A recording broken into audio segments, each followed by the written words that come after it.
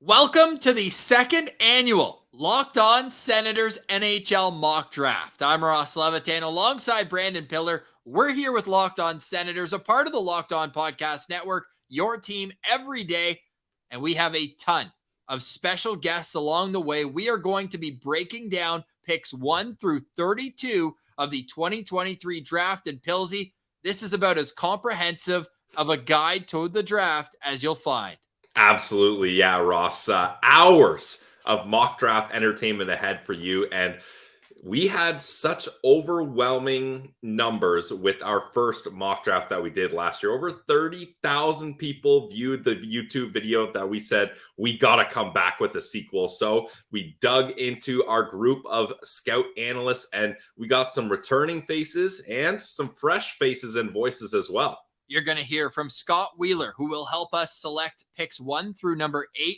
He's with The Athletic as you read his work there. We have Jerome Berube, who also joined us last year. He's going to make picks 9 through 16. Then Rachel Dory from the Hockey News, the Staff and Graph podcast, is going to help us out from picks 18 through picks 25 before Brock Otten of McKean's Hockey, also with the Hockey News, is going to round out our first round. The talent level is undeniable. From number 1, no spoilers, but I think we know who's going to go number 1, to Brock Otten telling us that one of his favorites is going to be the best player available for day 2, according to how we're going to have things set up. So, Pilsy, warm-up's done. We've got the arm loose. What do you say we get right into it?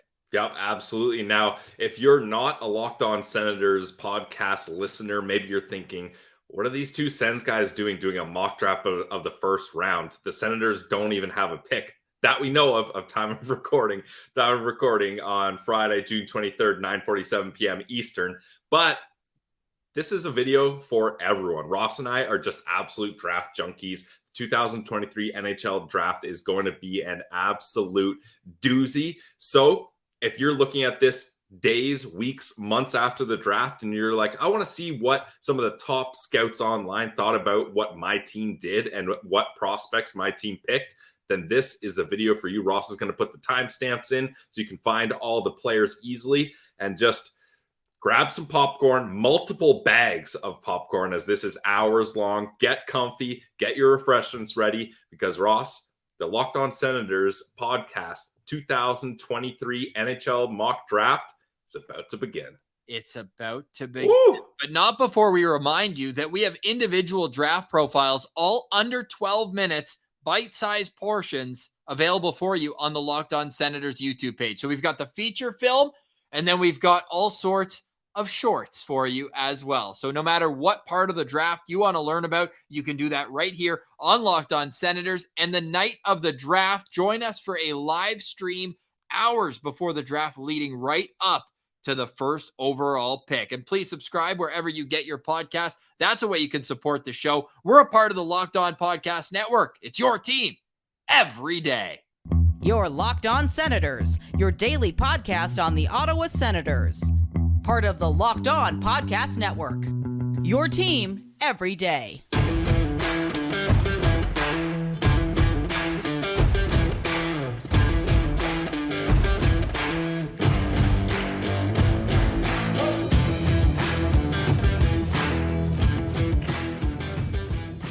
All right, batting leadoff. It's Scott Wheeler, prospect analyst with The Athletic and a friend of the show for years. Crazy to think it's been 3 full years where Scott has been a consistent contributor to Locked On Senators. Scott, do you know that you are the most recurring guest in LOSB history? The most recurring guest in the podcast history and on Twitter, I think, in terms of the back and forth. So we've got 2 things going for us here. Yeah, absolutely. But hey, that's why we love you so much, is not everyone can take the back and forth and not get too personal about it. That's the whole point of leading up to the draft, is everyone's going to have differing opinions, and you got to take all that information and try to have your own opinion on it. And no one, as far as I'm concerned, has more information on draft prospects than you do. So we always appreciate your time. Thank you. And it's not only in the immediate lead up to the draft. When did you first dip your toe into the 2023 draft class? I mean, with Connor and Matvei, it's been since 2020. It's been a 3-year thing. I first spoke with Connor Bedard when he was in the fall of 2020, when he was over in Sweden, playing over there. Did a feature on sort of him, or the first of like 8 features that we've done on Bedard at The Athletic. I think I did in that fall, and spoke with him on the phone when he was over in Sweden. So that's the start for those guys. And it's typically around that for the top 2 or 3 guys. Guys like Brad Lambert last year. Lambert was on the scene as a 13, 14-year-old, someone you were at least familiar with as a name. Same with Shane Wright. I went and watched Shane Wright play for the Don Mills Flyers in his final season of minor hockey there. But that's really the earliest that I'll get involved, and that's typically only with 1 or 2 players in each draft class. So really the work begins last year. It's that 16-year-old season, that 16, 17-year-old season when they enter junior hockey, their rookie seasons in the CHL or in the USHL. Certainly when the guys break in, if you have a 16-year-old that breaks into the J20 league over in Sweden, that's when you start paying attention to those kids. So really only a 2-year process for the vast majority of these kids. Now, I think it's fair to say Connor Bedard is far and above the number 1 consensus overall pick. So take him out of the equation for this question. Is there any prospect in this draft class that you look at and you're like, if Connor Bedard wasn't here, this guy would be a first overall type player? I think you could make a case that, as at least relative to last year's draft, that everybody in the sort of consensus top 5, if you will, in this group would have gone in front of Juraj Slafkovsky and Shane Wright and Simon Nemec and Logan Cooley in last year's group. Adam Fantilli certainly would have been a first overall pick. And then I think there's probably a case that Matvei, Michkov, Leo Carlsson, and Will Smith would have been right there as well, if not ahead of all of those guys. So certainly Will, for example, had a more prolific season than Logan Cooley at the National Development Program. Cooley's a different player, a little bit more of a competitor. So I think that would have likely closed the gap a little bit with Will.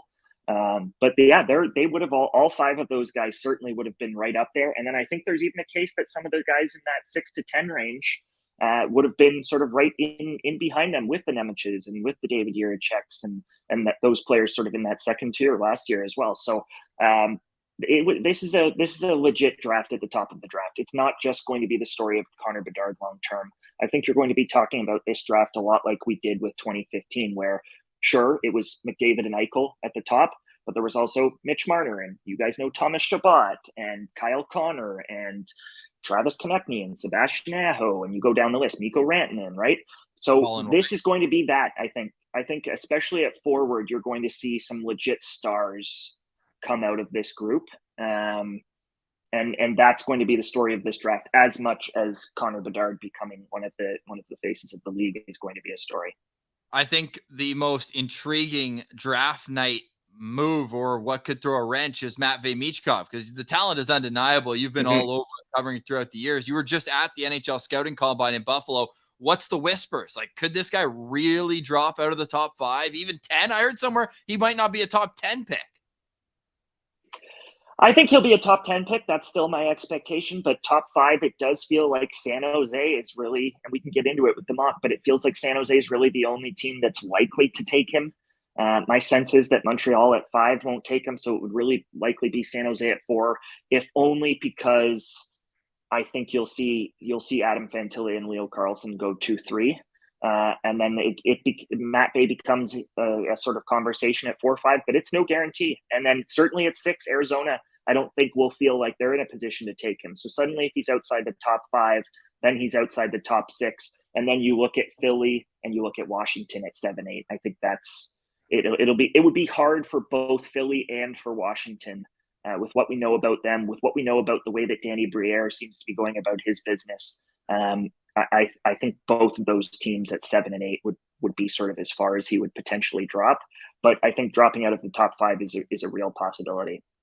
And before we get to the mock draft, final question from me, Scott, and we know all your great work at The Athletic. How many articles did you put out on this draft class? Do you have a number? It's got to be high. Oh, God. Couldn't tell you, but yeah, probably a couple hundred in 365 days, probably a couple hundred stories is the answer. Hey, Pilsy, how many articles? Oh, God, is the answer for sure. Yeah. Which one's a favorite? Which one's the one that sticks with you? For me, it's your Leo Carlsson story, but is there one that for you is the above all? Yeah, for me, it's that. There's always a few human stories that I get to tell over the course of each draft year that really stick with me. I got to tell one about Zayd Wisdom and Marco Rossi and their sort of lead up to the draft that have really stuck with me years later and have developed a relationship with both of those families and all of that. And there's one about Mackie Samoskevich last year, a very human story. His family's from Sandy Hook, and he went to Sandy Hook Elementary, and they were nice enough to sort of let me into that moment in their life and sort of the human piece of that and what it meant for them and bring them together and all of that. And then this year, the one that really sort of touched me and will stick with me is certainly the Leo story. It was a tough one because I didn't want to ask him about it in a scrum. And I knew that the only opportunity where I was going to be in person with him was going to be at the World Juniors this year. So we ended up having a few conversations over the course of the World Juniors, just because I knew obviously that he wasn't going to U18 Worlds and he'd be at World Championships instead, and I wouldn't be there. So we had a few chats just one-on-one over the course of the World Juniors. And then after that, it was about sort of talking to people around him, building the expertise. For those who don't know, he stutters, and that was largely what the story was about. So yeah, just getting the experts, talking to people at the Athletic who stutter and sort of their insight into the language that I needed to use and how to approach the sensitivity piece of it.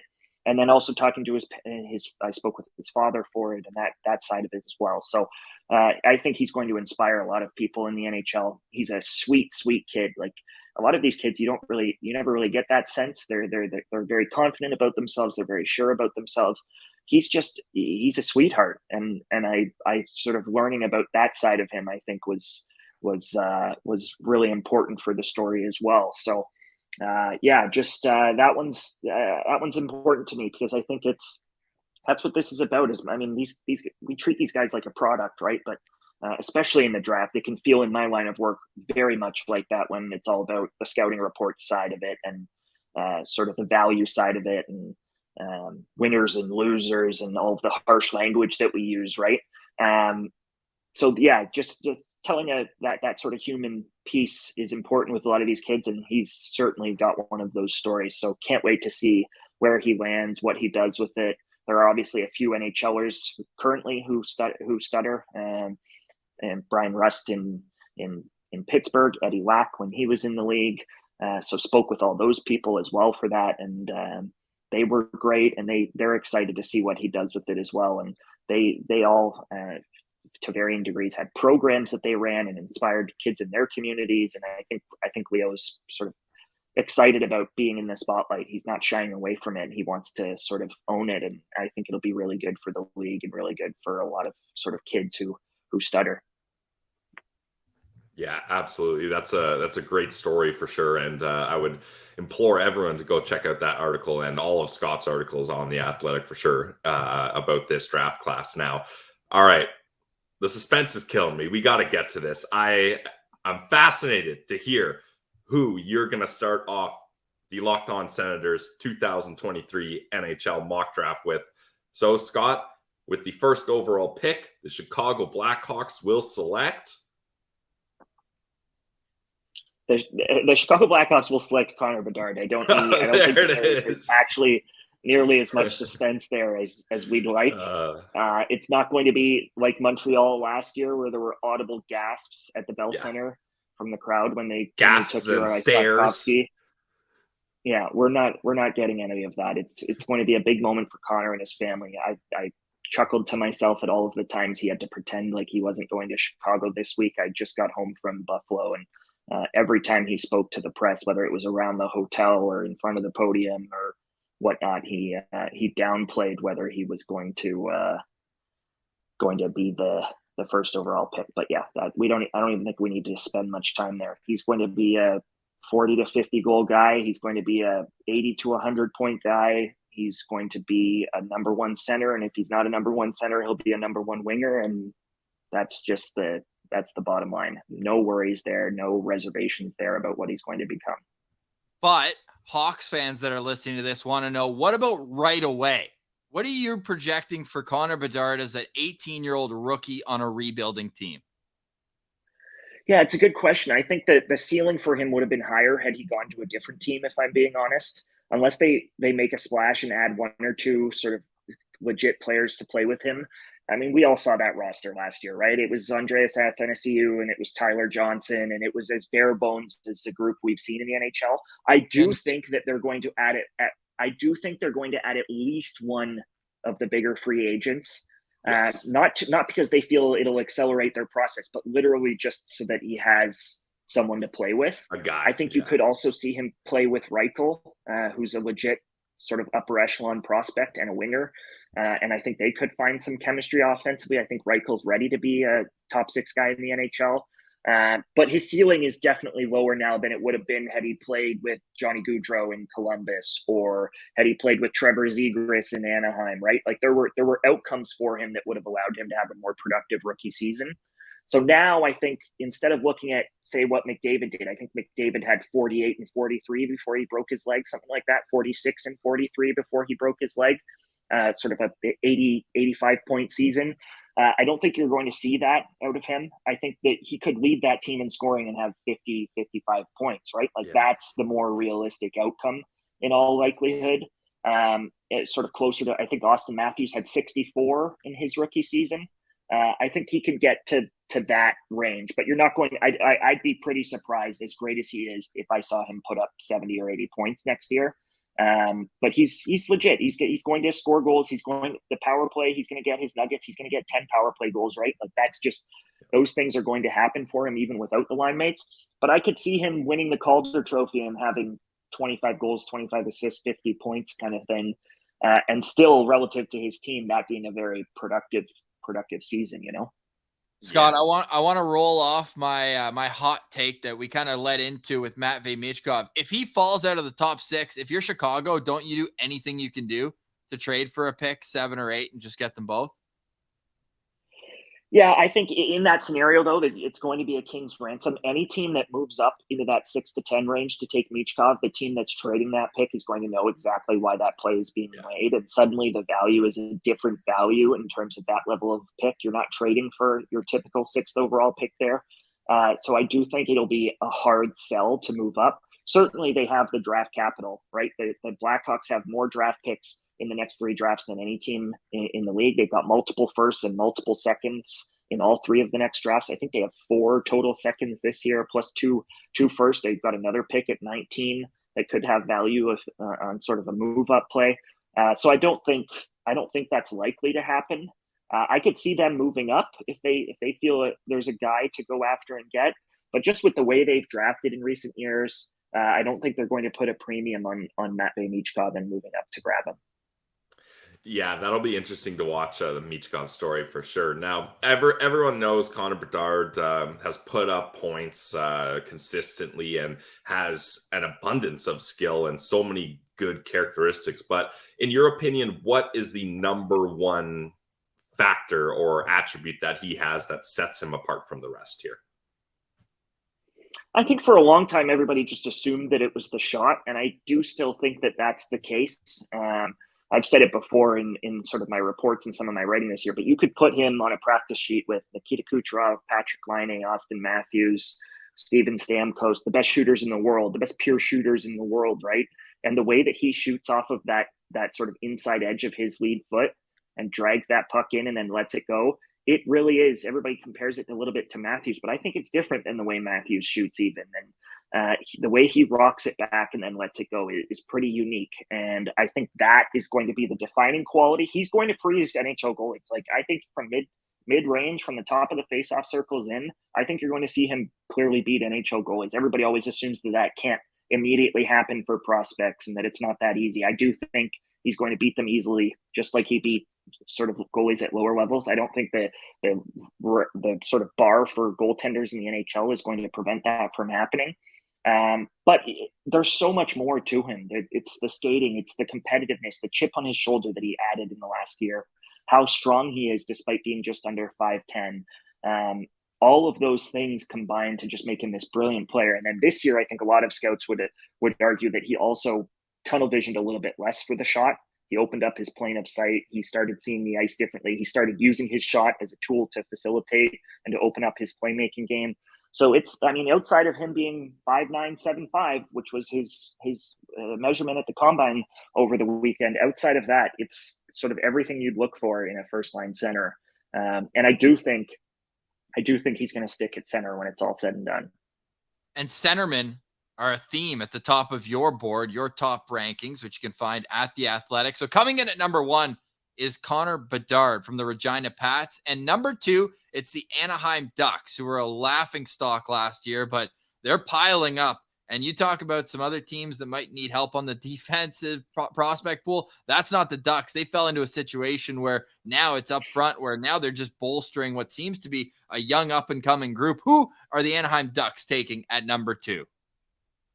I think it'll be Adam Fantilli still. That's still the sense I've got. He really fits with the way they've drafted. Who have they drafted down the middle in recent drafts, right? Last year it was Nathan Gaucher, a 210, 215-pound freak athlete who can really skate and who plays hard in the forecheck and is an excellent penalty killer and is excellent in the face-off circle and plays a heavy sort of scoring game. And then before that, it was Mason McTavish, another kid from the Ottawa area, thick kid, really strong kid, plays a hard and heavy game, can really shoot the puck. It just sort of fits. Adam sort of fits into the identity that I think they're trying to build.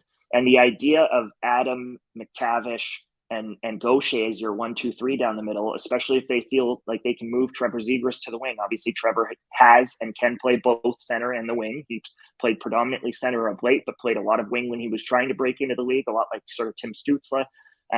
If they decide that they feel comfortable moving him to the wing, we'll see what happens with Ryan Strome. Ryan Strome's another center for them, but may not be a part of the long-term picture.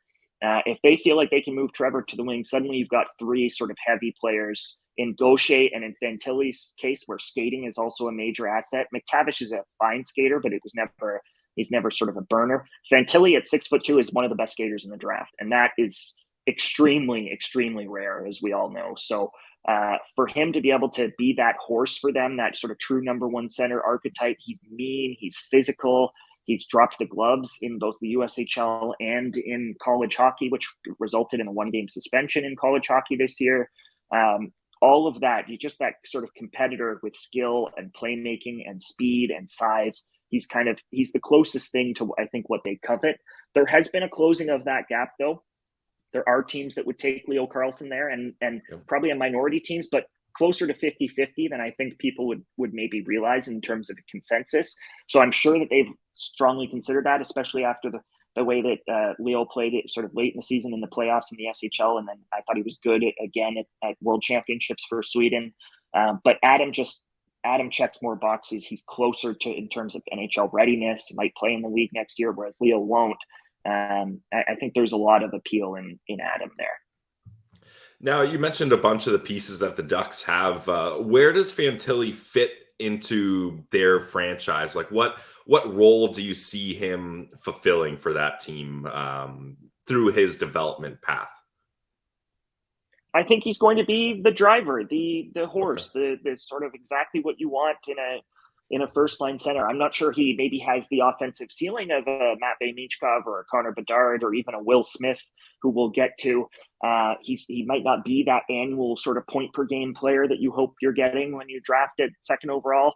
But if he can be a 65 to 75-point player on an annual basis, and maybe have 1 or 2 years in his career where he really pops, and also have that meanness and that heaviness and that skating element and the forechecking and all of that, maybe he's a much better player than some of the players in the draft who might become a little bit more productive. So that's I think what you're hoping for out of him is just this sort of complete player, the full package in a way that maybe some of the other players in this draft aren't. And is he ready now, or would you put him back in Michigan for his sophomore year?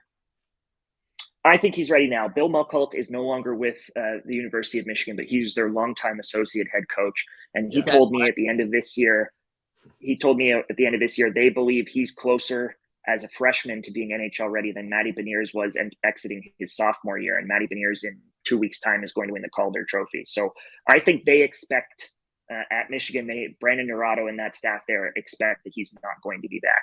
That doesn't mean that an NHL club decides to send him back, but I think he wants to turn pro. I think because of the college game, I think it's tantalizing to at least give him a start. And if you give him a start in the NHL, then you can't send him back because he'll be signed to a pro contract in order to start in the NHL.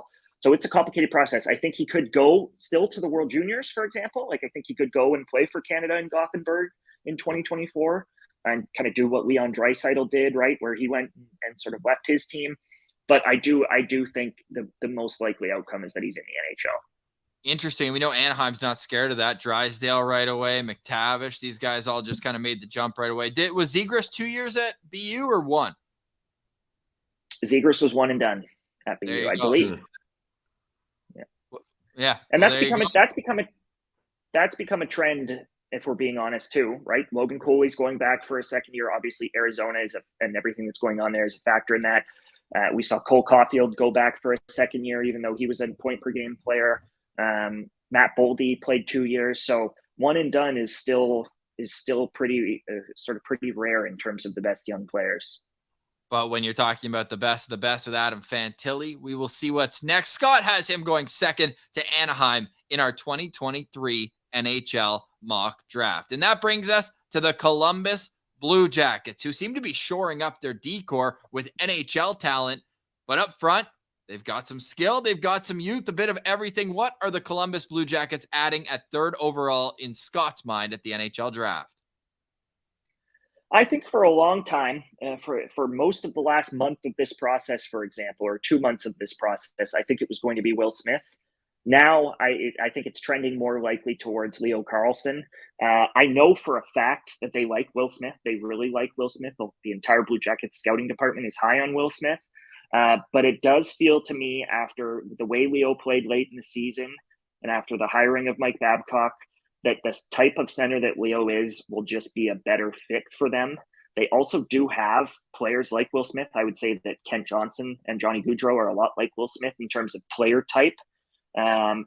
In saying that, I think Will Smith would have really worked with Kirill Marchenko or Yegor Chinnikov, guys who can really shoot it as well. So I'm not completely ruling out Smith, but it does feel like with Babcock, I mean, we all know this. They want to accelerate this process. They're tired of the rebuild in Columbus. Yeah. I think Jarmo Kekalainen knows that he's on the hot seat. Leo Carlsson is probably closer with his pro experience to being ready. Leo Carlsson's bigger. Leo Carlsson plays the game with more detail. These are things that Mike Babcock will care about. I think Babcock would be frustrated trying to work a player like Will Smith into that lineup when he's ready, if only because Will's defensive game has always been a little suspect. He's not the most committed player off the puck. He's not the most committed player in board battles. And now Leo isn't a physical player either, despite being 6'3", and doesn't maybe have as much snarl as someone like Mike Babcock would like. But Leo's game defensively is extremely detailed. So I think it's likely going to be Leo Carlsson in the end. Now, do you think that Jarmo Kekalainen might lean towards European players more than American players? Not simply because of a bias, he's European, but just because he has a better understanding of how those leagues work and maybe the transition process from Sweden, Finland, etc., coming over to North America. Do you think that plays a factor at all? Yeah, certainly it doesn't hurt. They've drafted a lot of kids out of North America, though. Obviously, Cole Sillinger, Denton Matejchuk, they've gone back to that well pretty consistently here. Obviously, David Jiricek and it fits into the European category. I do think it helps. He's obviously well connected over there. He knows what it's like to be over there and then to make the jump to over here. Exactly. and sort of that transition and all of that. So a feather in Jarmo's cap for sure entering the draft process. They've also had a ton of success bringing over Russians, right? Yes. Chinnikov, Marchenko, they've brought over their guys that are over there. Not every team can say the same thing. So that piece of it is I think relevant. But push comes to shove at 3, it's probably not a huge factor. Just because the talent is so distinct between one player and the next. And it kind of happened at number 3 in 2016, right? Everyone thought he was going to take the Finn and Jesse Puljujärvi, and he ends up making the right choice there in Pierre-Luc Dubois. And I think he saw something in Puljujärvi being this shy kid from Finland and sort of saw something in his game and knew, because of the language barrier with Puljujärvi. That was one of the big stories with Puljujärvi, was the language barrier. Most of those Finns have decent English. Puljujärvi had none. I think he saw some of the flags there of this is going to be harder than this kid realizes in terms of getting over here. So that's an extremely good point, I think. Interesting. And when it comes to Leo Carlsson, just to wrap up our conversation with him, we were talking to Oscar Pettersson, Sens draft pick, and he got to play with him and Philip Bistad at a tournament or two this year. And he said easiest player he's ever been able to play with. You just get to the spot and you know he's going to find you, and just a strong man down low. And as Scott said, very projectable. Is that a fair way to describe Leo Carlsson? Yeah, as he doesn't have the physical maturity that you'd maybe hope for. He needs to get into the gym for sure. I thought it was telling that he didn't participate in the combine this weekend in terms of the testing, not because, and part of it was just what he said was his reason was that long season, hasn't had enough time to train, tired, etc. But I think part of it was that he probably knew he wasn't going to perform all that well. And so that's really the only thing about his game that doesn't feel projectable, is despite the fact that he's 6'3", it's still sort of a skin and bones situation. So he needs to get in the gym. Once he gets into the gym, the rest is there in terms of what you're looking for in an NHL player. So if Mike Babcock were to say, ask Kent Johnson to write a list of the strongest Blue Jackets next year, Leo Carlsson might be towards the bottom of that list. Yeah, and Kent Johnson himself might be towards the bottom of that list, right? Kent was similar that way. So was Elias Pettersson in his draft year in Vancouver. They were both skinny kids. Kent still is. I think everybody in Vancouver would say that Geeky Pete has done a good job filling out his frame. But sometimes it's just harder for kids, no matter how much they eat, no matter how much they get into the gym. It's just tough. You guys had Connor Brown in Ottawa. Connor Brown told me when he was in Toronto that he could eat 8,000 calories a day and work out in the gym nonstop, and he'd gained 3 pounds in the off season. Like some kids, it's just harder. So that's a piece of the puzzle too.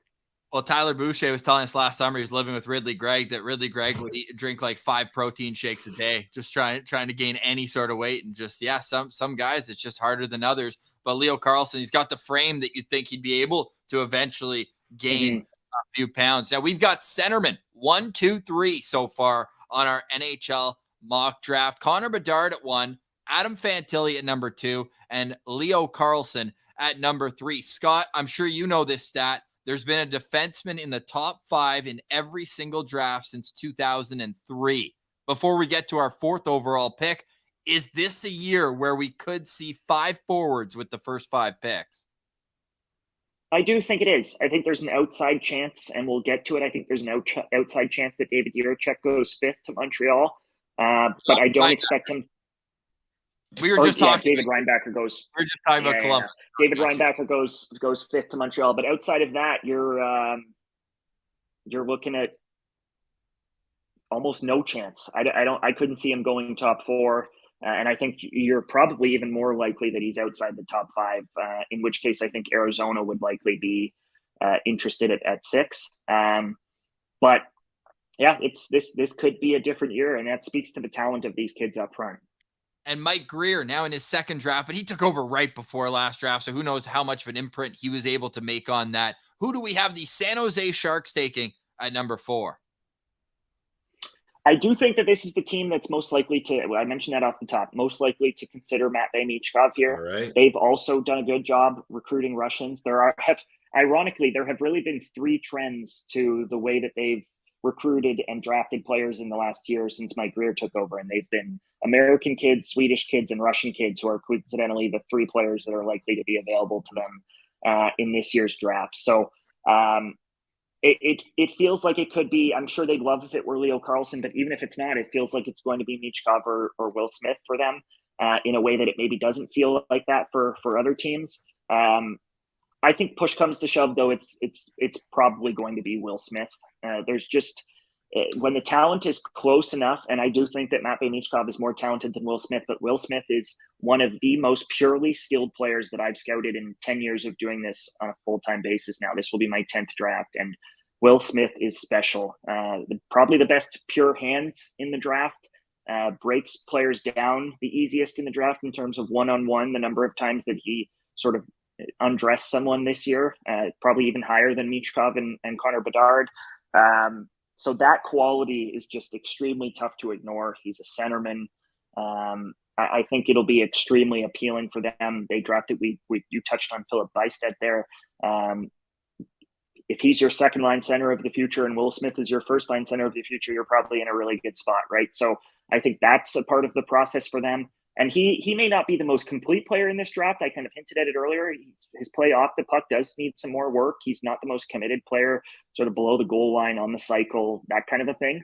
But with the puck on his stick, it's magic. And I could see him being a huge, huge point producer in the NHL. And I know there are scouts who feel the same, that in terms of pure point production, that he's right up there at the top of this draft. So I think that push come to shove, his position and the talent level there, I think he'll more than likely be the pick there. Yeah, I mean, this top line for the USN TDP is just incredible, and Will Smith seems to be the guy at the top of everyone's list here, despite the fact that he wasn't the player with the most points here. Gabe Perreault actually had more points than him and broke records. But in your opinion, what is it that separates Will Smith so much from his line mates in Ryan Leonard and Gabe Perreault? I think it's just his offensive package has elements that they don't. Leonard's a sort of a net focus guy, a physical forechecker, plays the game with an intensity that probably grades at the very top of this draft. Gabe's maybe the smartest in terms of offensive IQ in this draft, the things that he sees that other players don't. But Will, as a shooter, as a handler, his ability to do it at speed, I would say that Gabe's a lesser athlete. His sort of frame is a little bit behind where Will Smith's at, and he's not the same skater that Will Smith is. All of those things, just the offensive game is so high end. His ability to shoot it, to pass it, and to handle it are elite. So I think that is the separator relative to those other guys. They've got maybe one of those elements, or maybe two of those elements, but don't really have all three at the same level that he does. So I just think he's going to be able to break down players and break down coverage in ways that almost nobody in this draft will be able to. It's the deceptiveness. The number of times I saw him look one way and pass another way, or shoulder fake a guy and make him miss, send him the wrong direction, the misdirection. That I saw that out of him more than I've maybe seen it out of any player that I've scouted. Just in terms of his eyes and his shoulders and the fakes and the deceptive piece. So that those qualities are really, honest to God, they're special in Will. And they're all going to Boston College. Have you ever seen that, where an entire line from the NTDP goes to the same school? Not an entire line. Typically, I mean, we've seen two line mates go together. Obviously, Jimmy Snuggerud and Logan Cooley went to Minnesota together. So you've seen that. And it's not just that line. Will Vogt, who is a childhood friend of Will Smith's, is going with them from the national program. They've got 3 defensemen from the national program who are going to Boston College. So it's going to be an NTDP party. I'm sure their dorms and their first year dorms are going to be a lot of fun for those kids, because they're all just best friends, longtime friends. Even Leonard and Smith, they're from different parts of Massachusetts. Smith's from Boston and Leonard's from Western Mass, but they grew up playing on all the Brick team. They went to the Brick tournament together and the Quebec Pee Wee tournament together, and they've known each other a long time as well, and all of that. So it's pretty unique, and I'll be fascinated to see whether those 3 stick together. I've spoken with the staff at Boston College a little bit about that, and I did get the sense that that's a foregone conclusion, even though they are definitely sort of in sync and match up perfectly with each other. And Leonard can sort of play off, those other 2 guys can play with each other, and then Leonard can play off of them. It's pretty fun to watch. But they've also got Cutter Gauthier there, and I do imagine that they'll probably at least try 2 and 2, right? So take one of those kids and stick them with Cutter Gauthier, and then keep 2 of them together, just to sort of spread it out inside that top 6 a little bit. So last question with Will Smith is, what's the timeline on him for the team that drafts him? When do you think he can be making an impact at the NHL level? I think he could be the kind of guy who has a 40-point rookie season, sort of 40-point freshman year, and still goes back. Just because of the effort to round out his defensive game, the effort to get a little bit stronger. I know he wants to learn how to penalty kill. He did a little bit of penalty killing at the program this year. Sometimes they'd send him out for like the last 20 seconds of the penalty kill, so that once the penalty kill was over, he could get back and play on offense. And so he did do some penalty killing this year and made some plays on the PK, but he told me he wants to do more of that at BC next year, and he's going to try and convince the coaching staff to let him do that. So he pointed to Mitch Marner and the way that Mitch plays offense on the PK. He wants to be able to do that. So I think there's some things he wants to work on. I think he could push. He may be in a position like Cole wanted to leave Wisconsin after his freshman year, and they sort of pushed him to go back. So I think you could see a similar situation where he in his head thinks he's going to be one and done and wants to be one and done and has the kind of productive season that maybe suggests he might be one and done. And then still potentially, I think he could go back for a second year. Very interesting. He's not going to be there for 3 years though. I'll put that in my notes here. Will Smith, also interesting to transition into number 5 with the Montreal Canadiens. Kent Hughes coached Will Smith as a minor hockey league player when he was coaching his son. Is that right? He did. Kent has definitely has some ties to the Boston area. So anytime there's a Boston area guy, I think it's not out of the question to sort of make some connections with the Montreal Canadiens now. Well, last year it was his son, right? And they didn't end up taking him. No, they didn't. He went to LA and then actually had a bit of a difficult second year at Northeastern. So I'll be interested to see what happens with the as people refer to him, the other Jack Hughes. Yeah. If Will Smith is on the board, though, do you think that connection is strong enough that a lot of mock drafts, if let's say Michkov goes to San Jose in a different mock draft, not ours, that Will Smith would naturally be a selection for the Habs? Yes, I think Montreal will take any of Leo Carlsson, Adam Fantilli, or Will Smith if they're available. If Michkov goes in the top 4 and one of those guys is there, I think it will become a very easy decision for Montreal. And otherwise, it's I think a very difficult decision for them because I'm sure we'll get to it. But I'm not sure they love the idea of taking Michkov there. Okay, so 4 straight centermen to start off our mock draft. Connor Bedard 1, Adam Fantilli, Leo Carlsson, and Will Smith to the Montreal Canadiens at number 5. If they're hesitant on Matvei Michkov, Scott, where are you going with Kent Hughes' selection in the first round? His first of 2. I'm not prepared to rule. Some colleagues in the press have ruled out Michkov for them. I'm not quite there yet. I think it would not stun me if there was some misdirection happening from the Montreal front office. I don't think that's the case. It would be some professional level smoke screening, I think, if they were to take Michkov.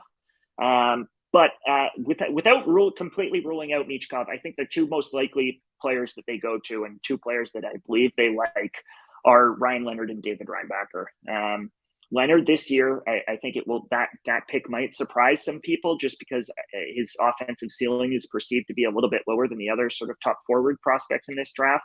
But I think the belief is that if Ryan Leonard is a 50, 55 point guy, that even if they're passing up on guys who become 70 point guys, sort of a little lower in the draft, that they believe that he is a playoff style performer, the kind of player who is more well-rounded, can play in more situations, can play all 3 forward positions, the physicality, the competitiveness, all of that. So I'm not convinced that it will be Ryan Leonard, but I do think this is where it gets tough, and it's going to be one of Reinbacher or Leonard. Reinbacher, again, I think will upset Habs fans if they take him, just because perceived to be he's a better version of Caden Gooley, right? Maybe a Caden Gooley with a little bit more offense and a little less physicality. That's kind of what you're hoping for. Caden Gooley is a top 4 defenseman in the NHL. Is going to be for the rest of his career. He's a very good player. I think Reinbacher will become a really solid number 2, number 3 guy, but not perceived by me or by the consensus of scouts to be like a number 1 defenseman type. He's not Moritz Seider. So that piece of it, I think, complicates it for them. If I had to pick sort of here and now today, I think Leonard is probably my guy for us here. Okay. Just because, again, hate to go back to the Massachusetts connection, but that's not nothing, I don't think. And I think they feel they need, inside that group up front, they feel they need a little bit more competitiveness and a little bit more scoring, and that's his bread and butter.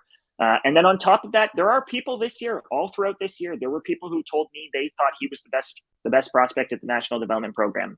It's a minority. I think the majority would now favor Will Smith, but there are still, if you interviewed 30 scouts, you'd probably get 10 who'd tell you that they'd pick Ryan Leonard because of that competitiveness, because of the physicality, because of the shot, because of what he'll look like in the NHL.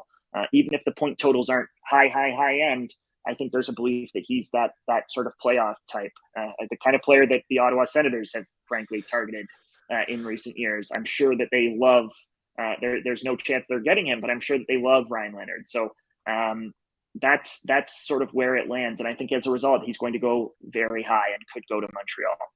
We called him the most Ottawa Senators player in the draft, including Connor Bedard. Yeah. They'd probably have a tough decision to make if it was Ryan Leonard and Connor Bedard at the top of this draft. Bills? Yeah, I mean, Scott, you're breaking Ross's heart here. Every player that Ross loves recently in the drafts, the Montreal Canadiens are selecting Lane Hudson, Owen Beck. Yeah, so that's going to be tough for Sens fans to see. As you mentioned, we agree, a Sens type player go to Montreal. Now, do you have him going to Montreal because the Habs already have some of those top high-end skilled guys like Cole Caulfield, like Suzuki, and like you mentioned, they'd be a little more, able to pass on those high points because they need some physicality, some compete level if they ever make it back to the playoffs? Yeah, I think that's exactly it. He's the kind of player, I don't think he's the type of player who would play with Cole Caulfield, but he is the kind of player that I could really imagine having a lot of success playing with a Nick Suzuki or playing on the opposite wing of a Juraj Slafkovsky and just adding that sort of, he's got that dog, right? He's the Rottweiler. He's the guy who goes and gets pucks and finishes his checks and drives the net with like this reckless abandon, this fearlessness. The number of times I saw him slam into the post this year, driving the net to try to make a play, it was crazy to watch him out there just sort of fly around and leave it all on the ice, shift after shift after shift. And then on top of that, really good hands and a dangerous shot. Maybe not the best playmaker, not the best facilitator, but he had guys on his line that could do that for him. And if he's playing with a guy like Nick Suzuki, he's got another guy who can do that for him as well. So I think that's what you imagine. You hope that he becomes like a Tyler Toffoli type, if you will. Okay, I was gonna say maybe even more like a Zach Hyman, but you're saying maybe a bit more skill in terms of the outside areas. He's certainly got better hands than Zach. I think Zach, if he had softer hands, would be a true star in the league. Zach kind of has the stone hands at times, but similar. I think that's another fair comp, and just in terms of play style, if you will. But certainly shoots it more like a Toffoli does. Toffoli can really rip it and has been able to since his 67s days. And we talk about the trio going to Boston College. Is this a 2, maybe 3-year project for him there? Or do you see him kind of like Will Smith where, hey, it could just be 2 years and you're already into pro hockey? I think 2 is more likely. I could imagine him sort of not having maybe the production that he's hoping for as a freshman. If only because I do wonder about what that first power play is going to look like, right? Gabe Perreault is going to be on that first power play. Will Smith's going to be on that first power play. Cutter Gauthier is going to be on that first power play. They're going to have a defenseman on that first power play. Then suddenly you've got one job up for grabs, and you've got Devin Kaplan and you've got Ryan Leonard. And as a result, guys that aren't on the first power play, it at all levels, it hurts your production. So that could be a piece of it. And then maybe if a Will Smith is one and done, maybe there's more incentive for Ryan Leonard to go back. We certainly know that Cutter Gauthier is not going to be back for what would be Ryan Leonard's second year. So then suddenly there's bigger opportunities there. So I think it makes a ton of sense for Ryan to be at least 2 years there. I do still think he's the kind of kid with how well built he is. He's way more physically mature than Will Smith and Gabe Perreault are. That piece of it, plus the pro style that he plays, I don't think he's going to want to stay there longer than 2 years. Ryan Leonard, right wing, coming in at 5th on our 2023 NHL mock draft. So for the first time since 2003, according to Scott Wheeler, the draft will not have a defenseman in the top 5. Now, Scott, to me, Matvei Michkov officially falling at this point. Arizona fans might have some perplexed looks if they take him, because who knows if he ever steps foot in the state of Arizona. But Arizona is up at number 6 on our mock draft. And who do you have them selecting with that pick? I think I'd be stunned if it were Michkov here. I think there's almost a 0% chance that Arizona takes him, just because of there is going to be a recruitment process.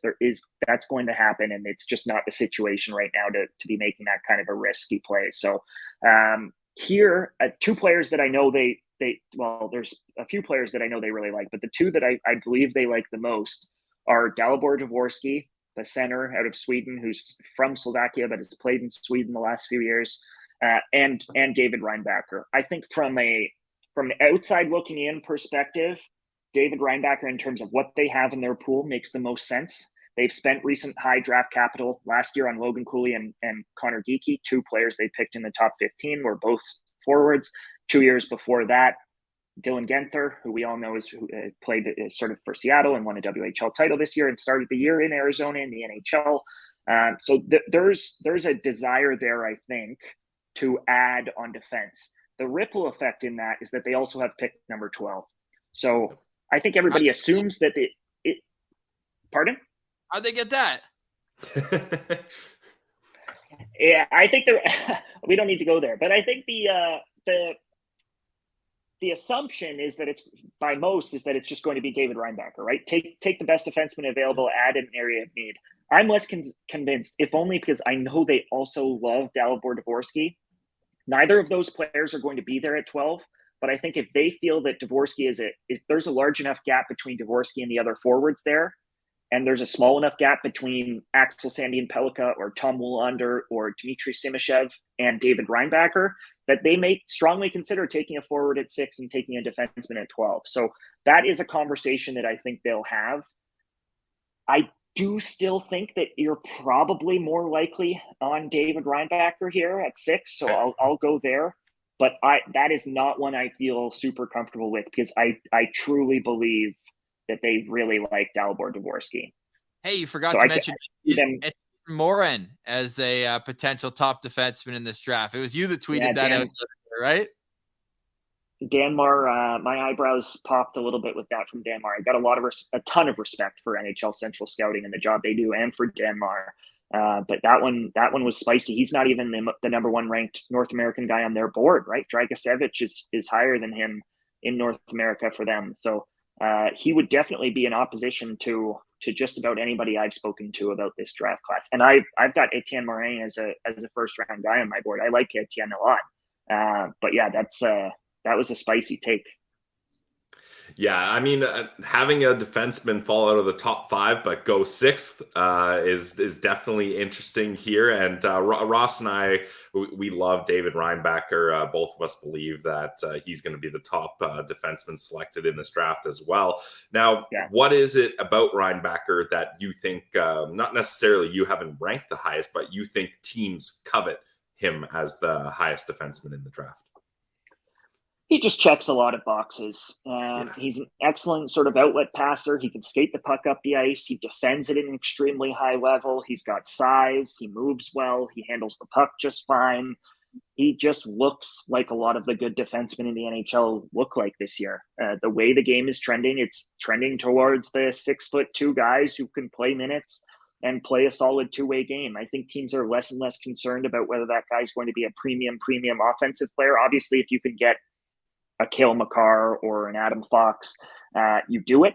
But I think increasingly this is what David is what the majority of the top 4 defensemen in the NHL look like these days. So again, not a super compelling player from the offensive zone blue line in. He can shoot the puck and he'll get his shots through and he'll walk the line and he can quarterback a power play and checks all of those boxes. But you're not looking at a Cale Makar type, right? You're not. Even a Jake Sanderson. I think in terms of where I was at on Jake, Jake has proven to have more offense than I think Reinbacher will have. But if he could be a 35, 40 point defenseman in the NHL who plays 20 plus minutes a night, I think that's extremely appealing. And then in terms of your question, maybe the most appealing thing about him is that he's done it. He's proven it. He's played that Swiss National League is legitimately one of the best pro leagues in Europe. I think I would argue today is a better league than the German DEL and then the Finnish Liga. They're able to pay players more in that league than they are in Finland now. Finland is losing a lot of those battles for non-Finns because they can't afford to pay the salaries that are being offered in Switzerland. Really, after the SHL and the KHL, it might be the best league over there. So the fact that he's done it, the fact that he's played big minutes, the fact that he could potentially come over and play in the NHL next year, I think outside of Fantilli and outside of Bedard, that he's probably the only other player in this draft class that we could see playing NHL games next season.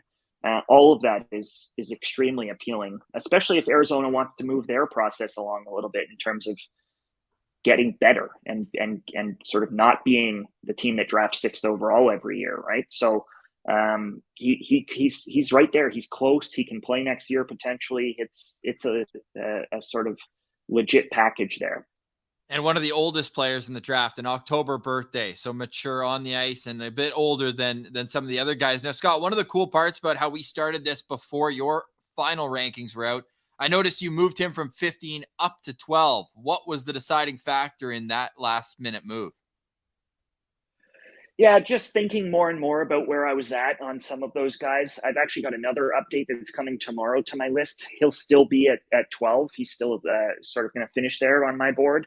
But just, again, the proximity, how ready he feels, and the belief that he maybe doesn't need to be a PP1 guy or a high-end offensive guy. It was funny asking, I wasn't those asking, but people ask at the Combine constantly what these guys compare themselves to in terms of their NHL comparable to me. That's the go-to question amongst the media members there.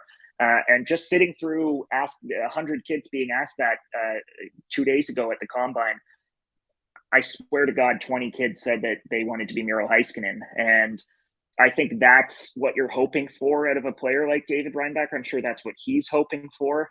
I would argue that Heiskanen, with his skating ability, is in a stratosphere that a player like Reinbacher won't get to. Reinbacher's a good skater, but he definitely doesn't skate like Miro Heiskanen does.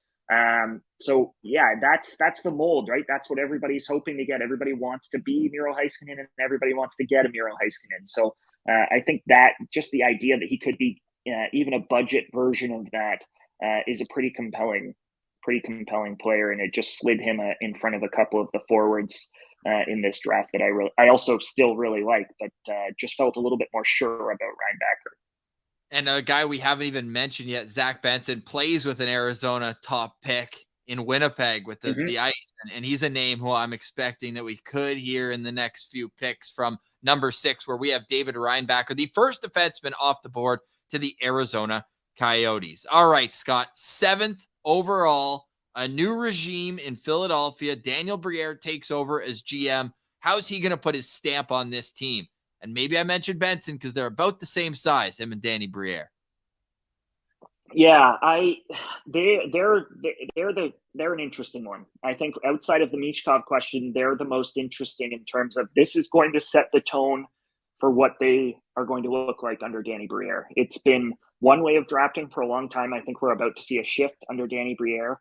And on the flip side of that, you've also got the influence of Keith Jones. And Keith Jones said in his very first media availability that his number one priority for this team was to build through the defense, that he believes that the best teams in the NHL are the teams that are deepest on defense, and that's how the Philadelphia Flyers are going to be built. And now in saying that, I still think they could take Michkov here. And that's who I'm going to go with here. I think there's this assumption that Michkov is going to go to Washington. But I think the more I've thought about it, the more I've asked around the league. That's not based off of I have intel about some of the picks I've made prior to this one. I have no intel that's concrete about how they're going to go about this. So I don't know if they've had someone get over to Russia and see him play. I don't know any of that. There are teams that are doing that. I know that the San Jose Sharks are going to, because he wasn't at the Combine, they're going to interview him in Nashville. So I know that there are other teams that are planning to meet with him right before the draft, which would be quite the time to make that decision. But there are teams that haven't been able to meet with Michkov and are going to meet with him in Nashville.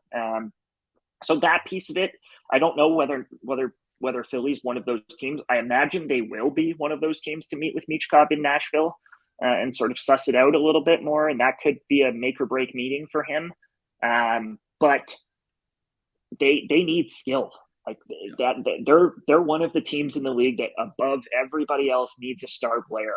I like Cam York. I like Cutter Gauthier. Cutter Gauthier had an excellent year and was tremendous at World Championships, and really, I think, looked like a borderline star or prospect at World Championships.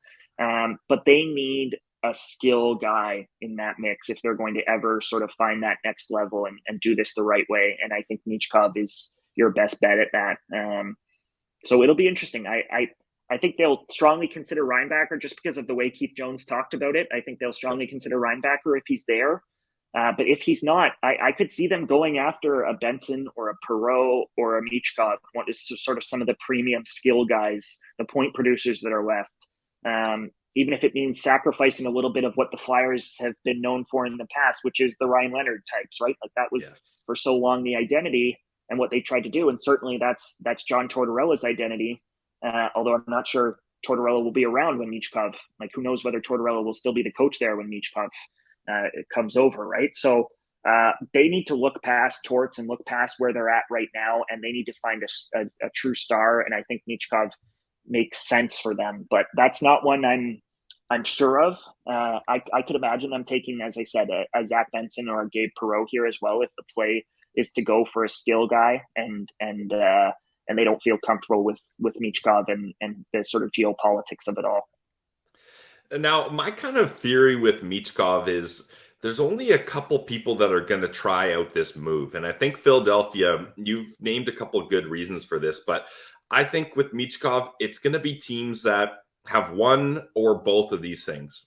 A new GM trying to make a big splash and get a really talented guy, and or a team that is just starting their rebuild. Like a team like Columbus, I don't see them going for a Michkov because they've already stocked the cupboard and they're acquiring players and they're trying to get out of the rebuild. Whereas Philly is in that teardown stage. They just shipped off Provorov. There's rumors about Hart, Konechny, etc. So this would make sense for them because they're still a couple steps back in the rebuild. And by the time they're even thinking about getting back to the playoffs, well, hey, you just plop a Michkov free agent from the KHL essentially. So is that kind of the consensus idea in the scouting world when it comes to mock drafts, that you're not going to see these older hockey GMs that are already gone through the rebuild touch him?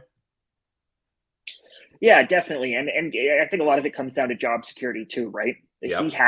Danny Briere has bullets to waste. Jarmo Kekalainen, for example, does not, right? So Danny Briere will be around when Matvei Michkov comes over. Other GMs potentially drafting him know that they may not be overseeing him when push comes to shove and it's 2026. I think you're absolutely right. I think that's the right train of thought in terms of the process with him. And then obviously Washington is a natural one just because they drafted Miroshnichenko last year. We know the connection with Alex Ovechkin and the government over there and all of that. So I think if he gets past Philly, that there is a sort of natural connection there with Washington as well.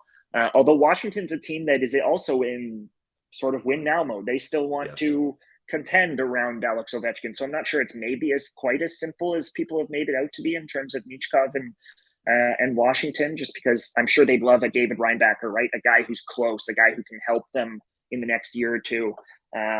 There's a lot of teams that I'm sure would love David Reinbacher for that reason. But no, Philly's interesting, and it's a chance for Danny Briere. I think he would win support from Flyers fans, for example, for taking Michkov. I think it would be a popular selection. So there's that piece of it. Even if they would tell you that that's not a part of the process, I think it absolutely is for most teams. There's layers there. Well, I was going to say, let the record show that 7th overall is your number 2 player on the board. You're the only one of the 7 that we've gone that you're putting it out there that Matvei Michkov is the second most talented player in this draft. And from watching a few highlights, it's tough for me to argue that. I think he looks like he's going to be a star. Now, my final question on Michkov, you look at a guy like Kirill Kaprizov, who came over at 23 years old and had 27 goals, 51 points. Like, is that the immediate type impact he's going to make, or could it even be a step higher?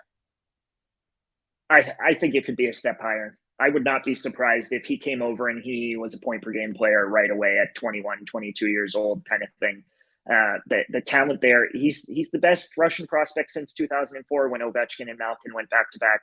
He's a better Russian prospect at this stage than Evgeny Svechnikov was. Evgeny Svechnikov is now a first-line player for Carolina. Obviously, the health and the injuries kept him out of their playoff run this year, but had he been in that playoff run, I think he could have been a huge difference maker for Carolina. I expect that Michkov's going to be a better player than that. I think he's got that sort of Nikita Kucherov upside. I wouldn't be surprised if he was a top 5 scorer in the league through the prime of his career. So he's an assassin out there. Like it's unbelievable. He doesn't do it in the long sequences that Bedard does. He doesn't do it in the end-to-end rushes. He doesn't carry a lot of pucks through the neutral zone, but the puck lands on his stick in the offensive zone, and 2 seconds later, it's in the back of the net. It's that quick strike, that ability to break a game open that still has so much value in the league. We see it with Panarin. We see it with Kucherov. We see it with all sorts of guys, those sort of guys who just in moments are there to make plays and break a game open. I think Michkov, I would be stunned with his statistical profile, with his talent. I would be stunned if he wasn't a true first-line player in the NHL. I think the ceiling or the floor there almost is like a second-line power play one guy. Like that would be the worst-case scenario for him. So you just can't say that about very many players at 17, 18 years old. You just have to wait for them. And Washington Capitals fans have had to wait since 2007 for the last time they had a top 10 pick. 2007 was the last time the Washington Capitals had a top 10 pick. They select number 8 on the 2023 NHL Draft Night in Nashville coming up on June 28th. Scott, we really appreciate your time, and we want you to leave with a bang here. Who do you have the Washington Capitals selecting at number 8?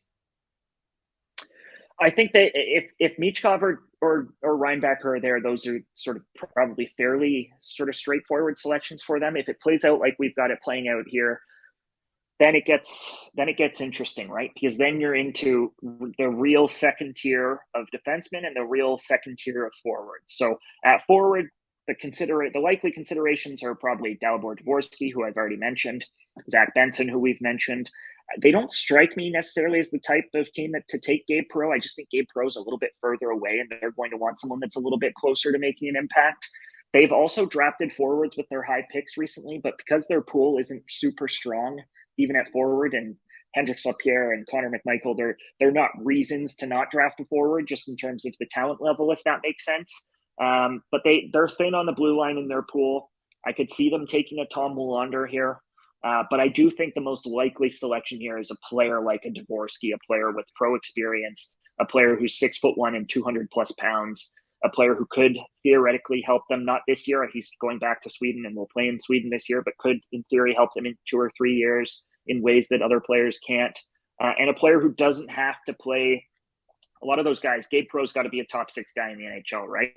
Dvorsky could, if they are still a deeper team, if the Capitals are still a team that wants to contend 2 years from now, Dvorsky could step in and play in the bottom 6. He could play a third line role. He could play on the second power play. He doesn't need to be a PP1 guy.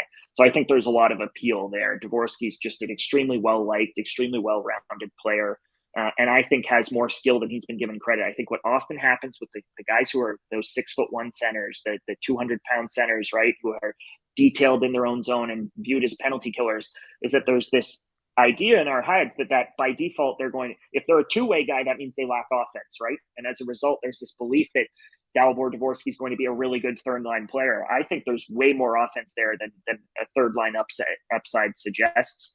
I think the way he hammers the one-timer on the power play, the way he passes and saucers the puck on the power play, his sort of soft area skill, I think all those things maybe don't get enough love. So I'm a big fan of Dvorsky, and I think he's got a real opportunity to be a top 6 center or a top 6 winger if he doesn't stick at center than maybe he's given credit for.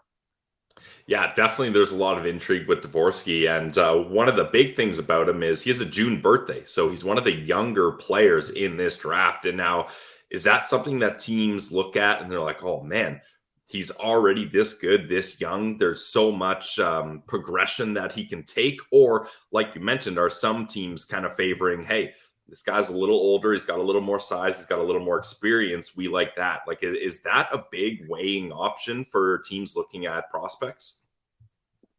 I think birthday does matter. Certainly those July birthdays versus the year prior birthdays, the guys who are in October, November of the draft class preceding that are still first year eligible in this year's draft. So in this year, the late 04s versus a July or an August or a September 05 kid, that gap does matter. We typically see it too, that some of the real breakout stars of recent drafts have been those younger guys. It's been everybody was shocked when Chicago took Kevin Korchinski 7th, and Kevin, I think, showed that he was still had more progress to make this year, and then went out and did it. And Nick Robertson in his draft year scored 50 goals in the OHL. He was another summer birthday, right? So there are trends there. Olin Zellweger, same thing. So it matters. I think it matters to teams a little bit less when the guy is already at his physical maturity, though. I think teams get excited about it if there's a kid who's a July, August, September kid, and he's skinny, or he's a little slower than some other kids, or just hasn't sort of hit that physical maturity. The belief is, okay, maybe he'll play catch up faster than those other kids, and those other kids are already closer to their ceilings.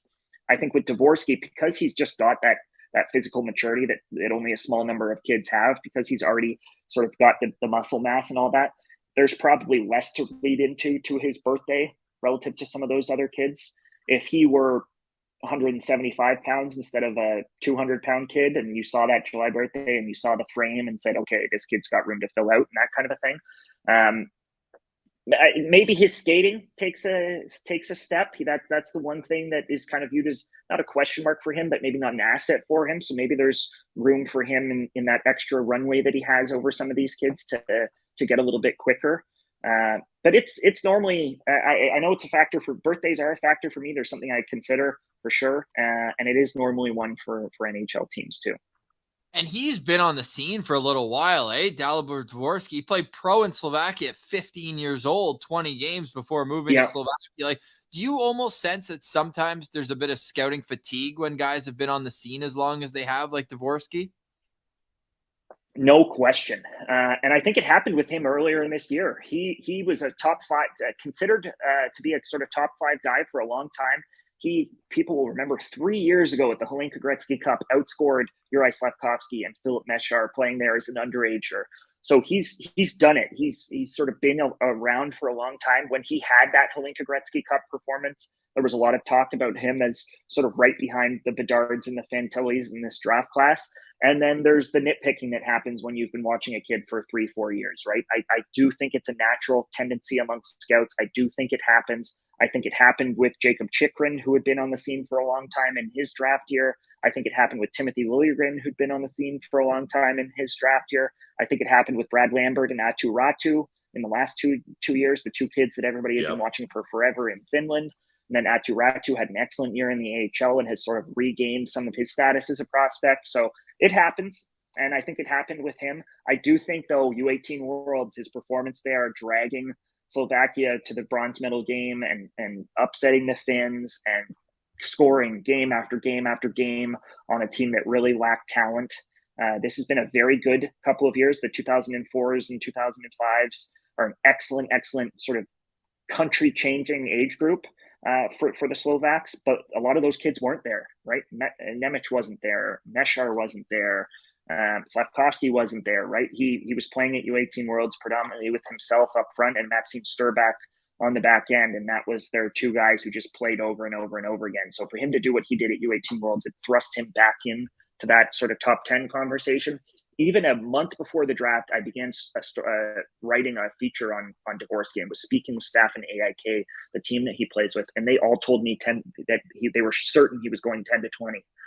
So it really was U18 Worlds that changed that and brought him back into the conversation where maybe he was sort of 2 years ago, if you will. So an interesting one where he's been around forever, and I do think there has been some natural sort of nitpicking of his game that's happened in ways that it doesn't for the kids who are fresh and burst onto the scene, and the Will Smiths who have the years like they had, right? So there's not enough time to downplay and sort of nitpick Will Smith, right?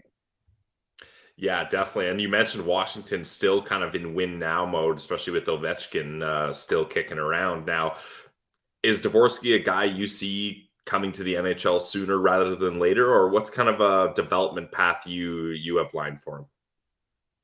I believe he has I forget what he told me. I'd have to check my notes from our conversation. I believe he has 2 years left on his contract over there. Okay.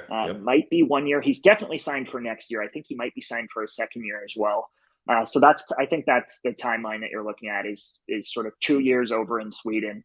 And then he comes over, and if he's not NHL ready by then certainly I think the expectation would be that he's a early call up and a top AHL guy, and that's kind of the situation. And certainly in the kind of pedigree where even if he does come over and they decide that he's going to the AHL, the kind of player you play 10, 15, 20 games, see what you have. I would expect 2 years in Sweden, and then you'll see him. Well, outside chance at 1 maybe, but Okay. Well, we thought it was going to be 2 or 3 or 4 years for Miroshnichenko, and then Ovechkin says, no, actually, I would like him over here right now. And next thing you know, he's on a plane to Washington. So the powers that be have some control. Watch, they're going to take Michkov. He's going to be playing the NHL in October, and that's going to throw a wrench into everyone. Do you imagine? I want to leave you with this, Scott. We appreciate you taking part in this mock draft. You're a real friend of the show, and we implore everyone that we've put up the banner. This is a YouTube exclusive. Everyone can see your Twitter handle there, Scott C. Wheeler. Well worth the price of admission on The Athletic, so go follow along there. All the draft content. I love the one you posted recently with you and Corey just arguing over your rankings that are apart, because we have you two side by side in our rankings, and some of them are just eye-opening where you just see players differently. I think that's a great, what we always talk about with D pairs. You need a yin and yang. You need the differing opinions, and that's what makes the coverage on The Athletic so great. So, Scott, what is the one storyline you want to leave everyone with for draft night? What, outside of Michkov, because we've already covered that, what's the storyline you're going to be dialed into as the night progresses? I think on day 2, the storyline for me is going to be the goalies. That's not a day 1 storyline. I think the day 1 storyline is going to be Michkov. That's what the broadcasts are going to be talking about. It's going to be the question mark. The exciting moment of the draft is going to be the team that takes Michkov. It's going to be the one that gets the reaction from the crowd, all of that. So I think that's pretty straightforward. I think on day 2, this is a good draft for goaltending. There isn't a Jesper Wallstedt or a Spencer Knight or a sort of even a Sebastian Kosa. It hasn't been a straight line for Sebastian Kosa or Yaroslav Askarov. There isn't that sort of first round talent in this draft. But my board, for example, had 6 goalies on it, and that's the most I've ever had in my top 100 during this at The Athletic for the last 6 years. So that speaks to just depth. There's at least half a dozen legit goalie prospects. Like I think you could see 4 or 5 goalies go in the second round kind of thing. So that's going to be a story. Is how early do teams feel, okay, this is the one we like, we've got to grab him. Michael Horabel is measured in at almost 6'7" at the combine over the weekend. So there's appeal there.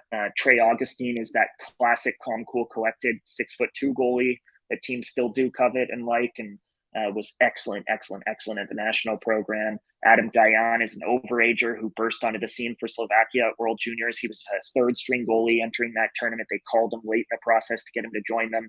And then he was the story of the World Juniors, went from the NAHL to the USHL, and now has 20 scholarship offers for college hockey. So there's some legit talents in that. The goaltender for Youngstown, who just won the Clark Cup in the USHL, Jacob Fowler is legit.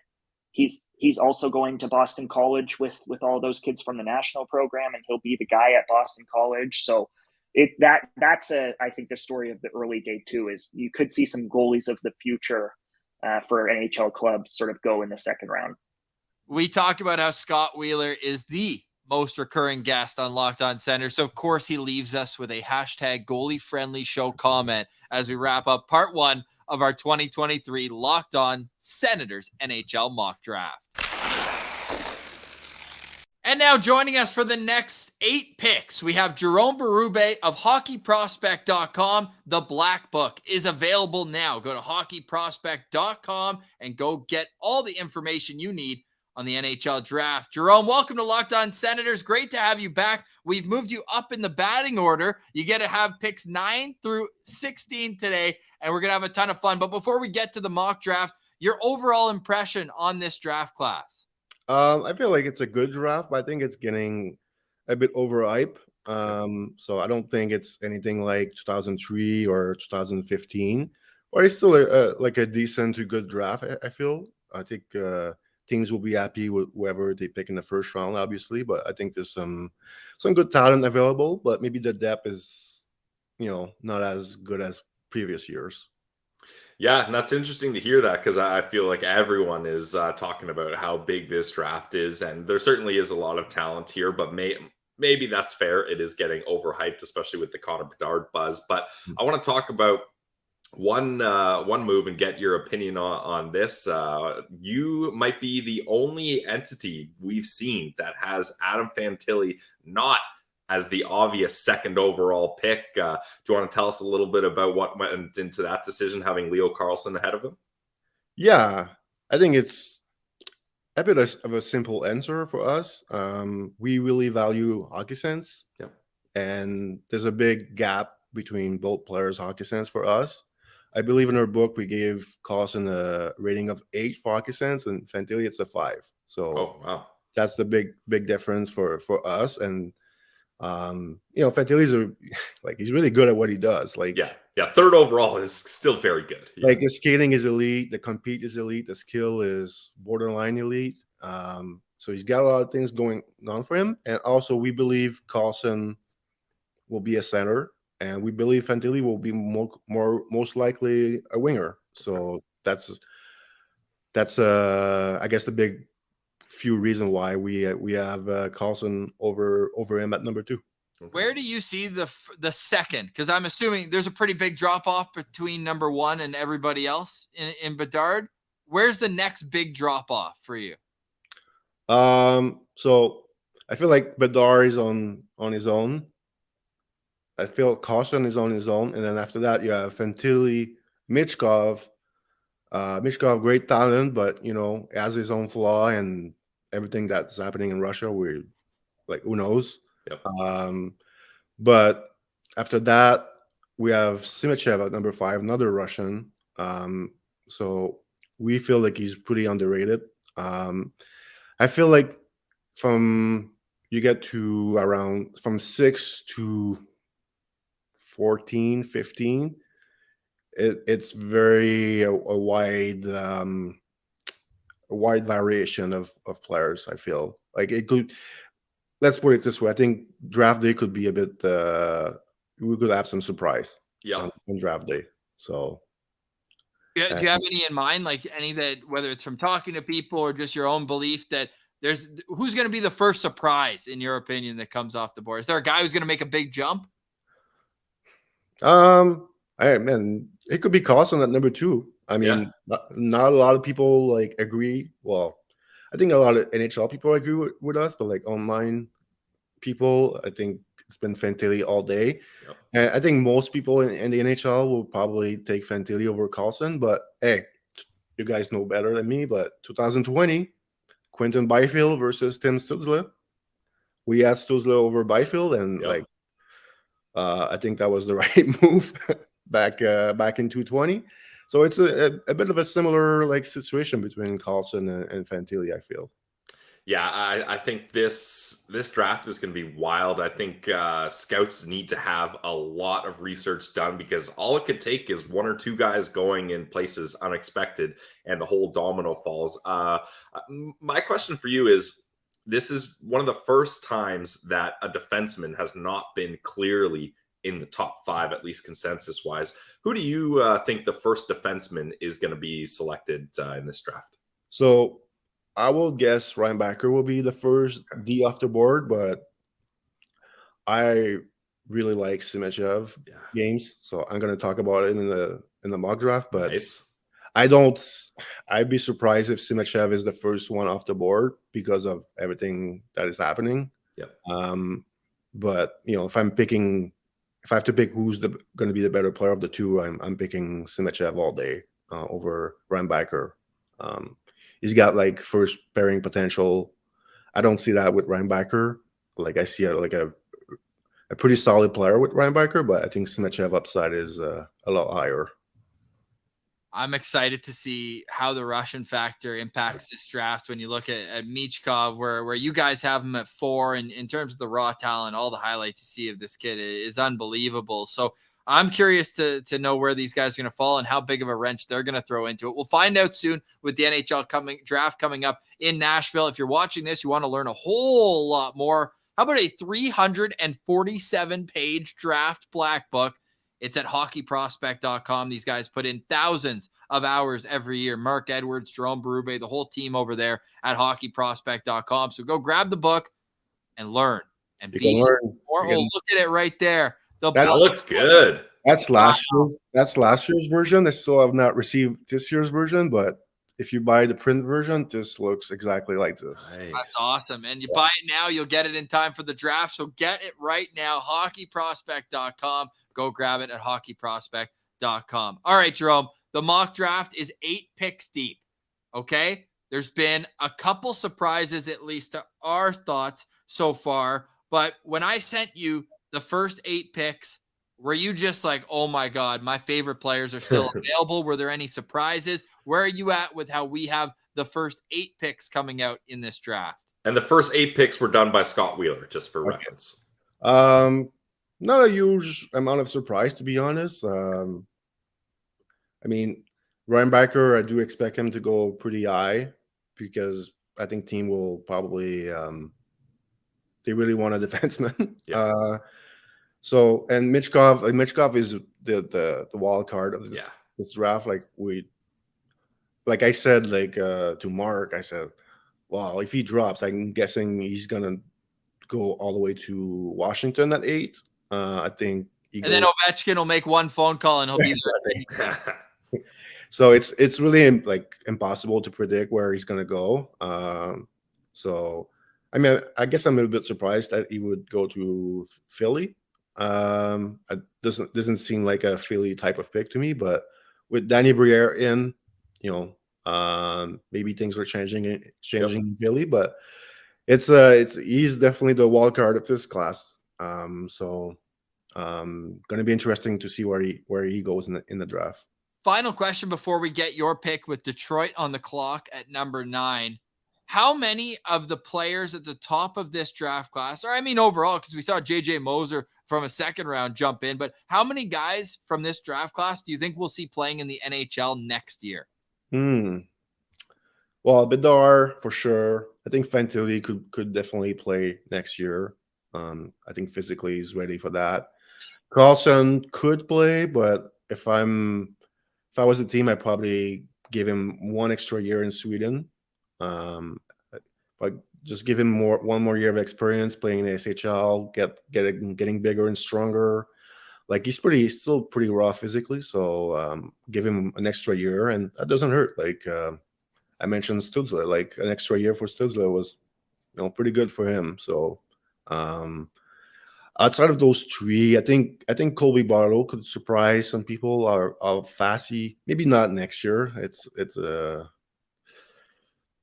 That's a tough jump, but he's pretty pro ready as far as physically goes. So, and he's pretty safe as a prospect too. So maybe a team that drafts him that has room, maybe he's the big surprise that plays in the NHL pretty quickly. Yeah, I'm a big Colby Barlow fan, and I want to save most of that for your breakdown. If he shows up in any one of your picks, don't want to give too much away here. Well, let's start at number 9. Who's coming in at number 9 on the Locked On Senators official mock draft with Jerome Berube here from hockeyprospect.com? Yeah, at number 9, I go with Dmitri Simashev for the Red Wings. I can just see Steve Yzerman be very excited about having Moritz Seider, Simon Edvinsson, Dmitri Simashev, 3 huge kid. Well, I guess Seider and Edvinsson are not kid anymore, but 3 huge defensemen. Seider 6'4", Edvinsson 6'6", Simashev 6'4". All can skate. All can really have great puck skills. I think you win with a playoff defense, like a defenseman like that in a playoff. I don't want to quote Mark Matot here, but this is the type of defenseman you win in the playoff. And look at in Tampa Bay when Yzerman was there. Edmund, McDonough, Cernak, Sergachev. Those are that's a blueprint. So I don't know if he's going to go that route. The Russian factor is real, and he is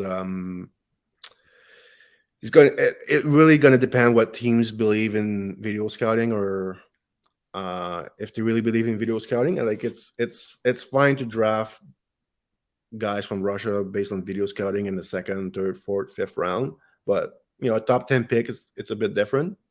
But I think this kid is incredible. I think he is I call them the new wave of defensemen. Like back in 2016, 17, 18, you had the smaller defensemen that they were called the new age defensemen. We're getting a new generation of defensemen now that are big, They're mobile.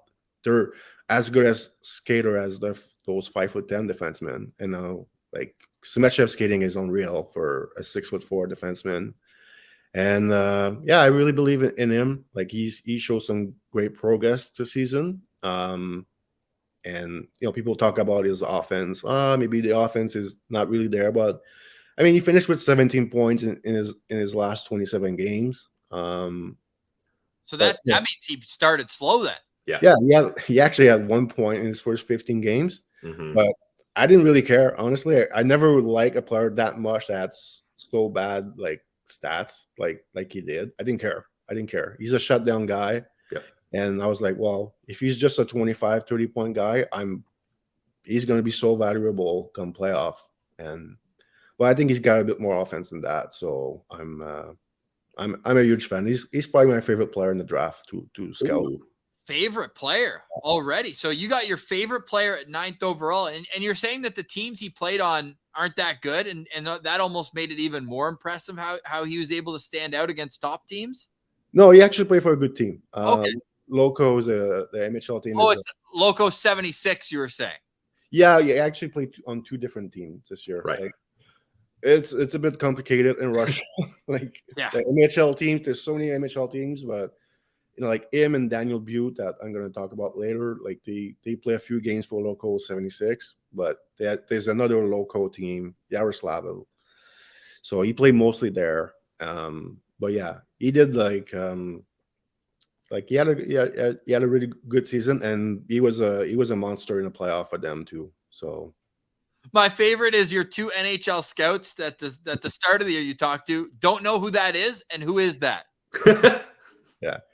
I mean, that's with no international tournament, like a lot of scouts don't see them. So, Pilsy, how about this? An NHL scout told hockeyprospect.com, quote, "Stop asking me about Russian guys just so you can use my who quote in your effing book every year." I have no effing clue who that player is. Happy now?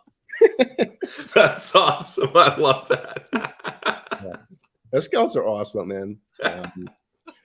But yeah, like unless the team has a video scout or has an actual scout in Russia, like they don't really see a lot of them. So I mean, these guys have internet, don't they? Like Ross and I have seen video of this guy. Like I don't know. That just seems wild to me that you would just completely ignore these prospects. Yeah, I mean, by video, you don't even need to watch them the first 4 months of the year. You can just watch them the last 2-3 months. And you can watch every single game they play in pretty quickly. So yeah.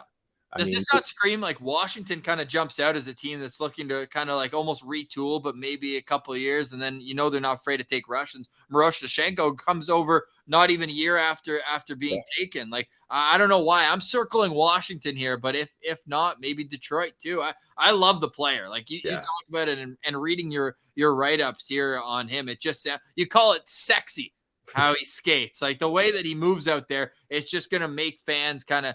He's the type of player where when you're a fan watching a game, whether you watch 1,000 hockey games or 1, he's going to be a noticeable player out there just by how smooth everything is. Is that fair to say?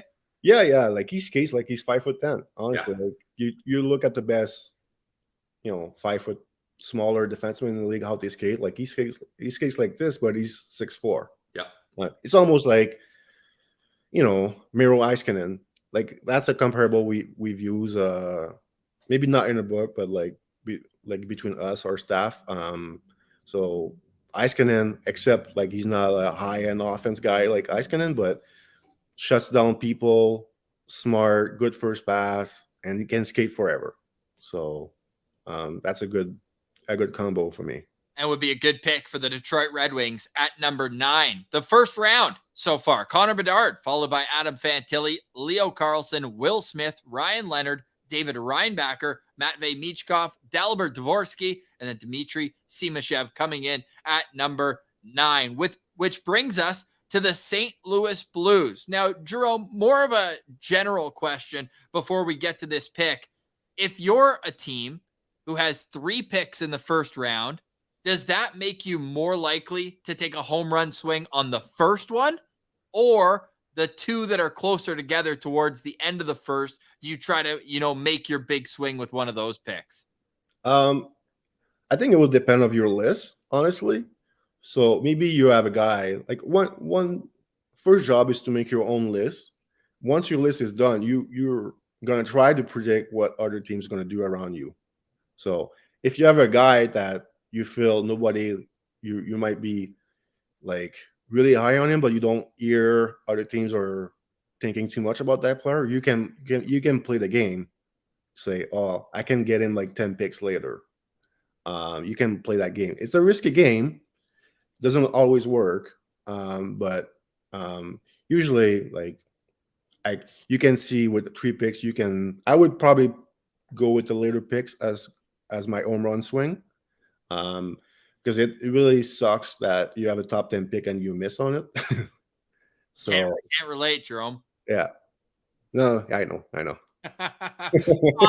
But you have coming in at number 10. I have Colby Barlow, which is what I'm just talking about. He's a very safe pick. Yeah. He feels very St. Louis Blues type of player. He does everything well. He almost scored 50 goals this year. He's got one of the best shot in the draft. He competes hard. He's smart enough. He's the captain of his team, which doesn't really happen often for a 17 years old. Can kill his penalty, can an asset on the power play, can play in the bumper role, can play in front of the net, off wall. You can put him anywhere, obviously on the power play. He's a very safe pick, and like one thing teams like about prospect is they don't want any surprise. They don't want any question mark next to their name, and there's not much question mark with Barlow, honestly. Okay, so maybe I'm being way too simple and just doing it because they both look like they're 25. But does he have a little bit of similarity to Mason McTavish last year or 2 years ago? I'm kind of seeing a little bit of comparison there. That is hilarious because that was my first thought. There you go. First watching this year, I was like, man, this is some Mason McTavish in him. Obviously, the hair, the beard is playing a role in that, but just the way he shot, dude. The shot is the shot, and they both play hard. They have hard skills. So yeah, there's some. I just talked to like Mark, my boss, and we were just talking about him, and I was like, there's some like not exactly the same type of player, but some Ryan O'Reilly type of deal with him, like that he can do a bunch of different things for you on the ice, and coach will just love that. You can, like I said, like you can play, or in your top 6. You can be an asset on the power play. He's a very good penalty killer. So he does, and he's gonna have probably an impact in the NHL pretty, more quickly than some other guys in that range. So I think he's a good value pick for the Blues at 10 year. Oh, yeah. I'm a big Colby Barlow guy, and I'm glad you're high on him as well. Now, they've got him at 6 at hockeyprospect.com. Yeah, I mean, when you have a shot like that, and that's what I want to ask you, Jerome. Now, I boldly stated Colby Barlow has the best shot in this draft. 2 seconds later, I said, other than Connor Bedard, he has the best shot in his draft. Right after I finished saying that, I was like, oh, yeah, Connor Bedard. Yes, okay. Yeah. After Connor Bedard. So what is your feeling on that? Do you agree after Connor Bedard, this is the best shot in this draft? I mean, he has to be right up there. And I think one thing about him is that if you only watch him on video, I don't think the video does him justice for how good his shot is. Yeah. But if you see him live, you can hear him shooting the puck. Like you can hear when it hits the boards or the net, or like there's a different feeling to his shot. Like Connor Bedard is the same. So I don't have really a ranking of who has the top shot, but he'd be like, he's in the discussion. If he's not second, he's not that far off. Right. Now, one thing I like about him too is he uses that shot as such a threat. Like when I watch highlights of him, the defenders have to respect that shot so much that they all kind of crowd around him and try to block the shots. And then he's able to pass it off to teammates too. Like that's the one thing I like about Colby Barlow. Unlike some other elite goal scorers and snipers, they're not all just shot. Like if he finds the shot isn't available, he has other tools in his tool bag. Like how complete of a game does this guy have? Sure, like his playmaking is good. I wouldn't say like it's a a I wouldn't say it's great, but Okay. it's good enough that it's not gonna stop him at the NHL level. Yep. Obviously, as good as if his playmaking was like average or below average, he wouldn't be ranked 10th on our list. So there's enough like hockey sense and smart with that player, and I think his playmaking has probably didn't get enough credit for his playmaking during the year. So, and his skating also was maybe a question mark at the beginning of the year, but he really improved, and it didn't look terrible on big guys at the U18. So he's he's a great player, and he's a pretty easy number 10 pick here. What do you think the timeline is for him to get to the NHL, and will he be a centerman for his full career or eventually move to the wing? No, he's going to be a winger, and I think this. Look, okay, if the Blues picking at number 10, I don't know if he plays for the Blues next year, but I'm guessing at 19 years old season, I think he might have a strong chance to play in the NHL. The thing like with him is that like he's pretty advanced physically compared to other guys. So like at some point you're gonna be like, well, what's left for him to really do in junior? Scored 46 goals this year. Yeah. If he plays next year, he might score again in around that same range. But at some point, he's not going to get challenged as much. So as a team, you kind of want your player to get challenged, and obviously you can't play him in the American Hockey League because of the CHL agreement. Yeah. So he's definitely could play in the AHL like next year easily, but it's not going to happen. So I think some teams sometime will, try to push a player for the NHL a bit sooner, just because they don't want him to go back to junior if they're, too good for junior. Hey, all we need is another pandemic, and he can follow the Mason McTavish model and play in the AHL. They just need to cancel the OHL season to make that a reality. I like that pick at 10 for the St. Louis Blues, and like you said right off the top, feels like a St. Louis Blues type player with Doug Armstrong. And I think fans, is safe to say they'll be able to see him at the World Juniors next year. You think he'll have a good chance of making Team Canada? Yeah, I feel so. Like he had a good U18. So yeah, I think he has a legit shot of making Canada World Juniors team next World Junior. The first of 3 St. Louis Blues picks on this NHL mock draft. If you're a St. Louis Blues fan listening to this, all the timestamps are below, so you can jump around and see who we have your team picking with 3. And as fans of a team who picked 3 times in the first round, very fun, and it does pay dividends as we think back to 2020. If you're an Ottawa Senators or Locked On Senators regular listener with Tim Stützle, Jake Sanderson, and Ridley Gregg. Some people didn't like those 3 picks, but not Jerome Berube over at Hockey Prospect. Where did you guys have Ridley Gregg? He was like a lottery pick for you guys. He was 14. 14. 14. And Sanderson? 5. Yeah. And Timmy too. So we like that here. Oh, yeah. Like that. Hey, so let's get to number 11 on this mock draft. And wow, looking and comparing your list to the one that you gave us, you must be pretty happy with how this played out, because we're now in double digits for the second time, but still not on your list. Yeah, we're getting Gabriel Perreault or as they say, Gabe Perreault in the US. So he's the Vancouver pick. We have him, I believe, number 9 on our list. One of the smarter player in this class. He started like pretty low on our list at the beginning of the year. Like the skating was like, oof, I don't know about that skating, but it did improve, and also his compete level also improved, and his skill level is just too high, and his hockey sense is just too good to ignore. I mean, his skating is a bit ugly, but he gets to point A to point B. Good, it's good enough. It's going to take some time. Like he's going to have to be like at least 2 years in college.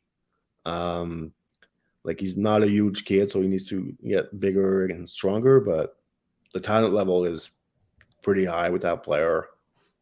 Yeah, it's a record-breaking high for Gabe Perreault, as he had 132 points in 60 games at the U.S. program. And now Scott Wheeler, he took the other 2/3 of his top line in Will Smith and Ryan Leonard back-to-back in picks 5 and 6. I kind of thought he might go Gabe Perreault right after to keep that going. And I asked him this, so I'm interested in your opinion on this, Jerome. What's the big thing that separates Gabe Perreault from those two guys, where most scouts and analysts have him lower than those guys, even though he had more points than all of them? Yeah, I think people always like thought of him as the third best player on the line, even though his stats are he's number one. Yeah. So, I don't know. I think people are a bit afraid of the skating, and he's not a big guy either. So I think that might play a part in why he's not getting the same. I don't want to say the same respect, but I think he's as good as Will Smith.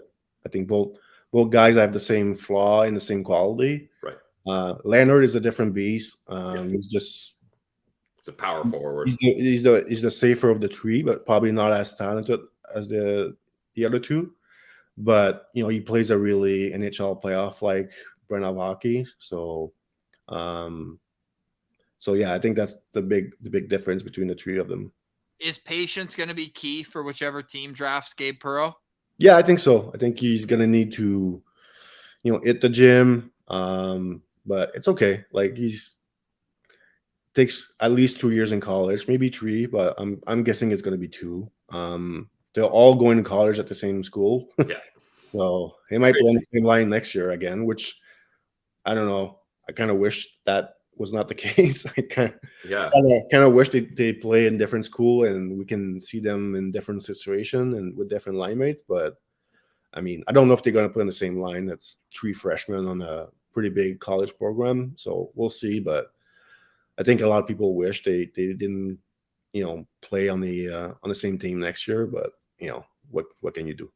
132 points and only 8 penalty minutes. Like, is this the definition of a perimeter player, or is it just kind of you're not taking unnecessary penalties? No, I wouldn't call him like a soft prospect or anything like that. I think like I've one part of his game that really convinced me over the course of the year. I saw his compete level improve. Like at the beginning of the year, I was unsure. I was like, damn.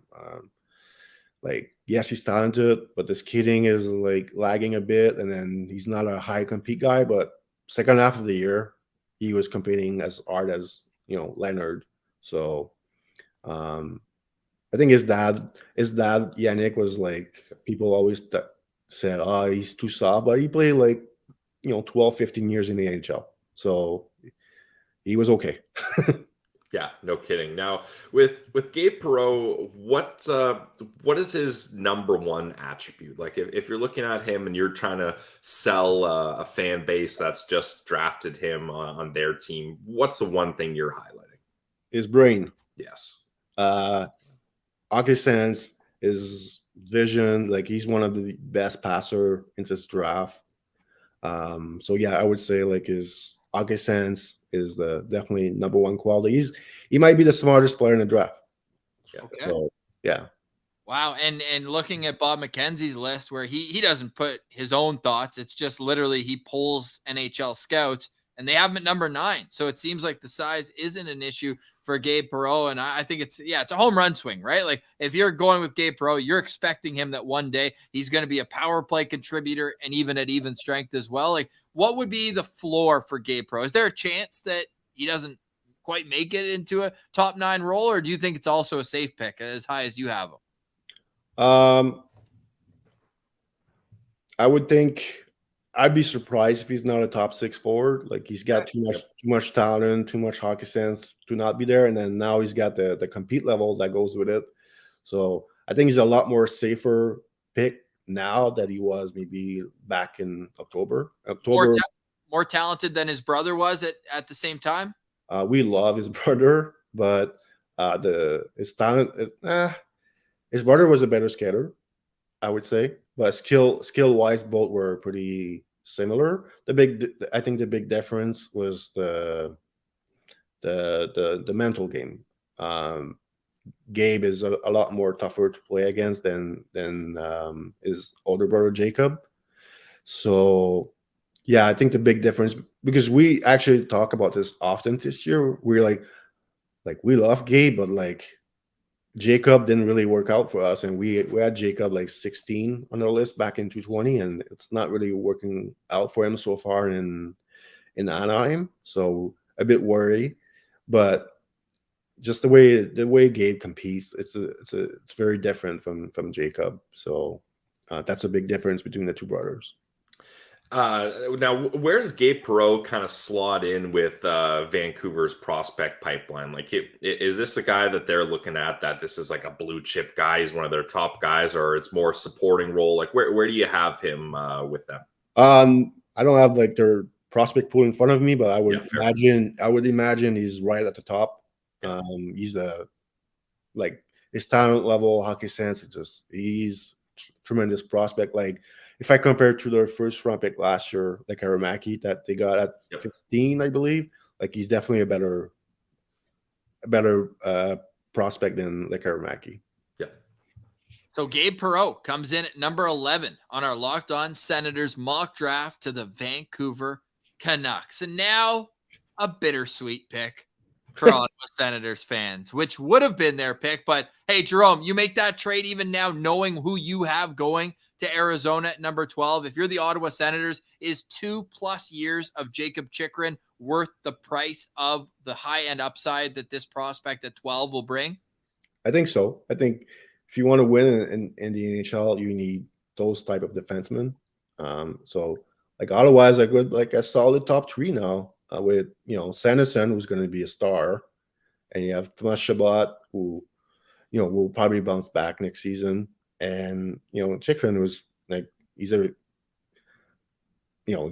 great number 3 defenseman. Like he probably be a first pairing defenseman like plenty of teams, and he's number 3 in Ottawa. So that's to me that's a good trade. It sucks that it's a 12 overall pick and not the 19 overall pick, but it is what it is. But I think Chychrun will make this Ottawa team a better team, and he will help them come playoff time. Yeah, it sounds like Bill Armstrong, not Doug, who's still in St. Louis. Bill Armstrong was saying that he only made the trade once he knew it was in all likelihood going to be in the lottery somewhere, because the value of Chychrun, they wanted a prospect, and the Senators said no, have these magic beans instead. But this is the day where those magic beans actually turn into a real human, so it's a little bit harder to accept it in that one spot, and then we'll hear about it from time to time. But it is kind of cool when you look at it from the sense, they had to give away a few picks to make it happen, but the Senators basically replaced Nikita Zaitsev's cap hit with Jacob Chychrun, so a bit of an upgrade there, no doubt. Without further ado, who will the Arizona Coyotes take with that pick at number 12? With that pick, they will take Daniil But from Russia. Another one of my favorite players in this draft. He's just, I think we call him the freak athlete. He's 6'5". He might be 6'6". He is all potential, all upside. He can score. He's smart. He competes hard. My comparable to him was a bit like Valeri Nichushkin. Okay. Like same type of player. Nichushkin is a better skater though. Like at the same age, Nichushkin was, very much better skater than But. But I love But. He plays. He can score. He's a decent playmaker. But he works hard. I think he's gonna have really good value as a two-way forward. He had some of the best back checking sequence I saw all year. So he's not a lazy player. I think in the past when we have missed on some of those Russians, the compete level was never like super high, but his compete level is high end. He has like a rating system. He has a rating of 8 for compete, so that is a bit reassuring for us. Because in the past, like some of the Russian we missed, their compete level was probably was good but not great. So I think and he's so much fun. And the thing with him is that like you see him now, but in 2 years he might look completely different. Like he's still super raw. Like he's 6'5", 200 pounds, but you look at his face, he still looks like he's a child. Like he's very young. So a lot more development is coming up ahead of him for him. So if I'm Arizona, I'm really excited about that pick. And they have not shy away from drafting Russians in the past. They have draft like Artyom Duda last year was a guy we like. Gleb Cherkasov, another guy we like. Sorry, not Gleb Cherkasov. Can't remember his name. Anyway, they draft another Russian we like in the second round 2 years ago. So I think if there's a team that drafts one of the Russian in the first round, that could be Arizona. Now, you mentioned his size, 6'5", 200 pounds, but a lot of what I read about him, scouts were saying this isn't a guy that plays like a 6'5", 200 pounder. Like he's not like a dominant physical player. He's not out there making big hits and stuff. Is that kind of just, maybe a kid that's growing into this new frame? Like it seems like he hasn't been, and I don't know this, but it seems like he hasn't been at that size for long, and he's just not quite sure how to use that size. Is that something you see? I honestly don't really agree with that statement. Okay. Like, I've seen it play in big games in the NHL against like tough teams. There's a team. The team that name is Krasnaya Armia. That team is like crazy because all their guys are huge kids. Like there's some 6'6", 6'5" player on that team, and I was curious to see, Butte play against that team, and he was a monster. Okay. In that game, like Columbus drafted a guy last year, Kirill Dolzenkov in the 4th round. That kid is 6'6", 230, and he went after him. So I think he's got the mentality that you want. Maybe still inconsistent with it. Like maybe not every game he brings it, but I'm not worried. Like he plays inside. He's 6'5", 200 pounds. Like when he's at 22, he might be 6'6", 225. So it's all like scouting is all about projection, right? So like the now doesn't really matter most of the time. It's all, what is he going to look when he's 22? That's what scouting is all about. So I'm really excited about that player and what he's going to look like in 4 or 5 years. Okay. And we're still in the top 10 on your list as Daniil But comes in at number 7 on the hockeyprospect.com list. A 9 compete level, as you mentioned, just a terror on the forecheck, and a guy whose timeline might be geopolitically motivated. But when do you think, put that aside, like skill-wise, if he continues kind of the trajectory that he's on now, is he a guy that maybe when he's done in Russia comes right into the NHL, or would he still need further development in the AHL or on the small ice? Honestly, like I think I wrote in the book, I would like be really patient with him. Like and by like studying Russian prospect, a lot of their good players in the NHL, they're the one that takes their time in Russia. So if he gets regular ice time in Russia, like I don't mind if he plays like 3 more years in Russia. A bit like Kirill Marchenko with Columbus. Yep. We had him as a first round talent in 2018, and he didn't came right away. He did not came right away. He played, I believe, 4 more years in Russia, and started this year in the AHL, was dominant. Came with Columbus on a really bad team, and he scored like quite a few. I think he scored 20 goals in like half the season with the Blue Jackets. So I think the key with Russian prospect, and I would say the same thing for Simashev, is be patient. To play in the KHL, it's the second best league or third best league, if you, depending on what you think of the American Hockey League. But they play some good hockey there. So I would try to be patient, but obviously I'm not an NHL team. It might be different for them, but I think if you study like Russian prospect, the more patient you're with them, if you don't rush them at 18, 19, I think usually it's a good thing to do. Yeah. Now with Russian prospects, and it seems like you've got a really good handle on these guys, which is great, because it's it's tough to find out information on them. But looking at his time on ice in the KHL, he played 15 KHL games last season, and his ice time ranged from literally 0 all the way up to 14 minutes. Like, in your opinion, is it better for, we'll use Daniil But as the example here, is it better for him to get more ice time in a lesser league like the MHL? Or do you think, hey, if he's playing 5 to 10 minutes in the KHL, he's ready for that, and those minutes are better for his development? Where do you stand on that? Yeah, that's a tough one, honestly. Like, I really, that's a tough one. Like, obviously, if he's going to play 5 minutes a night, like, forget it. Like, Right. long term, it's not going to be good for him. Yeah. But like, I saw games of him playing, you know, those 12, 14 minutes a game in the KHL, and he looked like a solid KHL player to me.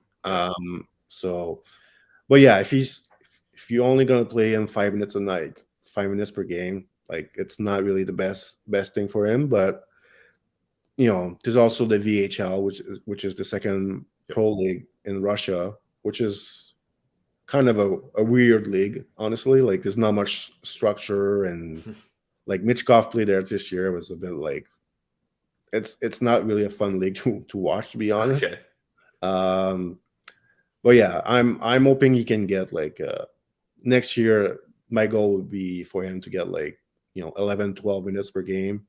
Would be a great first year in the KHL for him. We have Daniil But, number 12 on our Locked On Senators NHL mock draft. Interesting to note that through 12 picks, we only have 2 defensemen off the board as we move to number 13, the Buffalo Sabres. And that number is going to stay the same, Jerome. Who do we have the Sabres taking at 13? They have someone, you know, Russ. I know. Zach Benson. And his line mate was just a first-round pick there last year. Exactly. Yeah, Zach Benson will be my pick. I don't know if he's exactly what the Sabres need, but at this point in the draft, you have to draft him, basically. Yeah. I'm surprised he's even available right now. Like, from what I've probably seen him 10 times live, even last year when he was 16, and all of his line, he had Connor Geekie, he had Matthew Savoy. He was the best player. When I left every game, I was like, Benson was the best player on the ice. Yeah. There's nothing like other than his size, and, you know, is he going to be able to play that game at the NHL level? Because he's a reckless, player for his frame, which is a bit, you know, I think that's why he might not go as high as people think. I think NHL team would be a bit afraid of like the injury concern with him. But like, as a player, like, he's exactly what you want. He's smart. He competes hard. He's one of the best playmakers in the draft. There's nothing wrong really with him as a player. Just what scout don't like much about him is he cannot do anything about it. Yeah. So that's like what he can control. It's really good. Yeah, I agree. Honestly, Jerome, Zach Benson is my favorite player in this draft. I love watching highlights of him. And yeah, you have to mention the size with him, 5'9", 163 pounds. But you mentioned it, like, this kid doesn't play small out there. Like, he still carries the puck up ice with confidence. He's able to set teammates up. Like, one of the notes I have about him is it just seems like he's one step ahead of the play. Like, he's out there playing chess while everyone else is playing checkers. Like, he already has things figured out. He's setting teammates up. And once he sets a guy up, he doesn't just stand there and admire his pass. He's getting into a spot where if that teammate wants to pass it back to him, he can. And he's got some finishing talent there as well. So, other than the size, what is something that would have scouts worried about Zach Benson, or have scouts saying, look, we like him, he's a good kid, but we want to take other players ahead of him? So other than the size and maybe like injury concern or ability to play that same reckless type of hockey in the NHL, I would say the skating, like his skating is fine, but for a 5'9", 163-pound player, you wish he was a better skater. Like, okay, I wish fair. he was more explosive. So I would say, yeah, the skating is probably the second thing scout will mention why maybe he's not a top 5 pick or top 10 pick. Is it crazy to say, though, that he's not just going to be an offensive talent, though? Like, it seems like defensively, he's always in the right spot, and he could be like even a penalty killer at the NHL level. Like, if he hits his ceiling, like I almost see like a Mitch Marner type where he's a highlight reel all the time, but he's good defensively as well. Yeah. We actually mentioned Brendan Point at some point during the year. So he's a center, but we felt like, honestly, if they put Benson at center in junior, I would, like, let's say next year, it wouldn't surprise me because he's so smart, and like his best asset is his playmaking. And Savoy and Geeky are going to be graduated too, so it'll be his team finally. Like, well, actually, no, unless they make their NHL team. They're going back again. Oh, right, you get 2 years. 2 years.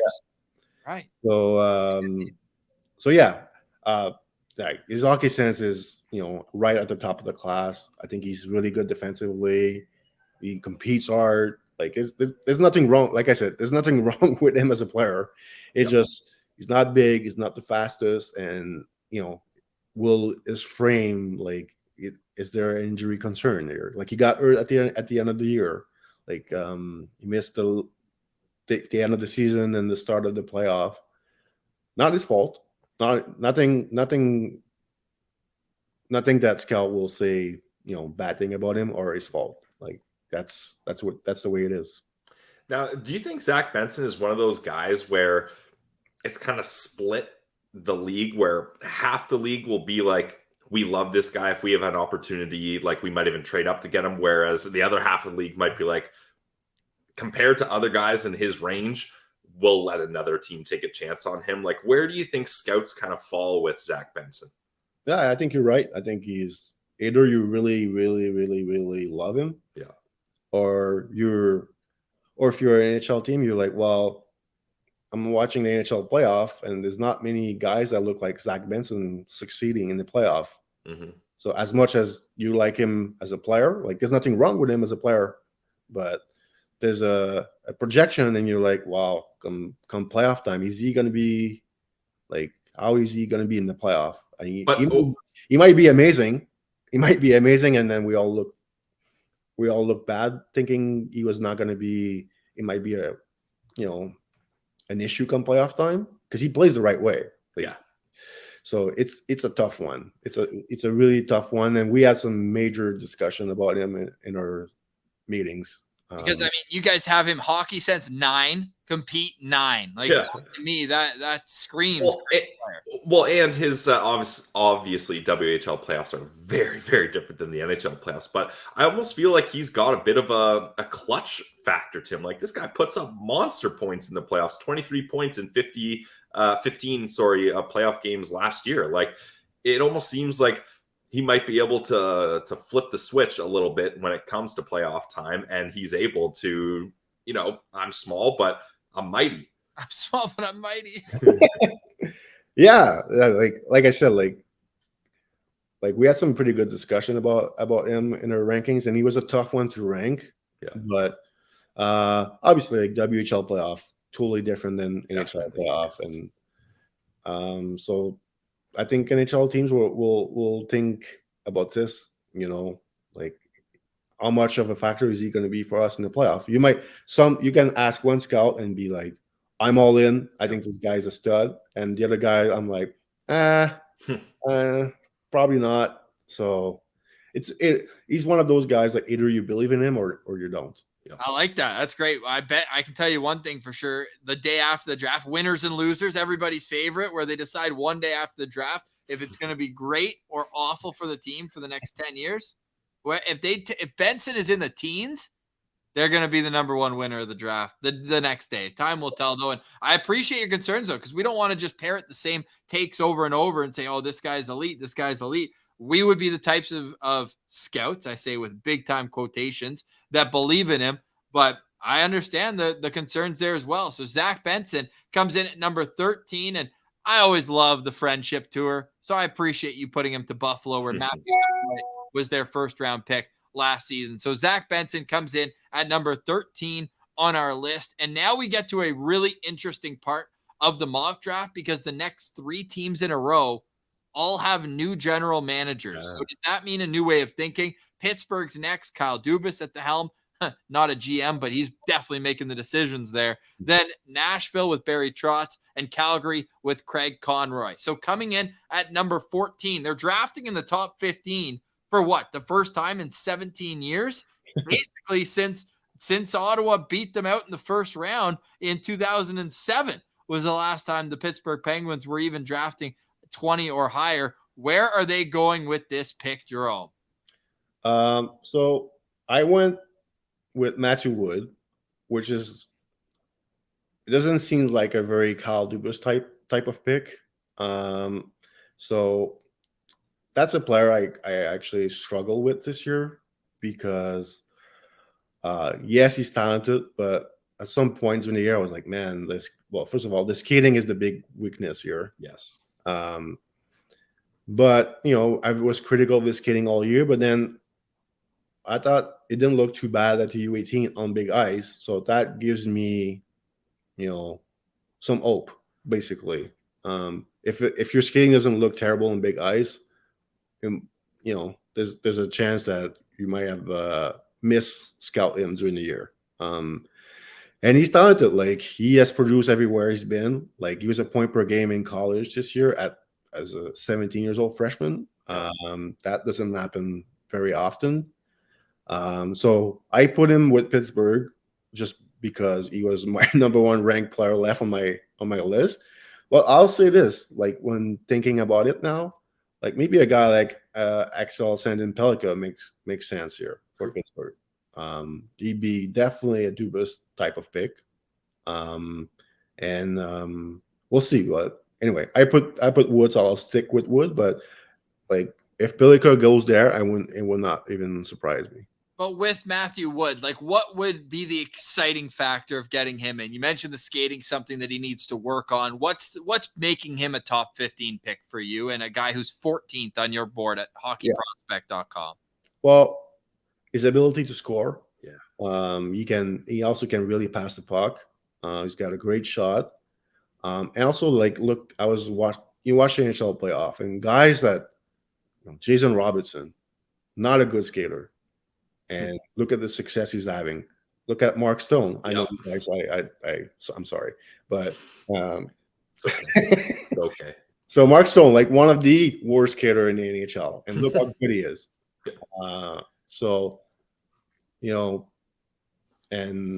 Jason Robertson also not a good skater. Draisaitl in Edmonton, not a good skater either. True. But if you're super intelligent and you compete hard, I think you still have a shot to be a very good hockey player. And I'll say this, Matthew Wood, I had question mark with his compete level at some points in the year, but honestly, by the end of the year, I was okay with it. And then I thought he did pretty well at the U18. So at this point, I just like, man, you need a guy like that come playoff time. He's going to score you some goals. Sometimes those goals will be ugly, but he's going to get you. He's going to get your goals. So I feel like I'm a little lower on Matthew Wood than most other prospects and things I'm seeing about him. Look, I get he's a elite goal scorer. I see the shot. I see the release. He's going to score a lot in the power play. But right away, what came to my mind, Jerome, and I'm interested to hear your take on this, I saw Filip Zadina with Matthew Wood here, because this is a guy that dominated in junior levels, lower competition levels, younger levels. He's able to put up those goals, but then you get to the pro game and you need to have a well-rounded game, and everything just falls apart. Like, Filip Zadina has not been able to figure it out after being one of the most hyped prospects of that draft. Is that a comparable you would say is fair, or am I way off with that? I mean, I get your concern, and honestly, like, we were very up and down with Wood during the year. Like, we started him really high, and then midway to season, we like, this is not going to happen for him, and we drop him, and then like final ranking, we move him back up. We really hate doing this with our rankings. Like, we call it the YOLO rankings. Yeah. So, yeah, I get your concern, and I had my own concerns during the year, but I thought, like, late in the year and the U18, I think I answered some of my question as far as like compete level goes.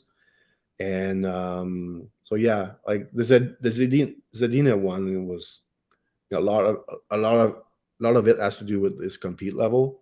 And unfortunately, I should have saw it coming watching him in the queue, but we still had him pretty high. But I did add Noah Dobson over him, so that's I will say. What about Brady Tkachuk? Ever heard of him? Yeah, he was number 3. Okay.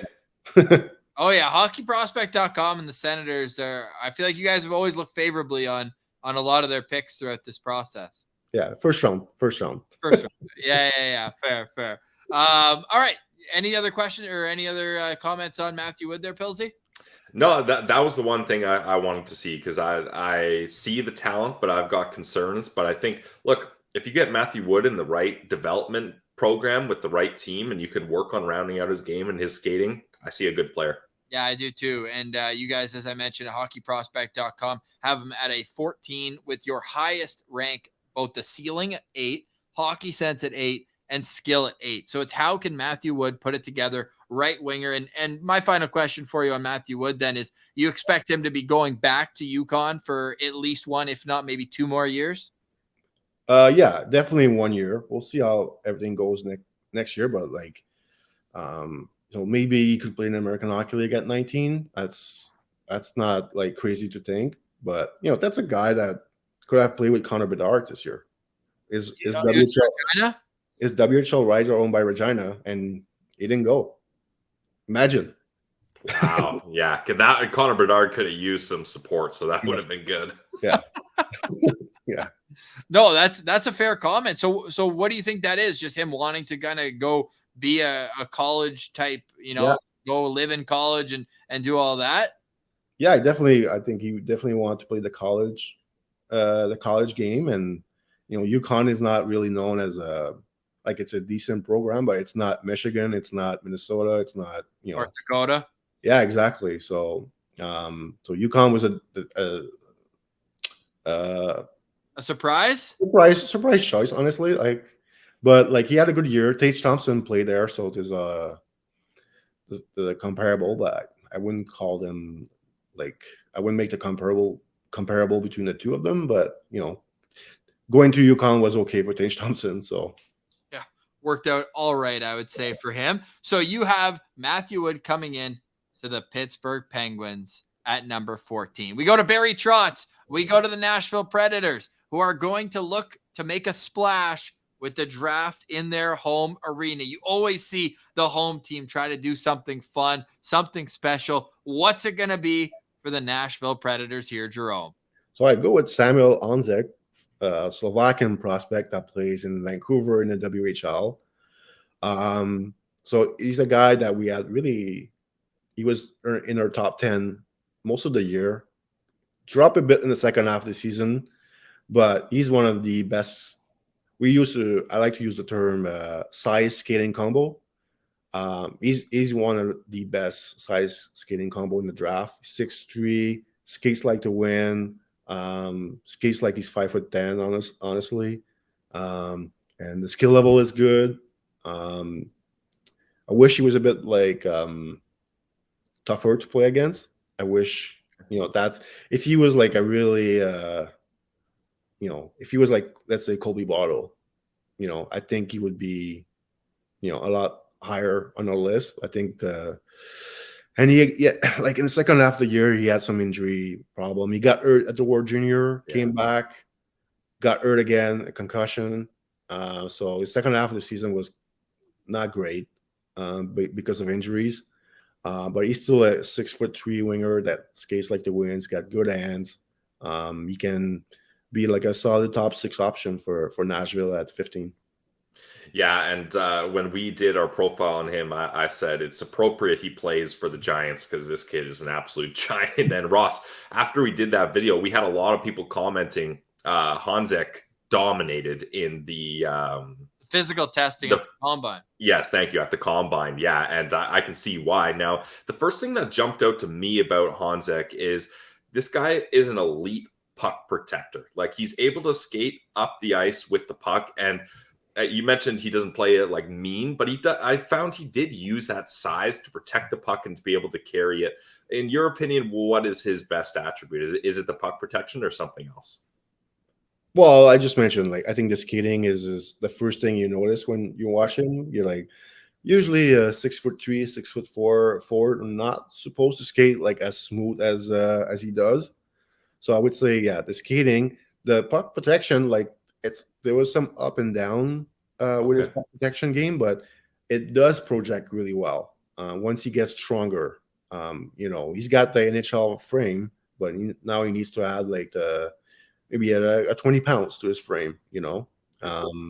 So there's a lot to like here with this player, and came in this year and nobody really had him as a first round potential pick. So it was a great pick by the Giants, honestly, but he was a bit of a surprise pick, first round talent we didn't really expect at the beginning of the year. And the Slovak resurgence continues, eh? What can you say about their progression here? First and second overall last year with Slafkovsky and Nemec, and now Dvorsky's in this draft. You've got Honzek. Like, are we just entering this golden age? Like, are there more Slovaks coming in the next couple of years? God, I don't think there's a first round talent for next year, unless I'm forgetting someone. But it's really cool to see Slovakia. It's awesome because it was like so bad for so many years. But it was so good for so many before that, right? Like the Bonders, the Hoses, Dmitri, Palfi, all these Chara, after Ossa, after Ossa, it was like 20 years of pretty much nothing. Thomas Tatar at some point came in, but like internationally, goalie friendly show. Yes, internationally it was not. And that was Name a Slovak. Yeah. New segment alert. So, yeah, it's great. And like watching them play at the U18s this year, obviously Honzek was not there, but you had, Dvorsky was awesome at the U18. Well, what I like more about that team didn't have a lot of talent, but man, they competed. They were one of the hardest working team in the tournament. And that was a flaw against Slovakia like 10 years ago. They didn't compete. They didn't develop a lot of talent, but they also didn't, like, now they're tough to play against. They're in your face. So they play a more North American type of game now than they used to.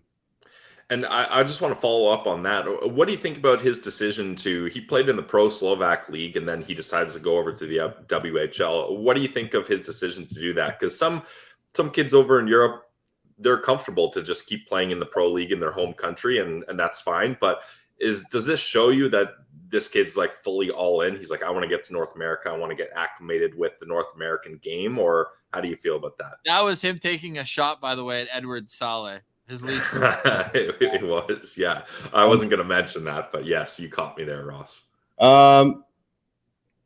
Yeah, definitely. You like to see it. Like, I don't mind if the kids stay in their own country if they get like ice time and they play in a big role. But like the Slovakian Pro League is a bit of a mess. Yeah. There's a lot of stuff going on right now. So probably the best move he made was to move to the CHL. And WHL is a tough league to play in. It's not a soft league. It's a lot of travel as well. So I think it was a really good move by him. So with Samuel Honzek timeline, like going back to Vancouver the next maybe even 2 years, and then 1 year. 1 year. Okay. Is it so? It's different for guys. He's a late birthday, so he's technically a 2004 born. So technically, he needs to play 1 more year in Vancouver, and then he can play pro after. So he can play in the American Hockey League. Not next year, but the year after. And is that something that teams value? Not really, honestly. Like it's not a sprint. It's a marathon. So yes. You don't want him to be the best. At 20, you want him to be the best player at 25. So no, I don't think it's gonna play too much of a factor. But it's great because you can start really working with him on every day with your farm team. So that's a different, but like you're not going to draft him just because of that, Was he one of the players that rose the most throughout the year on your list as well? Because you said coming into the year, he might not have even been a first-round player. We didn't even know. I didn't even know about him coming into the year. Like, obviously, like the +1 draft class, like, I know enough, but like you don't know the whole, landscape. Yeah, landscape. So, but first time we saw him in Vancouver, I was like, that's a first-round talent.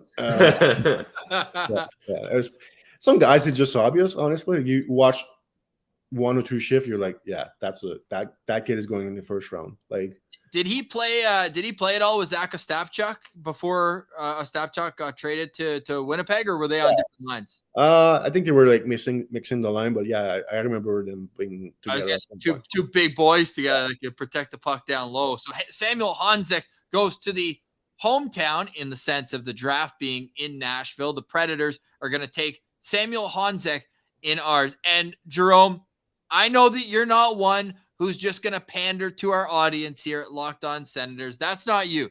You're a respected scout with hockeyprospect.com, but you are also leaving us with a bang. Who do you have at number 16 to the Calgary Flames? Craig Conroy's first pick as GM. So I'm going with Oliver Bonk at 16 from the London Knights. I'll be honest, guys, like early, I liked him as a player in the first half, but I was not like as high on him. Like Mark, my boss, was just like, getting on me. He's like, you need to watch more of him. You need to watch more of him. And I had like conversation with NHL Scout, and they were asking me, he's like, where do you have him? And I'm like that was probably November, December, but I was like, probably like, second round. They're like, oh no. He's like, he's one of the top OHLer in this draft. And they're like, so it's good conversation to have with scouts, honestly, to not that they change your mind, but you cannot have like your mind has to be open, because scouting is all about being wrong. Like you're always going to be wrong. And I like the player, but I was like, I don't know. Like I have a bias towards like very athletic defender. And Bonk is not really that. He's more like, he's a safe defenseman. Not like an amazing skater like Simashev, let's say. Right. So, but he's so smart. He's got one of the best active stick in the draft, similar to Owen Pickering last year. Okay. So he defends really well with his stick and his brain, and he's got a really good shot from the point. I don't think he's going to be a PP1 guy in the NHL, but possibly PP2. And the thing with him is that I mentioned projection. Like physically, he's super raw. So you have to imagine him when he develops and gets stronger physically and mature physically. How is he going to look when he's 21, 22, 23? So and he's smart. Like he's an intelligent player, doesn't make a lot of mistakes out there. And to finish, he plays for Leonard. And the London Knights are the best, in my opinion, the best organization in CHL to develop talent. And I think Oliver has made some really good stride this year. And I think with Leonard and the Knights, they don't play their rookie like that much, right? Like over the years, like if you're a first-year player, you're not going to play 25 minutes a night.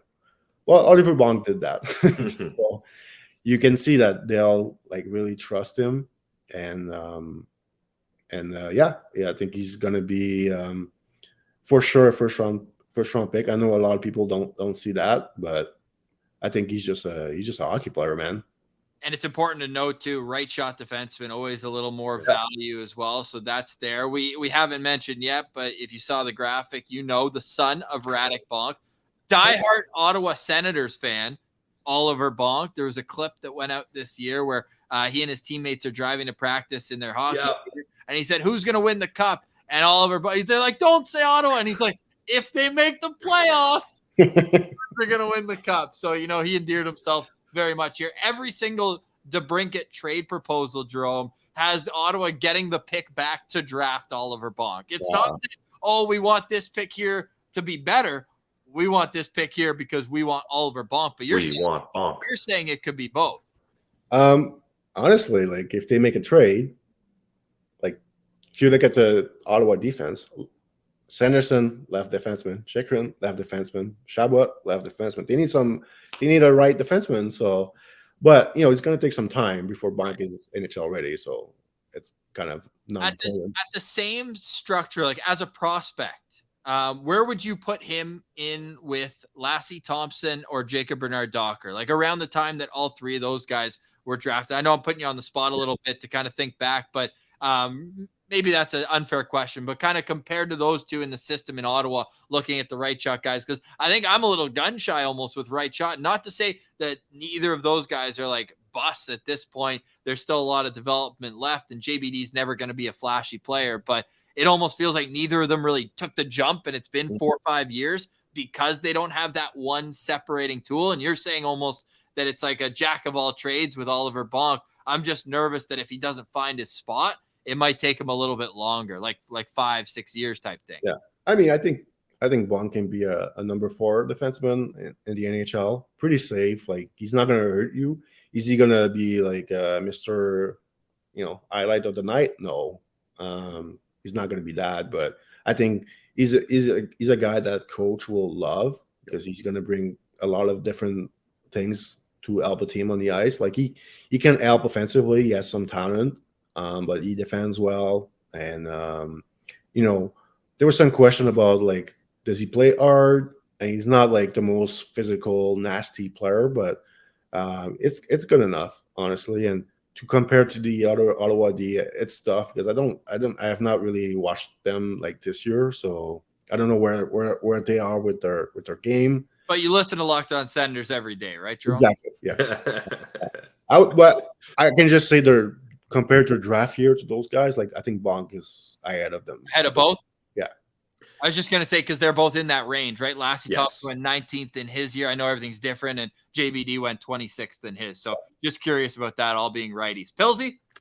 Now, I've read a bunch of scouts love talking about Oliver Bonk's defensive structure and his defensive game. But then you look, he put up 40 points. Now it's the OHL. Take that with what you will. But do you have him as a shutdown guy, an offensive guy, or a two-way guy? Like, where would you kind of put him?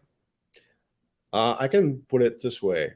I think he'd be a perfect guy to play with Thomas Chabot. Okay. You put Chabot on the left side, you put Oliver Bonk on the right side. I think he's a perfect guy to put with a more offensive defenseman. Yep. And listen, he has his skill level is pretty good too. His shot is probably his best asset offensively. He can really shoot it. His playmaking skill are like good enough, but like I don't think he's going to be a PP1, like I said, but I think he has value on probably a second power play. But even if he does not, I mean, there's not many, like in today's NHL, how many defensemen play on a power play on each team? Like first power play you have one defenseman, second power play you have one defenseman. Like sometimes 2, but depends on the team. But so you have like 2 or 3 defensemen that actually plays on the power play on each team. So it's pretty possible that Bonk is not a power play guy at the NHL level, but like he makes a good first pass. He can score from the point, and I think he's got really good value for a team as a solid second pairing defenseman. I can already see the relation. It's like Brad Jelena. Was that what it was when it was Brad Pitt, Angelina Jolie? Nice. Shabonk. Shabonk.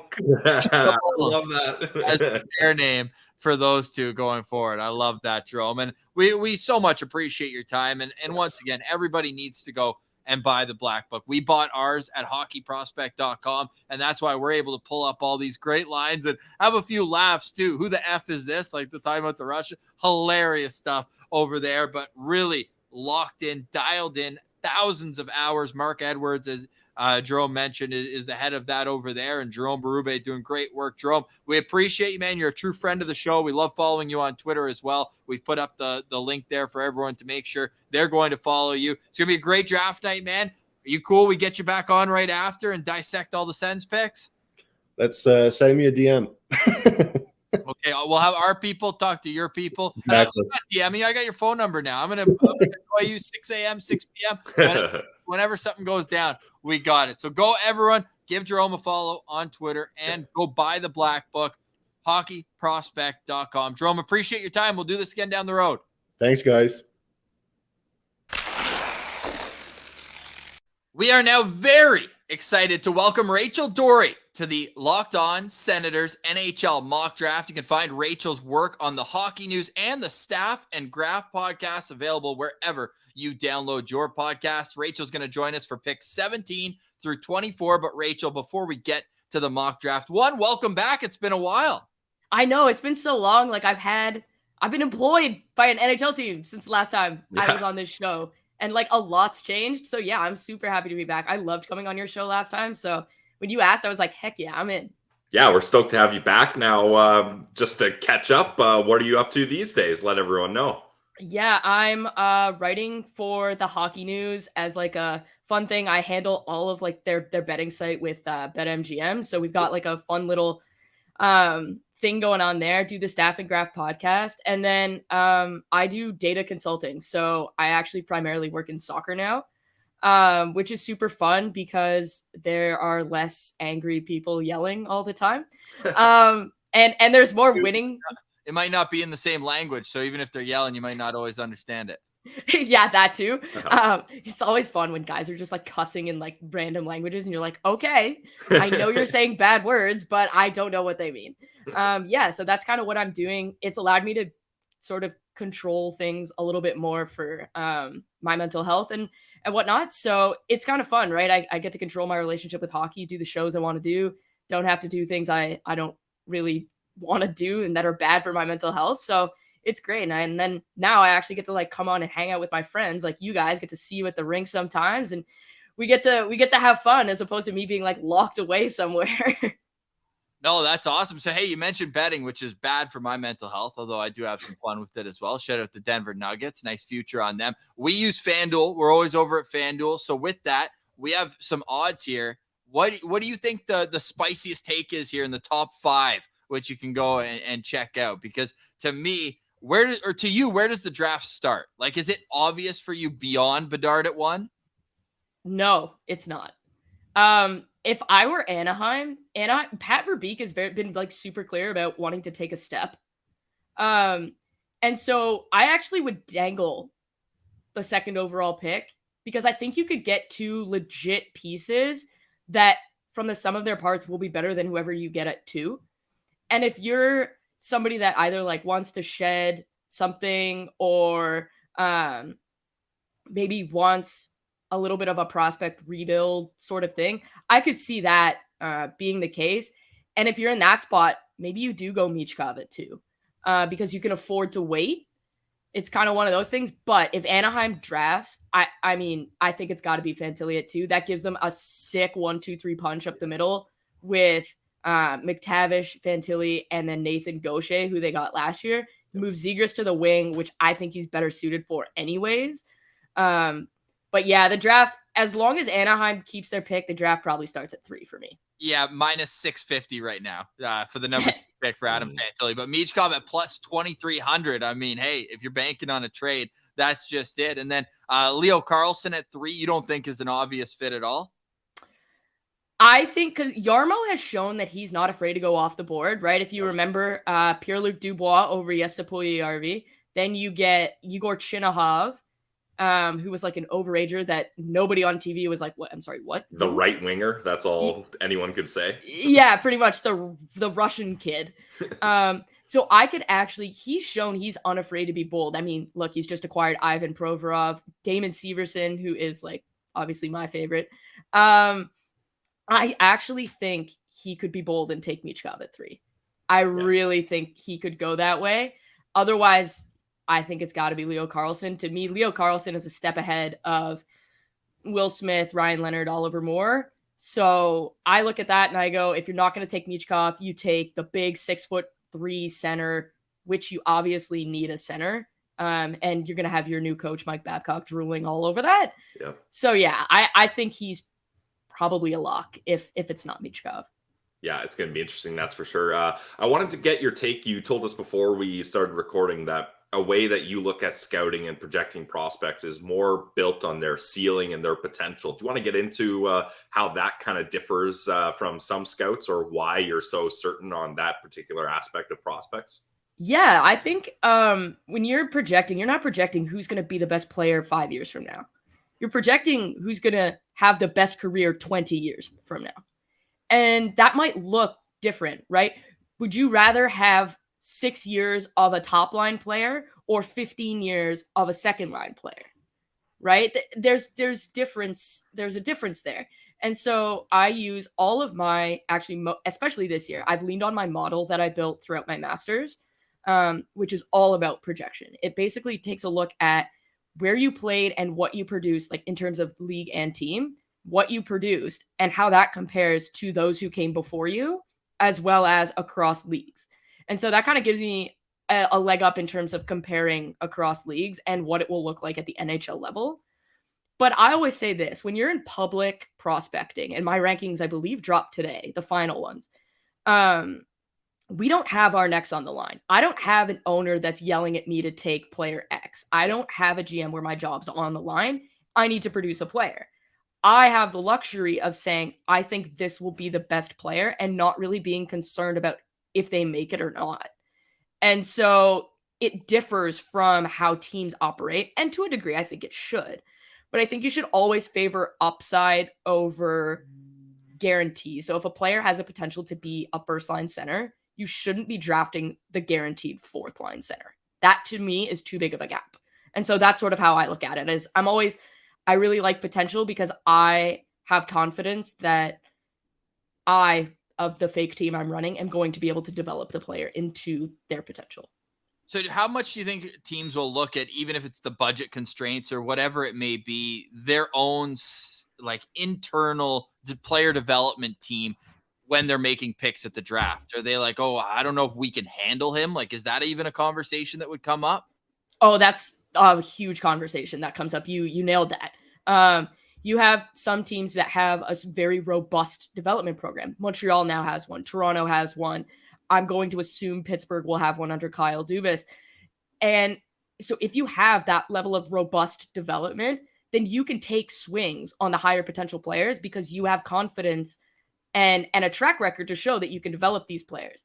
But if you're a team that doesn't invest in development, then you're more likely to go the NCAA route or the guaranteed player route, because then you're relying on somebody else's funding to do the development for you. And so one of the trends I noticed was teams that didn't have robust player development departments drafted a ton from the NCAA because they know that development is going to be there. I mean, the Ottawa Senators and the North Dakota connection is very obvious there. Exactly. You nailed that, right? Yeah. So you look at that and there have been conversations where it's like, I don't know if we have what it takes to develop this guy. To which then I turn around and go, then maybe hire people to develop the guy. I don't know. Yeah, like that's a conversation that gets had all the time. Or the conversation of, can our locker room handle him? Which I think if you've got to have that conversation, that's a pretty concerning conversation to begin with. I think there's a difference between can we handle this player's development because it's got such a long runway and a high ceiling versus can we handle this player's character? I think that those are two different conversations. You probably don't have a good enough locker room character without this guy, if that's the concern you're having. Precisely. So this draft, you've been doing this for multiple years. When was the first draft where you were dialed in? You're like, you know what? This is a passion of mine. I want to make this a career. I'm dialing in every single piece of content I can read on it. What was the first one for you? Taylor versus Tyler. Nice. The Taylor Hall draft. So that was we call that a while ago. Branson draft, but oh yes, okay. So yeah, I mean, I was dialed in. Usually, like when I was younger, it would be like top 5, top 10 kind of thing. So like I remember when Columbus drafted Jake Voracek. Like, that's how far back we're going here. Now that guy's retired.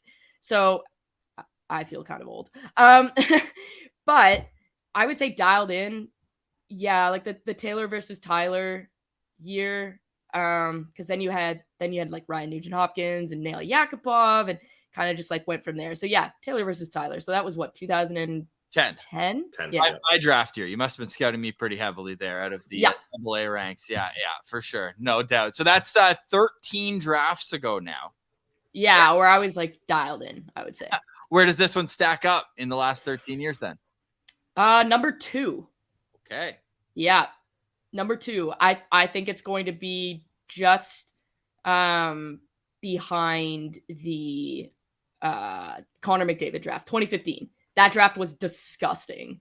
Looking back, it's the best draft since 2003, and it might end up being better. To me, this is well back of 2015, but I think it's second, maybe third, depending on some things. We'll see. Like, I thought last year's draft there was no like superstar, but I thought there was a lot of good players. Whereas this year, I think there's certainly one superstar. Yeah. But after that, I think there's a couple of guys where we could be looking in like the Eichel kind of range. And hey, that's a pretty good hockey player. I mean, he just won the cup, so yeah, decent. Yep, and he's been drinking all the champagne in Las Vegas. So R.I.P. Bob or Bill Foley's bank account. Well, I think he can handle it in his bank. Yeah, true. Yeah. No question. Before we get to the mock draft, final question I have for you from this one. And maybe this is the Senators fan in me looking to twist the knife. How many players from this draft would have gone first overall last year?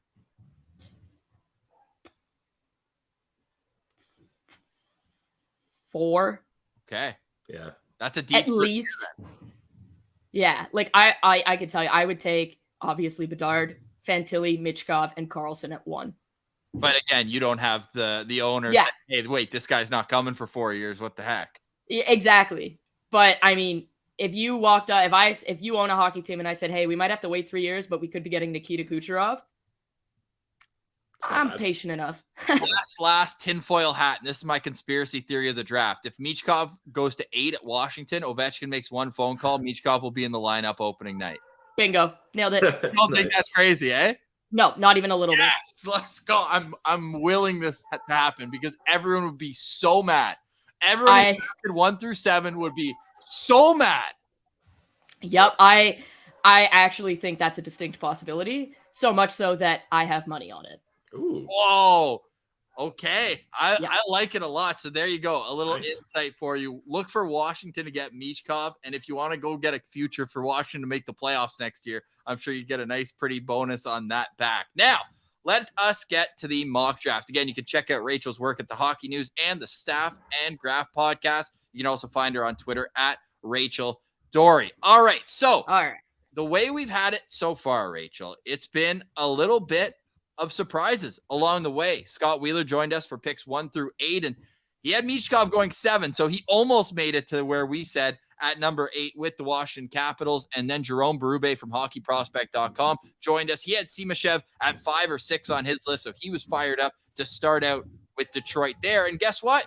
You're starting out with Detroit as well. They've got 2 picks in the top 18. They're 17th overall here where we go. Now, how much were you licking your chops when you saw the players available? Were there some serious misses that you're ready to scoop up?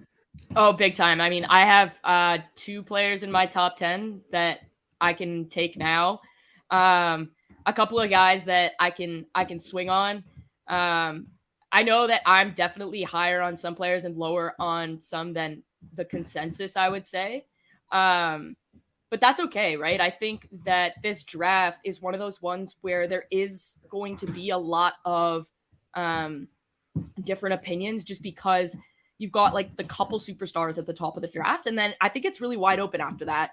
And there's going to be a lot of good NHL players. It's not like, I think there's going to be a couple superstars and then there's going to be a lot of like second and third line players, second pairing defensemen, which there's totally nothing wrong with that. Like you need those players to win a Stanley Cup. And that's why I think depending on what you value, you're going to have a different ranking. So I'm pretty fired up because there's a couple of my sons that are still available. All right. Well, with their second pick in the first round and pick number 17th overall, the Detroit Red Wings will select Oliver Moore. Nice. Okay. Tell us a little bit about why you like Oliver Moore at this spot. Okay, so my biggest draft hot take, I think, is I like Oliver Moore more than I like Will Smith. Okay. I think that, so Oliver Moore played on the second line with the NTDP. And I think that if Oliver Moore played on the top line where Will Smith was, he might have had a better season than Smith did. And that's obviously saying a lot because Smith broke a ton of records. Yeah. But Oliver Moore, his motor is like, it just doesn't stop. That guy is 100% all the time. He's one of the best skaters in the draft. It's really hard to ignore when somebody is that good at skating. He really popped to me. And it's not just the straightaway speed, it's the edge work, it's the balance. Like, he doesn't get knocked around. He's very strong. He's got a good kind of low center of gravity that allows him to do things footwork wise that other players can't do. And so that's really intriguing to me because as a center in the National Hockey League, you have to be a really good skater. And so Oliver Moore is that. He's also very, very smart. And so I think he's going to be one of those centers that is able to break away with speed, but is also able to distribute the puck. I think he's going to be a difference maker. To me, he's a high-end second-line center. So with that, your old stomping grounds over at Elite Prospects has shades of Dylan Larkin. Do you see that as well and think that could add to the fit being in Detroit? That is absolutely, I don't like NHL comparables, but if you put a gun to my head and said make one, I would have said Dylan Larkin too. And going to the University of Minnesota, is that a good program for him to be at for the next year or two? Absolutely. He's going to get to play behind Logan Cooley next year. And so that'll sort of give him the matchups that he's likely going to see in the NHL. He's probably not going to be the top line superstar center in the NHL, but at the University of Minnesota, they have a big rink. He's going to be able to use his skating. I think it's great for his development. He's going to have to work on his two-way game, and that's a great place to do it because that's something they really preach there. Matthew Nyes was the same in Toronto. His second year really helped his two-way game. I think the same will happen for Logan Cooley, and so there's no reason to think it wouldn't happen with Oliver Moore. Yeah, I'm super excited about Oliver Moore. Like you mentioned, when a guy can skate like that, the sky's the limit for him. So what type of development path do you see for him? Like, how many seasons in college do you think he's going to spend some time in the AHL? Like, if Detroit does end up selecting him, when can they expect to see him in the NHL? I think he'll be good enough that 2 years from now he could play in the National Hockey League. But because the NCAA is more of a prep league than junior hockey is. So if he would have been playing junior hockey, I would have said he needs 2 years in junior and probably a year in the AHL, right? Because the jump is so massive. But because he's playing at a premier program in the NCAA, I think we could see 2 years in college and then he steps into the NHL after his second season is done. So very similar development path to Logan Cooley, because what's going to happen is Cooley is going to go to Arizona at the end of this year, and next year Oliver Moore will be the one that's playing top line center. Right. So it'll be very similar to the development path that Cooley had, and I think that two years is a realistic expectation. Maybe he goes and he plays in the AHL once he leaves school after his second year, but I think if we're talking the opening night of 2025, I believe, I think he's in the Detroit Red Wings lineup. Now, just a quick follow-up on that, though, because this is a mock draft and we have him going to Detroit. Is he going to have to graduate with a master's degree from the Grand Rapids University that most Detroit prospects have to do? Or you think he can just skate right through that? I think he's going to have to play in the AHL. I could see him playing there for that playoff run. Similar to kind of what Mo Seider did. I could see that being the case, but if he's good enough, Steve Yzerman's always kind of been a guy that's like, hey, if you're good enough to be in the lineup, we're going to put you in the lineup. Sure. And so it really depends. If he shows that he's ready, he'll play. Otherwise, yeah, he's getting a master's from Grand Rapids University. Pilsy, I know we're big geography guys here on the show. Minnesota University to Detroit, if you take the ferry across Lake Michigan, you can actually go right through Grand Rapids. So it's right on the way. Oh, there we go. Or anything. There you go. Right on the right path. So we have Oliver Moore going to Detroit at number 17. Rachel, how ecstatic would Red Wings fans be if it's Simashev and Moore as their top 2 picks? I would, like, Steve Yzerman would pull a hamstring jumping up and down. Those are 2 amazing skaters. Wow. Yeah. You want to talk about, so now they've got Dylan Larkin for like till the end of time. Yeah. Then they're going to have Oliver Moore. You have Mo Seider, Jake Wallman. Now you're getting Dmitri Simashev. We're talking about some pretty ridiculous skaters here. Like, that's going to be really tough to manage. So I would be, I don't expect Oliver Moore to get to 17. I would be over the moon if I were a Detroit fan and I got Oliver Moore at 17. Oliver Moore at 17 on the Locked On Senators NHL mock draft. And now it comes to the Winnipeg Jets. One of the most interesting teams this offseason with so many moving pieces, most of them on the way out, but they have drafted well over the years. That's the one thing you can't take away from Kevin Cheveldayoff is they seem to hit draft pick after draft pick. And at 18th overall, Rachel, who do you have going to the capital of Manitoba? Edward Shala, the kid from the Czech Republic. He's really fallen down the draft board. Like, he was kind of discussed in the top 5 the past couple of years. He's really fallen down. He didn't have the best year, but if you look at the type of player that Winnipeg has, they're one of those teams that has an archetype of player that they like to take. And you just talked about it. There's a lot of rebuilding that's going to have to occur. Blake Wheeler, probably not going to be there for much longer. Mark Scheifele, probably not going to be there for much longer. So then you're looking at Kyle Connor, Nikolai Ehlers. Okay, they are the skilled wingers. I think Edward Shala is more of a Blake Wheeler type in that he can retrieve the puck. He can skate well enough that he gets in on the forecheck. He's effective. I have some concerns about his inconsistency, but you're looking at this and you go, this is a player that has high-end talent and just needs to be able to develop it. And Winnipeg has shown that they can do that with forwards. And so I think this is a great fit because he's got some time, right? You've got Brad Lambert coming, Rutger McGroarty coming. So he doesn't have the pressure to be in the lineup right away. And I think he's got that time to sort of go to the Manitoba Moose University and really develop. I would strongly suggest that Winnipeg bring him over to North America as opposed to letting him play in Europe next year. Yeah, and this is definitely an interesting pick. Ross and I were going with the pronunciation of Saleh, but we'll go with Shala. Is that how? Yeah, Edward Shala. That's what he said, so that's what I'm going with. I mean, that's a great source. So Edward Shala. Rachel, this is the player that I mentioned. Things get contentious here.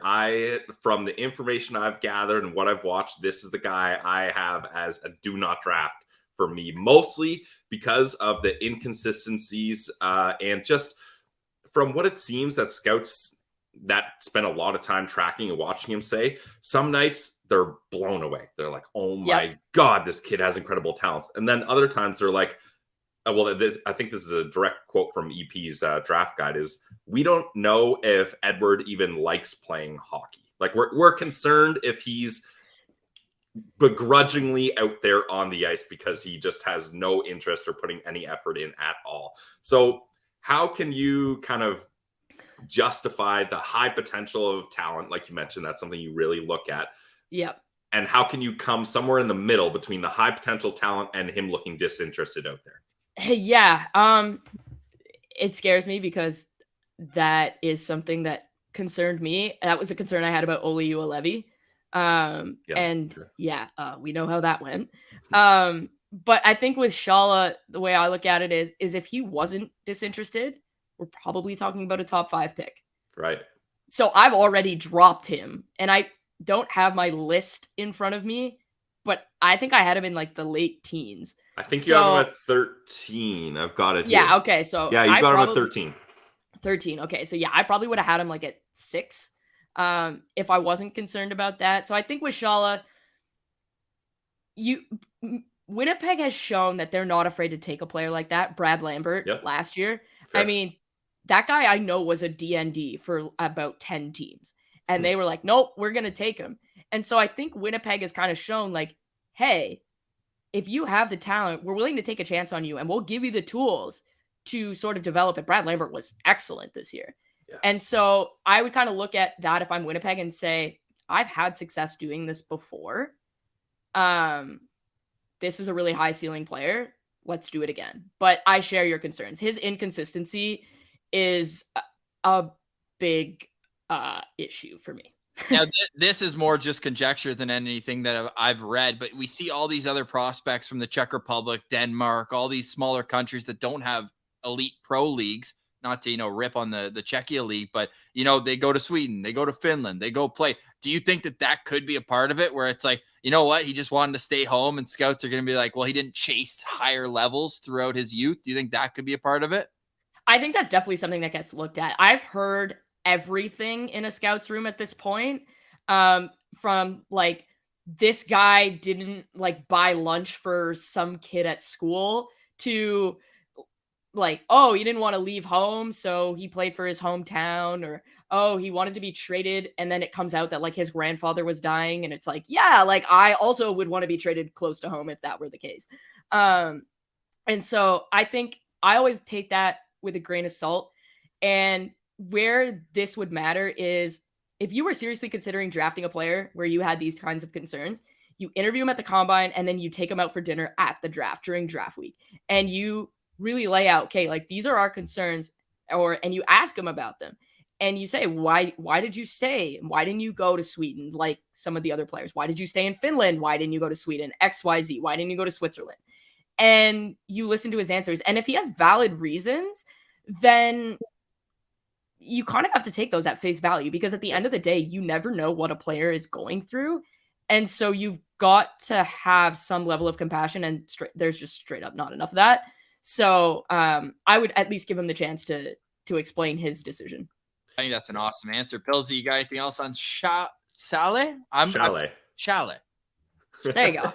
There you go. This is more a broader question, but it leads into what Ross asked you about. So the Czechia League, obviously not regarded as one of the highest competitive leagues in Europe or just in general. So how do you go about looking at a guy like Chalet and being like, oh my God, he's got so much skill, he's got so much talent, he's able to pull off all these crazy moves. But then you're like, but he's in the Czechia League. So how do you translate those skills and those talents when he's dangling through two Czechia defenders and scores a highlight reel goal from a backup Czechia goalie? And then you're like, well, would that play have even made it to the blue line if he's in the SHL or what have you? Like, how do you translate those skills throughout different leagues, and how do you use that to judge a player? Yeah. So the short answer for me is math. Fair. That's not our forte. I would say I'm better at math than the average person in hockey. Cool. Nice. So I rely on math a lot, right? That's what I did my master's in. I have a master's in analytics. And so I spent the entirety of my master's creating a formula that would allow me to do just that. Nice. Exactly what you asked. Because I was getting really sick and tired of listening to people being like, oh, well, he's playing in this league and you can't compare it unless you use NHL E. It's like, no, yes, you can. You just have to do a little bit of math.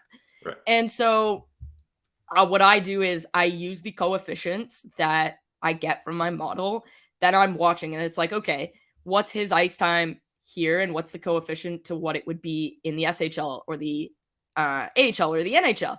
And so it's all about using that. In terms of skill plays, that happens in every league. There are multiple things that happen in the OHL where I'm like, there is no chance of that happening in the NHL. And so I think I rely on the math to help me to guide how much ice time he might get and where he might play per se and what points he might put up. And then I'll use my eyes and I'll watch and I'll go, okay, that play would translate. This would not. That one would. This one wouldn't. And so that's sort of how I arrive at the comparisons, because then you also have to say a player playing at the SHL, like a Leo Carlsson, what would he be able to do in the Czech league? And so you use the coefficients the other way. Right. And so that's sort of how I go about it. But I know the average NHL scout, first of all, can barely read a spreadsheet. So that's out. They'll do this play wouldn't happen at the NHL level, or, hey, that's translatable. I like that. Right. So if you see a lot of net front drives, that's translatable, especially at his size. If you're seeing a lot of toe drag spinoramas at the blue line, that is just simply not going to happen at the NHL level. right? So it's less about the flash and dash and more about what's actually going to translate. And so that's kind of what I look at. And with Chalet, is this a guy who, if you're Winnipeg, you want him in North America as soon as this upcoming season? Oh, if I'm Winnipeg, I'm not even letting him go back to Czechia after the draft. Like you're staying here. Like, and I believe the Barrie Colts have his rights in the OHL. Yeah. Would that be an option for you too? Like, where do you think his perfect development path would be? Well, he played pro last year, so he can actually come and play in the AHL. Right. Which I don't mind for him, because I think you always, with a young kid, the professionalism is very important. And getting him into Manitoba, same build, right? They can keep a close eye. True. Exactly. Failing that though, I think Barrie's a great spot. I mean, obviously, like under Dale Hawerchuk, they were pumping out players like crazy. But you look like Bryant Clark was there, Evan Vierling was there, and they really took off in their second year in Barrie. And so, the year like after their draft in Barrie. And so, like, I think it's proven that that's a pretty good program. I wouldn't really have an issue with Shala playing there, because I think you could also keep a close eye on him there. I don't think that'll be an issue, but yeah, he has got to play in North America next year. And if he wants to stay in Europe, he's got to play in Sweden, or it's a non-starter. Yeah, very fair. So Edward Shala goes number 18 to the Winnipeg Jets to go. It's such a forward-heavy draft. I still can't believe we've only got 3 defensemen off the board, and we're at number 19. Is that what we call a tease in the industry, Rachel? Who's coming in at number 19 for the Chicago Blackhawks, a pick that they acquired from the Tampa Bay Lightning? It's my draft son, Axel Sandin Palika. This guy is so good. It is gross. I have him in my top 10. I think he is without a doubt the most high ceiling defenseman in the draft. It goes him, then Simashev. See, look, Craig Button and I are on the same page. Him, then Simashev, then Tom Willander probably after that. But yeah, Axel Sandin Palika he's not very big, obviously, but he's a right-handed defenseman. He's 5'11". I think he's still got about an inch or two to grow. When you take a look at his lineage, had an absolutely ridiculous year in the J20. So if I were to pull up the coefficient, a defenseman scoring over a point a game in the J20 is the equivalent in like their first underage season is the equivalent of an NHL defenseman putting up 60 points in the National Hockey League. Wow. That is a really good defenseman. And it's Chicago, like you're getting Connor Bedard. If you get Sandin Palika at 18 or 19, you are laughing. Yeah, you're laughing at getting this guy. There's concerns that he's small and XYZ. He looked really good at the World Championships. I think he stands out. His skating is incredible. His first pass is probably the best in the draft. And yes, there's concerns about him at the net front, but you generally don't have to do a lot of defending if you're always in the offensive zone. And he's always in the offensive zone. I don't like the Erik Karlsson comparison, but I understand why it's being made. And I haven't said that about another defenseman in a very long time. Yeah, I mean, that's fair. Now, with Sandin Palika, like, he's just so shifty out there. Like, I kind of reference it. He's like a point guard in basketball. Like, you want him starting with the puck in his own end, and everybody else just falls into place. Now, we know the skating, we know the offensive capabilities, but there has been some concerns about his defensive play, which you kind of mentioned in front of the net and stuff. Is this one of those players where sometimes I feel like coaches just need to be like, okay, you're an offensive defenseman. I'm not going to be so hard on you and make you play hard defense. And now your offense goes down and now you're just kind of a middle way and you're not really good at anything. Like, is this one of those guys where coaches just need to be like, hey, you're awesome offensively. Do what you need to do offensively and rack up those points. And like you said, if you can, sometimes the best defense is a good offense. If you can just keep that puck in the zone, you're good. Or is this someone that the reins need to be brought in a little and it's like, okay, let's get a little more defensive here and focus less on offense? I think it depends, right? So I think Sandin Palika has a really good chance of being a good transition defenseman. And so what I mean by that is obviously the offense, I have zero worries about. None, not even a little bit. Like he will be one of the best offensive defensemen, I think. Like he'll be up there with Makar, Hughes, Fox for offense wise. Wow. Defensively, what I would say is as long as you're good in transition defensively, I'm not as worried about your own end. And that means having a good gap, closing early, surfing and cutting guys off. Like a lot of, you know what, a great example, Jake Sanderson. Jake Sanderson's gap control is really good. And so you're okay if Jake gives up something in the defensive zone because you know that generally speaking in transition is where the high chances get like high danger chances are given up. And Jake Sanderson doesn't give up a lot of those. So Sandin Pellikka can be good in transition. He's not going to give up a lot of those high danger chances. And that's really what I'm after here is you just have to win that battle. And I think he's more than capable of doing that. I understand the concerns, but at the same time, I've heard those concerns about a ton of other defensemen. I heard those concerns about Quinn Hughes. I heard those concerns about Erik Karlsson. I heard those concerns about Cale Makar, which are absolutely laughable now that I think about it. And so he has some room to grow. And obviously he's only 5'11", and that's going to be concerning. But at the end of the day, I would rather the 5'11" guy that has potential to be Erik Karlsson rather than the 6'3" guy who is not playing above the 5 spot. That to me is a waste of a first round pick. And so Pellikka, highest ceiling in this draft from a defensive perspective. And Chicago needs players that can move the puck. Like they really need them. And so you add him to a blue line that's going to have Kevin Korchinski as well. I think this is fantastic for them. So I was about to make a comment, but I'm glad I looked up his game log first because it felt like he just had a bad week, I guess. Because I was looking, I was like 64 penalty minutes. Like we're comparing him to Jake Sanderson, whose defensive gap control is a big reason why he doesn't take penalties. Only 5 penalties in his 2 years in college, 5 minor penalties. Yeah. I was like 64 penalty minutes in 31 games. He had back-to-back games with 25 in each one. So he just snapped. Yeah. So he so in the NHL, game misconducts are 10 minutes. They're 20 in Sweden. So I think it was 50 of his 64 penalty minutes were misconduct related. Nice. Yeah. Okay. Games. So basically, he took 6 penalties all year. Nice.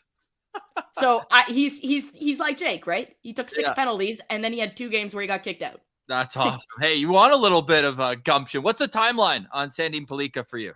I think 2.5 to 3 years. The average defenseman usually takes 3 years.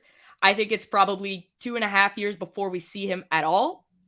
And then it's 3 years before he's kind of running the power play. Okay. But he is going to be running a power play. I love that. I'm a big fan of him too. He's probably, he's up there as my top defenseman. Simashev's like starting to kind of make a run here. I know the Russian factor, he's probably not going to come over right away, but the smooth skating in a 6'4" frame kind of gets me fired up. But if you're the Hawks, you're kind of looking at Connor Bedard and saying, how can we build power plays around him? And Korchinski or Sandin Pellikka, you're looking at a really solid choice there. So decent draft for Chicago. Yeah, decent draft. And it's funny that you say that about sort of licking your chops, because you look at this and if you can get a superstar center and a puck-moving defenseman, like, you're laughing. And with Simashev, I guarantee you, if his name was, like, Darren Clark, this guy's going top 5. Oh, yeah. Like, top 5. We're not even having a conversation about Reinbacher. This guy's going top 5.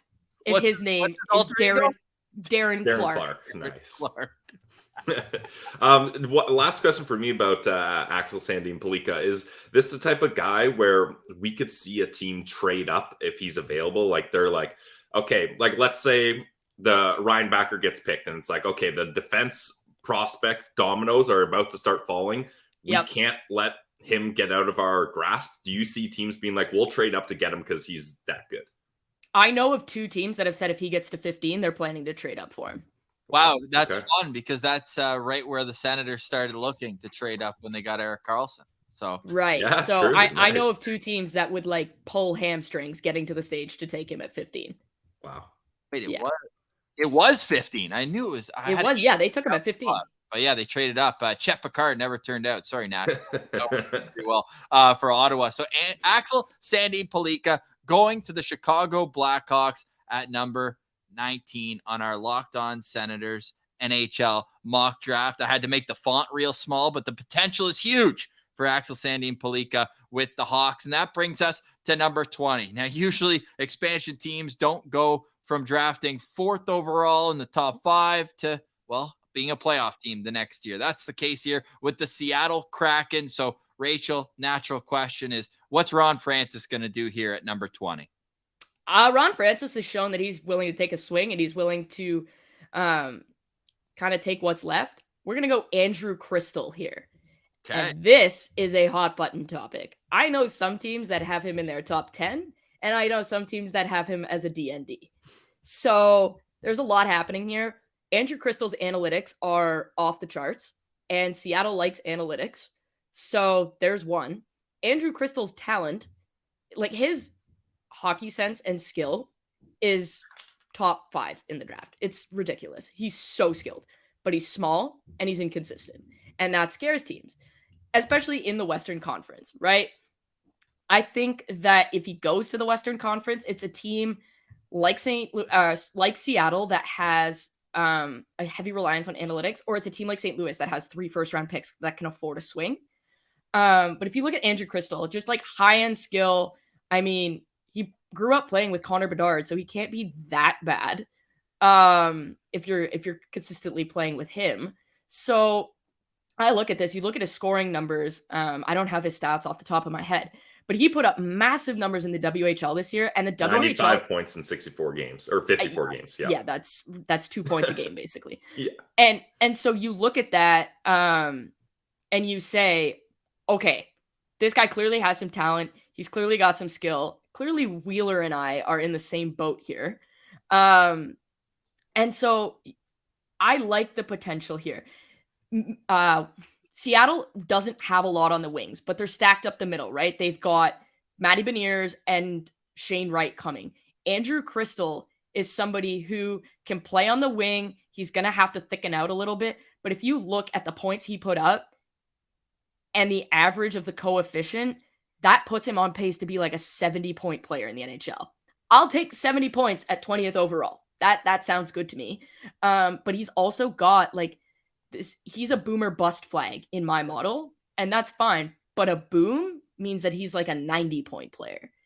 And you're laughing if you get a 90-point player at 20. So he's worth a swing here for me, especially when you look at the fact that Seattle has some prospects in the stable. They've got Jordan Eberle already there. They've got Schwartz. They're going to re-sign Vince Dunn. Then you look at like Ellie Tolvanen and Daniel Sprong. Like they've got enough to tie them down to allow this kid to develop. And he's one of those guys where if he hits, we're talking about an NHL All-Star. And so for like, I look at that and go, yeah, that seems good. He's also a Vancouver, BC kid. So this is close to home. Yeah, that's great. And all those players you mentioned up front are under 6 feet, if I'm not mistaken. So clearly they're not afraid to take swings on guys with a ton of talent, no matter whether they're an Eberle later on in their career or a Schwartz or guys who are up and coming, like off the waiver wire with Ellie Tolvanen last year. So Andrew Crystal, what's the timeline for him? Do you think he needs a very patient route? Yes, I think we need patience. We're talking 3.5 years here. Now, if he all of a sudden like pops and is consistent next year, where he's putting up like 130 points, then yeah, okay, like move up the timeline. But I think this is a player you need to be really patient with, because we've seen that when you rush players of this skill set, their development can be hindered. Tim Stützle didn't take off until he was really put in a role where he could thrive. Oh, you mean playing with Derek Stepan and Evgeny Dadonov, isn't that? No, actually, it's not. Made for a great title, though. Timmy Stützle starts with Stepdaddy on his line or something like that. We had a goofy-ass title. Timmy Stepdad? Yeah, nice. Timmy Stepdad. Yeah, so I think with Andrew Crystal, the more patient you are with him, the more likely he is to hit. You just cannot be rushing him. Like, if you think about it, I go back years. The Leafs waited 2 years with Mitch Marner. Yeah. That turned out pretty good, right? Okay. So he might be Pilsey's least favorite player in the NHL, but he's a good hockey player though, right? So if I say on the ice, yeah, Yeah. There's also that. Exactly. But I think with Andrew Crystal, it's the same thing, right? He is the same size as Mitch Marner was. There's room for him to grow. He will figure out his inconsistency and his maturity, but the ceiling on this kid is so high. You just can't ignore it at this point, in my opinion. Is Kelowna supposed to be a good team next year? Yes. Okay, so that'll be good. Kind of get him being the leader of a team that's going to make a push. So yeah, I like that. Andrew Crystal's a nice swing here for the Seattle Kraken. And Seattle's a team where you kind of would go crazy saying this a little while ago, but where they are able to kind of take a swing because of what they've built already in their short period of time. So Andrew Crystal, and I always have a soft spot for the hometown area kid. I know it's not hometown or home country, but it may as well be with the. I mean, if Vancouver wanted to take a swing, drafting him at 11 is not crazy. Like, he's good. But let's just get this out there right now. They're not doing that. Oh, come on. They're going to take like Nate Danielson. So you don't think in this same vein that Gabe Perreault would be a Vancouver guy? No. All right. Based on having sat in that scouts room, I could probably X off like 8 of these guys. 8 of the guys in our top, like in the area we're at right here. Well, there's the list. If you're watching on YouTube right now, is we are still so forward heavy in this draft, but now at least we've got a few defensemen off the board and maybe another one coming soon. But with the Minnesota Wild, their first pick in the draft, 21st overall, this is another team that's drafted extremely well over the last handful of years. Put yourself in their shoes. Is it Judd Brackett? Is that the guy? I feel like we got to give him some credit. That is the guy. Judd Brackett and Michael Fuda / Mark Yannetti have the best drafting record in the NHL in the last 15 years. Judd Brackett is insane. That Minnesota prospect pool is totally ridiculous. They can afford to be like under salary cap constraints because Judd has drafted so well. And part of the reason he's drafted so well is because Bill Guerin and Craig Leopold, who owns the Wild, just shut up and let their head scout do his job, which, like, crazy concept, I know. But if you just listen, like, he was the one that traded up for Jesper Wallstedt. I couldn't believe Wallstedt got to 20. That was Edmonton too. They needed a goalie. You're like, what are we doing? That was crazy. Actually, watching Judd's reaction to that when that happened, I happened to like be able to see his reaction, and he was like, I can't even believe it. A lot of people are saying that's the craziest thing that happened that first round. A lot of people. No. A lot of people are saying it. I can't think of anything else. A lot of people are saying it. Like, it was, I couldn't believe that had happened. And so Judd Brackett, first of all, I'm going to say this. I don't think this particular player that I'm taking is going to be available here, but watch out for Minnesota and Callum Ritchie. Okay. I think that the player I'm going to take will be long gone before he gets to Judd. Okay. But Minnesota, I think, really likes Cal Ritchie. And so unless there's a significantly better player available, I think that's the kid that they take. And this player that I'm taking, I think is significantly better. And I think Minnesota thinks is significantly better. And that's Braden Yeager. Okay. Out of the Moose Jaw Warriors. Yep. Western Hockey League. He's another like smaller player, but there's just so much to like about this kid. First of all, his coefficients, like his drafting coefficients, are excellent. That's another 70-point player. But again, because he's small, that's something where teams shy away from that, especially in the Western Conference, where that there's big boy hockey, right? For sure. But you look at it and you look at Minnesota, and they've got Joel Eriksson up the middle, but then after that, everyone's kind of aging and they don't have a lot of foot speed. They don't have a lot of skill up the middle. Like, they need skill. You can't have Brandon Duhamel being your third line center. That's just not going to cut it. So Braden Yeager is a guy, brings a ton of skill. He is able to play with, and this is what I really like about him, is he's super versatile. He can play in a checking role, but he can also play in an offensive role. He can play with guys like Marcus Foligno, let's say, but he can play with guys like Kirill Kaprizov because he's just so smart. And that's really what I like about him. I think everybody's sort of got him in the same sort of range. We all got him in the teens, but you look at it and he was a premier point producer for the Moose Jaw Warriors, playing in all the top situations, top power play. He was playing on the PK. He was massive for them in the playoffs. He was far and away their best player in the playoffs. And the ceiling again with this kid, we're getting into when you look at Oliver Moore, Sandin Pellikka, Crystal, Jaeger, and the guy I have next, the ceilings on these guys are just sky high. And I think Minnesota needs that. They need players that have that level of potential because they've got a lot of guys that they know are going to play. So Judd can afford to really take a swing here. And I think Jaeger is the perfect guy to do that. He's obviously not that big. He's going to have to thicken out. But a right-handed center is really hard to come by, especially when they are very skilled. And so I think this is a great fit. And when we made this thumbnail, we didn't have Rachel's full rankings. Rachel has him at 15th overall on her rankings. And you say centerman, this is a guy who you think projects as a centerman to the next level? Yeah, I think he's going to be one of those smaller-ish centers. Remember when Matt Zuccarello played center for the Rangers? Yep. I think that's sort of what we're looking at here. Okay. I could absolutely see that being the case. Maybe even like a Nick Suzuki type. That kind of thing is sort of what we're looking at here. Yeah, I think it's going to be interesting to see where he ends up. And obviously with Jaeger, like the shot is lethal. Like it's insane what he's able to do. But do you think he also has a bit of playmaking talent to him as well? Like he's not just a pure goal scorer. Like what are some other elements to Jaeger's game other than that lethal shot? Yeah, so his shot, I mean, one of the best shots in the draft. It's not Bedard level, but it's a pro shot. No doubt about it. I do think there's playmaking. I think he was kind of forced to be the shooter in Moose Jaw because they were sort of light on that.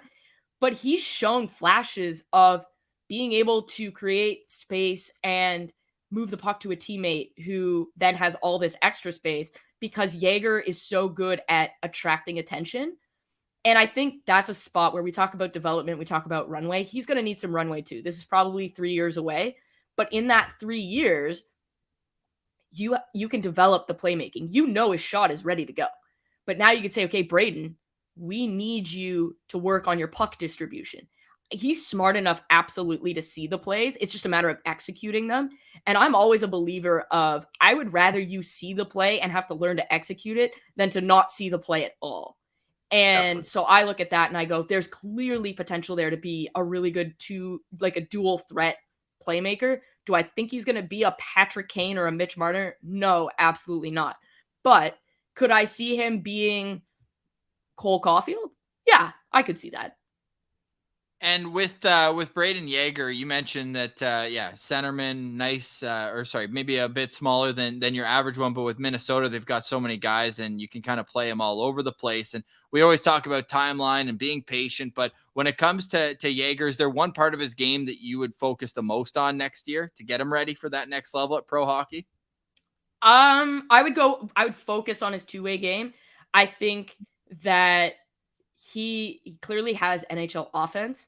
But getting him, especially in Minnesota, where, yes, they like their offense now, but traditionally have been a very good two-way team and honestly very good defensively. Thank you, Jacques Lemaire. I would focus on his two-way game. I want him to be a reliable penalty killer. I want him to he doesn't have to be the shutdown guy because that's Yoel Eriksson-Ek's job, but I need him to be able to go up in a head-to-head matchup and do well in those matchups. So if he's playing in Moose Jaw next year, I need him out against the top line every single night because I need him to show that he can outplay the guys on the other top line, which means he has the puck more than them. And that's good defensive play if they don't have the puck. And so that's, if you're really talking about getting him ready, two-way game. But if you're talking about developing him, he's got to do the puck distribution because we need to be able to execute the plays that he sees because he sees them. Love that. Finally on Jaeger, where's the team? Because you mentioned it's very unlikely he'll be there at 21. What team should we be watching out for that could grab him earlier? St. Louis. Yeah? St. Louis for sure. I think that they're a team that is going to be unafraid here. I could also see Braden Jaeger has been somebody that's been mentioned to me as if he falls similar to Sandin Pellikka, a team like Toronto or Tampa or whatever will trade to get him. Okay.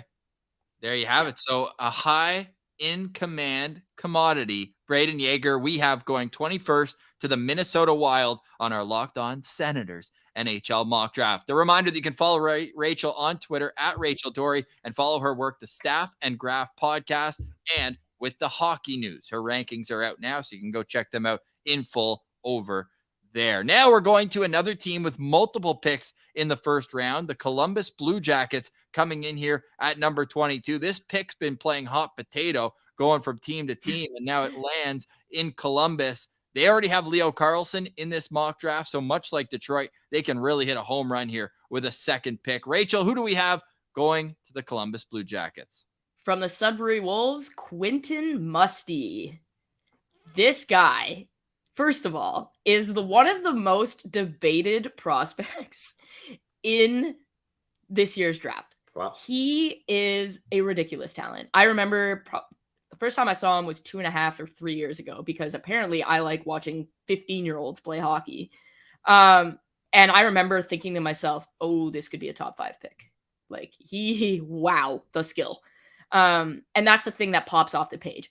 He can do things that other players just simply can't do, right? We just talked about Brayden Yager not being able to execute on the things that he sees. Quentin Musty sees these things and makes them happen. Yeah. But he's inconsistent. And I'm talking inconsistent from an effort level perspective, and that can be concerning. However, when you are putting up the points that he is putting up and dominating games the way he's capable of dominating them, it is really hard to ignore. Like, there were multiple times I watched Sudbury this year, and he was the best player on the ice. Not David Goyette, him. And that is a calling card. First of all, it's really hard to play in Sudbury because of the travel. Like, it's kind of, the closest team is North Bay, and that's 2 hours, right? Yep. Then you got Barrie, but then like Sault Ste. Marie. So like the travel's really tough. And I thought that even on back-to-back situations where I thought that maybe he was going to be lacking for effort, he showed up in a big way. And so I think the issues and the concerns at the beginning of the year that I had about him were somewhat tapered by the end of the year. I still have concerns, but they have been diminished based on his ability to sort of play through. I thought he was good in the playoffs too. But we're talking about a high-end player, and Jarmo Kekalainen likes high-end skill. This is going to be somebody that's going to need a lot of time, like a lot. I'm thinking 2 years in junior, probably a year and a half in the AHL, and then we'll get to the NHL. But he's a guy that's just the potential. Like, if we're drafting strictly on potential and zero other considerations, I think I actually have a potential list. Hang on. He is 9. Okay. On my, that's how high the ceiling is. Yeah. Okay. And I seem to have confused myself because this pick's moved around so much. It's Philly that has this pick now in the Provorov trade, or they moved? Yes. Okay. So it's literally bounced around from LA to Columbus. I'm not even going to go through the whole trade. It was recently traded, but yeah, point stands, multiple picks in the first round. So you can take a big swing here with Quentin Musty. Pilsy, to you. Yeah, it is Philly's pick. That's where it's ended up here. Quick update on the board, though, eh? So there we go. -1, but here we go. Quentin Musty. Man, if Philly ends up with Michkov and Musty, holy moly. Yeah, that's a solid draft for Briere's first under the helm here. Now, Rachel, I'm a big fan of Quentin Musty as well. I have him as one of my top-ranked guys. I think he brings so much to the table. And we were just talking about Brayden Yager, how he's that lethal shot but needs to distribute the puck a little bit more. I find Musty is that perfect dual threat guy because his shot is good enough that you have to respect the shot. But then if you cheat towards the shot and try to block him or whatever, his passing is so good. He's just going to hit that open teammate that you left because you tried to cover the shot and vice versa. Just how effective can this guy be with that dual threat attribute? Yeah, so Musty is, when you're a dual threat, like I remember years ago, people were talking about Mitch Marner as a dual threat. And I didn't really buy it. And now I buy it because he's developed it at the NHL level. Whereas I think with Musty, he's a dual threat at the OHL level. He obviously wasn't a prolific as a scorer, but like you said, you have to respect his shot because it's good enough that he can score from relatively far out. but his passing is so good that you can't afford to give up lanes. And so you're almost caught. Like, there were multiple times where I would see defensemen trying to pick what they were going to do. Do we close the gap or do we take the passing lane? And he's smart enough that he'll zip that pass or he'll zip that shot as you're deciding. Yep. And if he does end up in Philadelphia, you're talking about somebody who could pass the puck to Noah Cates, Joel Farabee, maybe Travis Konechny if he's still there. But it's like they don't have a puck mover in Philadelphia in terms up front. They don't have a playmaker. And Quentin Musty's one of the best playmakers in this draft, hands down, no doubt about it. And so I think he's got an easier path to being a dual threat Pilsy for sure. Do you think he's a guy who would still be on the board in this range? I know you've had some guys who you think are going to be gone by now. Is this an appropriate range for Quentin Musty? Yeah, I think I have him going sort of between like 22 and 30-ish. And the reason now that I remember Philadelphia is because it's a double pick, so I know they can afford to take a swing. Yep. Usually what we see is teams that have multiple first round picks will take a swing with their later picks. So like I remember New Jersey drafting like Shakir Muhammadulin for no apparent reason. Instead of like any number of better players. And in this case, Quentin Musty is a guy where you can afford to take that swing. And so I think he's in this range. This is appropriate for him. And I think, though, the thing that I really like about Musty as well is I noticed he's got a good physical game, too, which some of these offensive players in junior, they focus so much on the offense and trying to put up points that the physical game kind of lacks. Where do you find that Quentin Musty is one of those guys that's a little bit more physical while also having that offensive touch? Yeah, and that's crazy, too, because so he is physically engaged, like you mentioned, and that's the part that's inconsistent. Is like sometimes he's physically engaged and like physical on the puck, getting it on the forecheck, and then other times he just looks like he's playing pond hockey. And so if he can have that switch on where he is physically engaged, but he also's got that talent, that's the perfect Philadelphia Flyer. Like, you do not get better than that. Yeah, for real. And so I think he's got to figure out a way to be consistent in that perspective. But he does have a much more well-rounded physical game than a guy like Smith or Dvorsky or Perreault or Boot.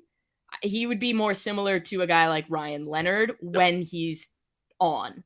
And Ryan Leonard's probably got the best motor in the draft, and it's probably the most like physically engaging bowling ball in the draft. And so I think if Musty can figure out a way to use his frame to be more physical and make life harder, he's going to be a lot to handle at the NHL level. And it would be a kind of a Philly pick. I know they've got a new era there, but still kind of that old school Philly-ness in him. And Quentin Musty, first overall pick in the OHL draft as well. So you know that he's been, as you mentioned, on the scouts radar for a long time. So we have Quentin Musty going at number 22 to the Philadelphia Flyers, which brings us to number 23. And I can confirm this is the New York Rangers pick. It hasn't been traded at all. The New York Rangers with Chris Drury at the helm. Where do you see them going at number 23? So the New York Rangers are absolutely horrendous at developing forwards. So that just straight up isn't a consideration anymore because they're terrible. So they're going to take Tom Willander, the Swedish defenseman, who I believe, first of all, I believe that the three best defensemen in this draft are European, and they are Sandin Pellikka, Willander, and Simashev. I have Reinbacher behind all of them. And I like Tom Willander. He's been a huge riser the past, I want to say month and a half. But I've been a Willander girl for the best part of 7 months now. He was somebody I started hearing about at the end of last season. And man, oh man. I mean, this is really hard to ignore. You've got a right-handed defenseman who's already 6'1" and likely to continue to grow. His dad is 6'3", apparently. Put up pretty good numbers in the J20 this year. And at the U18s, he was arguably their best defenseman, and Axel Sandin Pellikka was on that team. So you look at it, and I think I wouldn't be surprised if this guy went 10, 11, 12, 13, just because of how much his stock's risen. But to me, the New York Rangers, they've got an Adam Fox, they've got Keandre Miller, they've got Jacob Trouba. They have time to wait with this guy. They could let him develop in Sweden, then they can bring him over and they can play him in the AHL. I just think Tom Willander, his ability to make the first pass, he might be the best first pass guy in the entire draft. Wow. Yeah. Now with Tom Willander, like, do you kind of have him pegged as an offensive defenseman, a shutdown guy, or does he fall into a little bit more of that two-way defender type range? I think he is a two-way defender with a higher offensive upside. Okay. So the guy that I would say I would lean most closely to is like a Mikhail Sergachev, which, I mean, I would be happy with that. And so you look at it, Sergachev is really good two-way, but second power play unit guy, right? He's got that offense. He can score. And he's really good in transition, defensively, offensively. He could shut plays down. And I see Willander sort of in that ilk. I don't think his ceiling is quite where Victor Hedman is. I think it's that echelon below where you're talking about a two-way, impactful defenseman who is going to win battles at both ends of the ice and is going to contribute offensively. I could see him being like a 45-point defenseman in the NHL, which you're pretty happy with. And he's taking a bit of a different route. Is he not going to college next year? Yes, he is. I don't remember off the top of my head where he is going. It's definitely Northern. It's he switched. Yeah. He's going to play with Lane Hudson, so that could kind of turn him into a bit of a defensive defenseman, let him fly. Jesus, that is going to be nasty. Oh my God.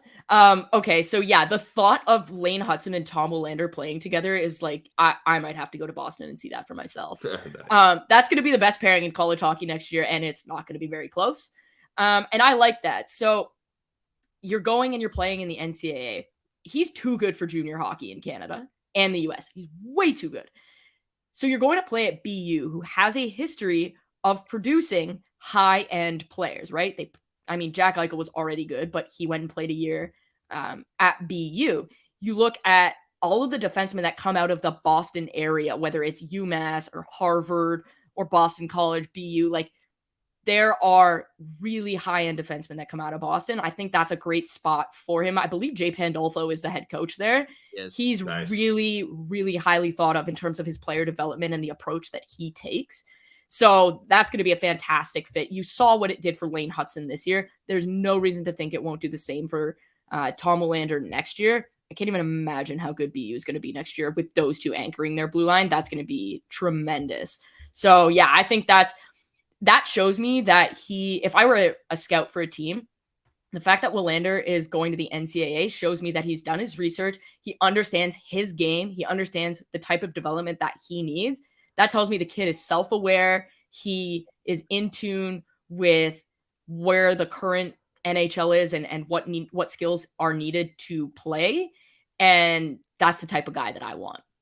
Sounds like he's a very, very driven individual. We were messaging back and forth with Oscar Pettersson, who played with him in Rogla J20 last year, and just raved about how he's able. And you mentioned he's a shutdown more so than anything else, but the way that he's able to find seams in the offensive zone. And obviously, I'm sure Pettersson appreciated that 23 goals in 24 games in that same team. So Willander going over to Boston, huge bonus for him and for the team, right? It's easier for them to kind of keep an eye on. Teams do care about that, right? Oh, yeah. Teams definitely. It's harder to have development in the NCAA because of all of the rules associated with it, but it's definitely going to be easier to watch and talk to him. I will say, though, when you guys, when the Sens drafted Oscar Pettersson, he was one of those guys where when the Sens drafted him, I was like, oh, that's going to be a steal. I was a huge fan of Oscar Pettersson in the draft. Such a good kid, too. Yeah, that's what our guy was raving about him. Just be like, this kid's character is like off the chart. Like, he would go and buy food for homeless people kind of thing. Like, he's just that kind of guy. And I loved watching him play. Like, I think he's one of those guys where he's not like a second line player, but you need him on a cup winning team. Do you like how he described himself? He wants to be Patrick Hornqvist. That's who he wants to be. And Patrick Warnquist has a Stanley Cup, so that sounds pretty good. I know. It came at the expense of my life, basically. Yes. 2017, but whatever. Thanks for bringing that up, Ray. No problem. No problem. But yeah, I'm a huge fan of Tom Willander. I know a ton of teams that probably are going to trade up for a guy like him. So now let me ask you this then, because you mentioned twice now trading up for a defenseman. And a defenseman, we've said this about 1,000 times in the last month, but it is a wild stat that a defenseman's gone top 5 every year since 2003. Yep. Like, do you see if one defenseman, and the 1 year it didn't, they went 7, 8, 9, and Braden Colby was in there. Do you think that we're going to see a run on defensemen? And if so, how long will that run be once the first one goes? Well, I think Reinbacher will go in the top 10. Yep. But then I think I think the run of defensemen probably happens between 11 and 15. Like, I could see 4 of those 5 picks being defensemen. Because the thing is, like, the run on defensemen, and it's a similar trend with goalies, that is a thing. Stupid. But the thing is, with this draft, if you're so dialed in on defensemen, you have to be comfortable leaving so much talent on the board on forward. Like, yes, you might be like, oh man, there's this defenseman here. We need D in our prospect pool. But then you're like, am I going to pass up on the guys in this range that are so much talented just because they're not the position I want? That's where you get into some tricky situations. You nailed that, right? To me, I look at this, okay, Bedard, Fantilli, Carlsson, Smith, Michkov, Dvorsky, Perreault, Boot, Benson, Wood, Moore, Crystal should all go ahead of any defenseman. Yeah. More than likely, with the exception of Sandin Pellikka. Like, he fits in there somewhere, but like, I'm not that high on Ryan Leonard. I'm not that high on Colby Barlow. I'm not that high on Gabe Perreault. I'm certainly not that high on Oliver Bonk or Sam Honzek. I know Bonk is a defenseman, but I think you're talking about the talent that you're leaving on the board. You just can't do that in this draft. And especially maybe later on, because you're a team that's like already in the playoffs and you can afford to do this. But if you're a team that just needs talent, and there are a few teams drafting between 5 and 13 that need talent, you can't afford to be like, well, we need this position. No, you suck and need talent. So take the best kid. Well, except, I mean, and this is where Arizona kind of comes into play, where at some point, like, are you trying to, hey, this is actually a question I want to ask you. Are you trying to appease the fan base at all if you're an NHL team? Because if they draft Michkov, they're never going to see him in Arizona. He's going to be in Salt Lake City or Houston. Yeah, that's a different story. But I think, no, you're actually, in the first round, you're trying to appease the owner, which is even dumber. Yeah, that's how the Oilers ended up with Nail Yakupov. Yeah. Every team should just put out a Twitter poll right before the draft, like when they're on the clock, and then whoever the fans want. That's how the Vancouver Canucks ended up with Olli Juolevi instead of Matthew Tkachuk. Whoops. Yeah. Or Jesperi Kotkaniemi instead of Brady Tkachuk. Whoops. Whoops. Yeah, exactly. Like, what the, oh my God. Yeah. So I am a firm believer that the owners should take the Larry Tannenbaum, Jeremy Jacobs approach, which is sit down and shut up. At the draft, you pay your scouts hundreds of thousands of dollars to do their job. Shush over there and let them do their job. I think that's a great kind of motto to have. So we have Tom Willander going to the New York Rangers, which makes him 1, 2, 3, 4th defenseman off the board. But to you, it would only be 3 because I know you have Oliver Bonk rated a lot lower than that. So with that said, Tom Willander going to the Rangers, which brings up a fantastic opportunity for whoever's drafting here, as I'm just fired up too, because as we pull up the chart, we are now in column number 3 at the Locked On Senators mock draft. Appreciate everyone for jumping through, whether you're just going to see what your team took or if you're joining us for the full feature film. Rachel, we are calling this our Avatar 2. It's not worried about time. It's about having all your great insight on the show. We appreciate that. And right before we started recording, you brought up Barry Trotz and his philosophy. Why don't you lead into this pick discussing why you love it so much? Yeah, so Barry Trotz and I are going to be best friends because Barry Trotz in his opening presser was asked about the draft and what kind of players he likes. And he said that he told his scouts, go and find me the high ceiling players and you let me worry about the third and fourth line players. Yeah. I do not want to draft a third line player or a second pairing defense or a third pairing defenseman. I want to draft at somebody that has the potential to be a star, that gets butts out of seats. That is how you should be drafting. So if a guy like Andrew Crystal or Quentin Musty are still on the board when Nashville picks, I would expect that one of them goes there. But I have taken them already because they are my sons. So I love this approach. I wish more teams would do it. Carolina does it. Toronto does it. I don't think it's an accident that those are two consistent playoff teams. LA does it, and their prospect pool is preposterously deep. Yeah. So you look at that, and with this pick, I'm going Cal Ritchie. I know a lot of teams are really high on him. He's a two-way center. He's pretty good size, but I remember seeing this kid in his rookie year. He was playing third line center for the Oshawa Generals, and I walked away from that game and I said, the best player on the ice tonight was the third line center for the Oshawa Generals. And he was barely 16 at that point. Yeah, so wow. You're looking at that, and if I'm walking away in your first week of the OHL thinking that you were the best player on the ice in that particular game, you're looking pretty good. That's so funny. I literally said the same thing about probably 2 hours ago on this show, where that's me for Zach Benson last year on a team full of first-round picks. He was 16. He was the best player every night. He's unbelievable. I love Zach Benson. That guy should be a top 10 pick all day long. Yes. I don't even understand how he wouldn't be. Buffalo they love guys like that. Well, they got his line mate.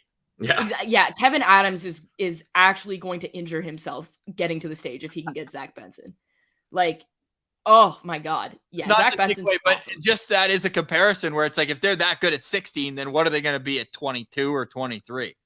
Right. And I think with Cal Ritchie, you've got the two-way game already, which a lot of players don't have. He's shown that he can play the shutdown penalty kill role, but then he's also shown that when you need a guy to tie the game up, that's the guy to tie the game up. And so you want the puck on his stick. He's a point-a-game player in the OHL, which probably puts him at like 50-ish points in the NHL. But the one thing I really want to stress with this is the kids that are playing in the OHL lost an entire season to COVID. And your most important development seasons are your 16, 17, and 18-year-old seasons. And if you lose one of those seasons, it basically sets you back a year. Yep. So what I would say is, imagine this was his first year in the OHL and he's a point-a-game player. You're laughing. So next year, I honestly expect he's probably going to have 100 points in the OHL. Whoa. Like, I think he's that good. And that would, quote unquote, be like his second year in the OHL. He was fantastic at the U18s. I thought he was one of the better players for Canada. So he's really shown. And the one thing that always concerns me is when players come out hot and then they kind of go down, like they don't take a step. With Cal Ritchie, it's been a consistent upward trajectory. There haven't been steps back. There haven't been roadblocks or anything like that. He's just consistently improved. And that speaks to, one, the level of work he's putting in, two, his development curve and what he's capable of, and three, potentially where he goes from here. So I think this is a great fit for Nashville. They've got good players on the wings. They need somebody up the gut. And I think Cal Ritchie is the perfect guy for that. Yeah, I like Cal Ritchie a lot. He's one of my favorite players in this draft. And the thing I noticed about him is he's just such a well-rounded prospect that, and I'd like to get your opinion on this, but my thought is his best attribute is his hockey IQ, because I don't look at him and I'm like, oh man, the shot, or oh man, the speed, or oh, his physical game is off the charts. Like, he has all these attributes, but the way he thinks the game, he's always able to put himself in good positions. He knows when to help out on a board battle. He knows when to stay back and wait. He knows when to make a pass. He knows when to take a shot. Like, just how, first of all, do you agree? And if not, is there other parts of his game that really highlight to you? I don't know if this is like an attribute. It's definitely an intangible, and I hate intangibles. But his ability to just get it done is second to none in this draft. Like, he just gets it done. And it's one of those things, right, where it's like you have it or you don't. Yeah. And I remember being at one of the games and Oshawa was awful. And the coach just kept double shifting him, and he single-handedly got them back in the game, like by himself. But from in terms of attributes, Pilsy, you nailed it. His hockey IQ, some of the best in the draft. His ability to understand when to jump, when to not, when to support versus when to fly, when to cover for the D versus when to go for low. Like, that's really important. And that's why I think he will be a center in the National Hockey League. A lot of these kids will be drafted as centers and won't actually be centers in the National Hockey League. I think that he is going to be a center in the National Hockey League just because his IQ makes it impossible to move him out of the middle. And will that make it an easier or at least sooner transition for him to pro hockey than maybe some of the guys who are taken ahead of him? Yes. I think Cal Ritchie's probably a year and a half or two. I could see them starting him on the wing, but the way I look at it is next year he's probably playing in Oshawa, and then the year after he is for sure in the AHL, if not in the NHL, because he's somebody who, if he continues on this development trajectory, he could be in the NHL at the end of next year. Yeah, I really see that. And I mean, maybe this is unfair. You probably don't have Nashville's prospect pool in front of you, but where would he rank? Like, is he a guy that right away kind of skyrockets to the top of a prospect pipeline, or is he kind of in the middle, or what kind of value do you get from him as far as prospect depth goes? Yeah, so I would say you've got Askarov, and that's just a wild prospect to have. Then you've got Tomasino, who's going to play in the NHL this year, and you've got Joachim Kemmel, who, if he's not in the NHL, will play in the AHL this great, year. Yeah. I would have Richie just beneath those three, ahead of Evangelista and ahead of Zachary Leroux. But you look at it, and it's a pretty good prospect pool. Like, all those guys, to me, are playing they're playing National Hockey League games. I like Tomasino a lot. Yep. That's another guy that he was my draft son back in the day. Whereas Cal Ritchie, I think he is the most two-way player of that lot. And obviously Askarov is not a two-way player, although he either plays with his stick or without his stick. So. yeah. Fair. The way he skates out of the net, you might think he's a forward sometimes. He's definitely at the top end of their prospect pool, behind the kid who's going to be in the NHL next year and the guy with the elite shot. Well, and in this mock draft, he's our second pick, and you have Samuel Honzek right beside him in your rankings, I believe 21, and then you have Cal Ritchie at 23 in your personal ranking. So is their timeline a bit similar, or would they be, maybe a better question is, would they be complementary pieces for the same prospect pool? They'd be complementary pieces for the same prospect pool, yeah. Honzek's a little bit bigger. Well, you were at the Combine. Didn't he dominate the Combine? Yeah, yes. That's what we heard, yeah. Yeah, it was scary. I think Honzek's probably going to be ready a little bit sooner just because he's played pro hockey. And he's not going to be playing center, which is right. It's just a harder position to play. Whereas Cal Ritchie is going to be playing center. Cal is smarter than Honzek is. I would say Cal Ritchie, Quentin Musty, Andrew Crystal, outside of Bedard, are probably the smartest players. Well, we had one of the smartest analysts on this mock draft. That's Rachel Dory. Rachel, before we let you go, let's go with a wrap up of your picks. You have Oliver Moore going to the Detroit Red Wings at 17, Edward Chalet going at number 18 to the Winnipeg Jets, Axel Sandin Palika to Chicago at 19, Andrew Crystal to Seattle at 20. 21, you have Braden Yeager, a centerman, and then at 22, we figured out it's the Philadelphia Flyers that are taking Quentin Musty, Tom Willander to the New York Rangers, and Cal Ritchie to the Nashville Predators. So at 25, you've been talking a lot about St. Louis, how they have those 3 picks. Who's your best player remaining on the board? We will go Mikhail Gulyayev Nice. Okay. And I want to ask final question for me, Rachel, is who is you mentioned already a couple of your sons of this draft. So it's always hard for parents to pick their favorite children, but regardless of who you've selected or anything, just wide open, who is your favorite player of this draft? Oh my God. Enjoy this question because my final question is almost the opposite. Okay. Oh my Lord. That's so hard. I'm gonna go Axel Sandin Palika. Nice. Hey. Okay. Yeah, and you've already Yeah, raised I was thinking if like a later-ish guy, like second, third, fourth round guy, Noah Dower Nielsen. Okay, we'll keep that in mind. Yeah. Okay.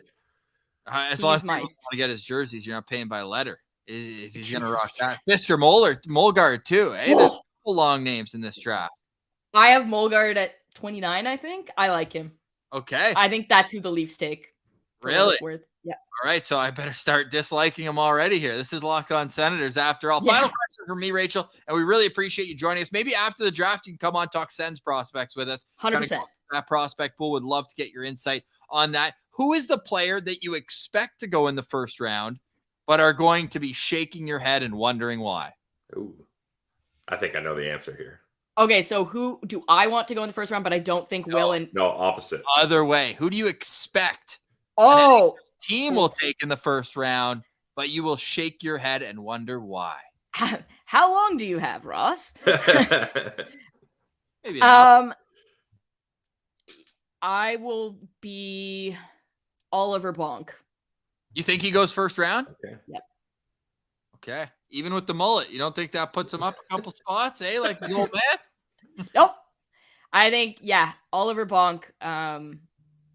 Because obviously us on Sens Twitter, we're very dumb. All we do is we see the name, we see the hierarchy of Radek, and being in Ottawa. I don't know if you saw the clip of him driving his car in London saying, if the Sens make the playoffs, they're going to make a run. So he's obviously endeared himself to Sens fans. They want any potential first round pick, if Alex DeBrincat gets traded, that comes back to be for Oliver Bonk. Why would that be a bad decision? I just think that there's better players available. I don't think Oliver Bonk's a bad hockey player. I just think we've had this discussion about another Sens prospect. It's very similar. I think Oliver Bonk is going to be an NHL player.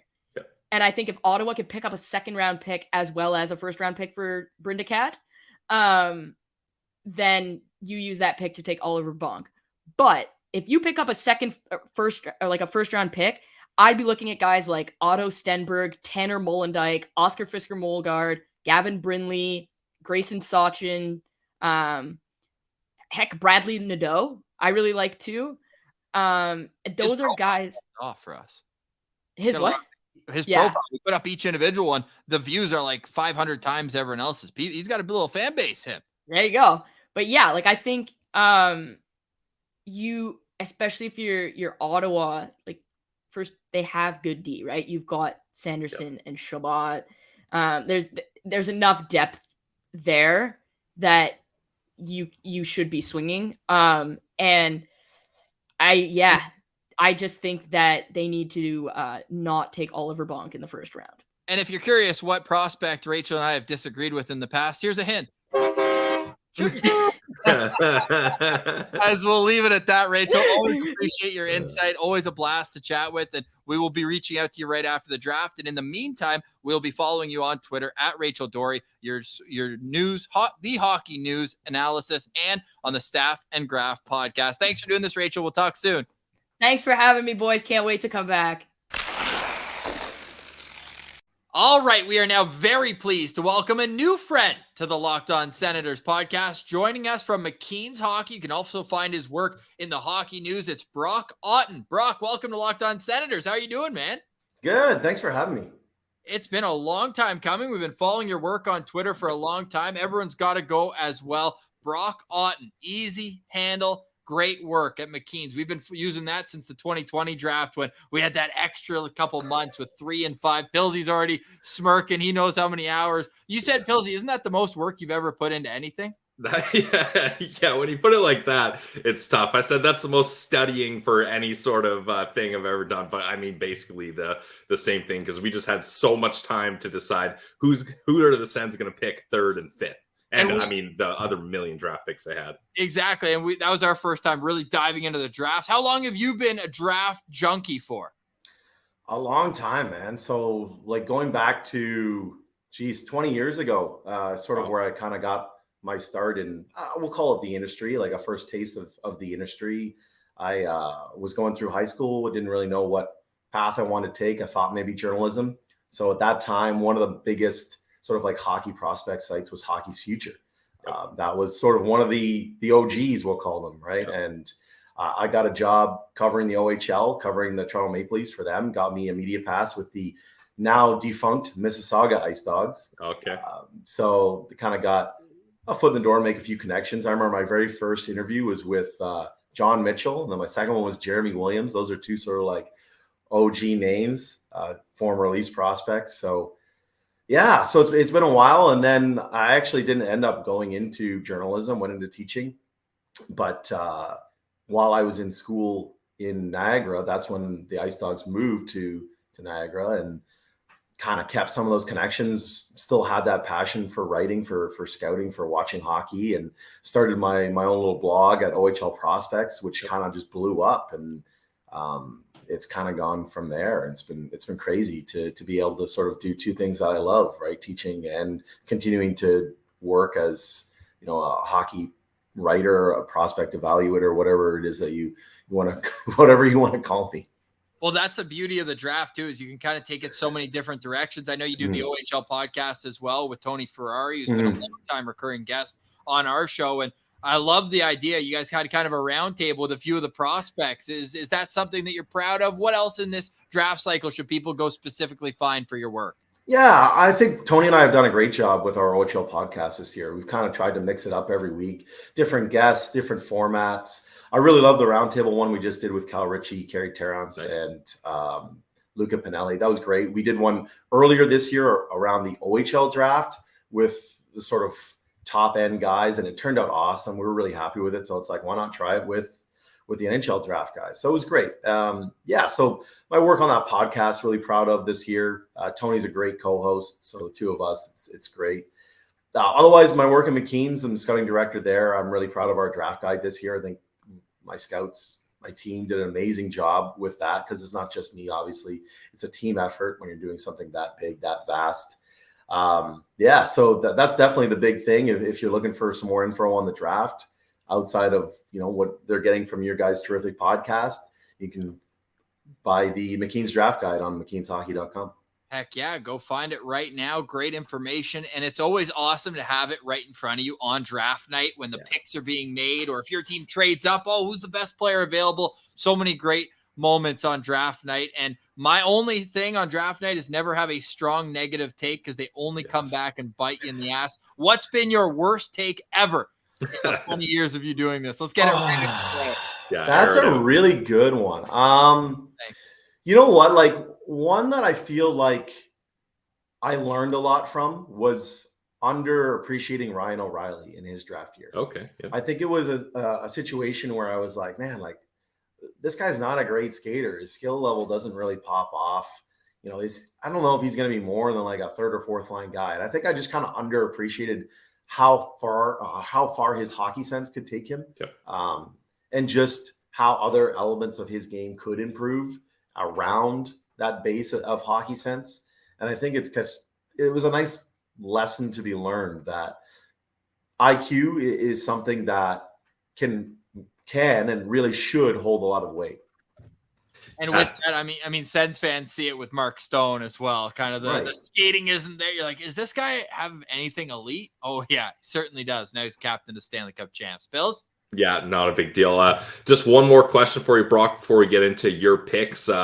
We've had differing opinions about the 2023 draft when it comes to the hype of this draft. We've had some people say, yeah, look out. This is going to be a draft to remember for decades. It's going to alter franchises. Then we had some people say, all right, maybe at the top, yeah, Connor Bedard and maybe picks 2 and 3, but the rest of the depth isn't anything outlandish or crazy. What's your opinion?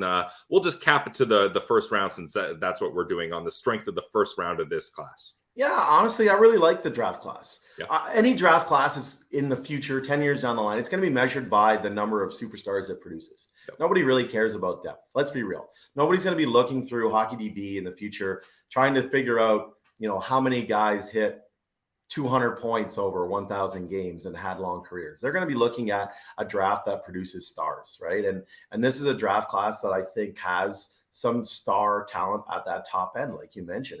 It's not just Bedard, it's Fantilli, it's Carlsson, it's Michkov, it's Will Smith, and that's not taking into account some of those guys that are going to come out of nowhere to be really good players. And I think that there's enough depth in this class, especially at forward, to suggest that a few of those forwards are going to come out of nowhere and be really, really good NHL players. And yeah, I'm not crazy about the defense group. I think everybody has said that. That's no secret.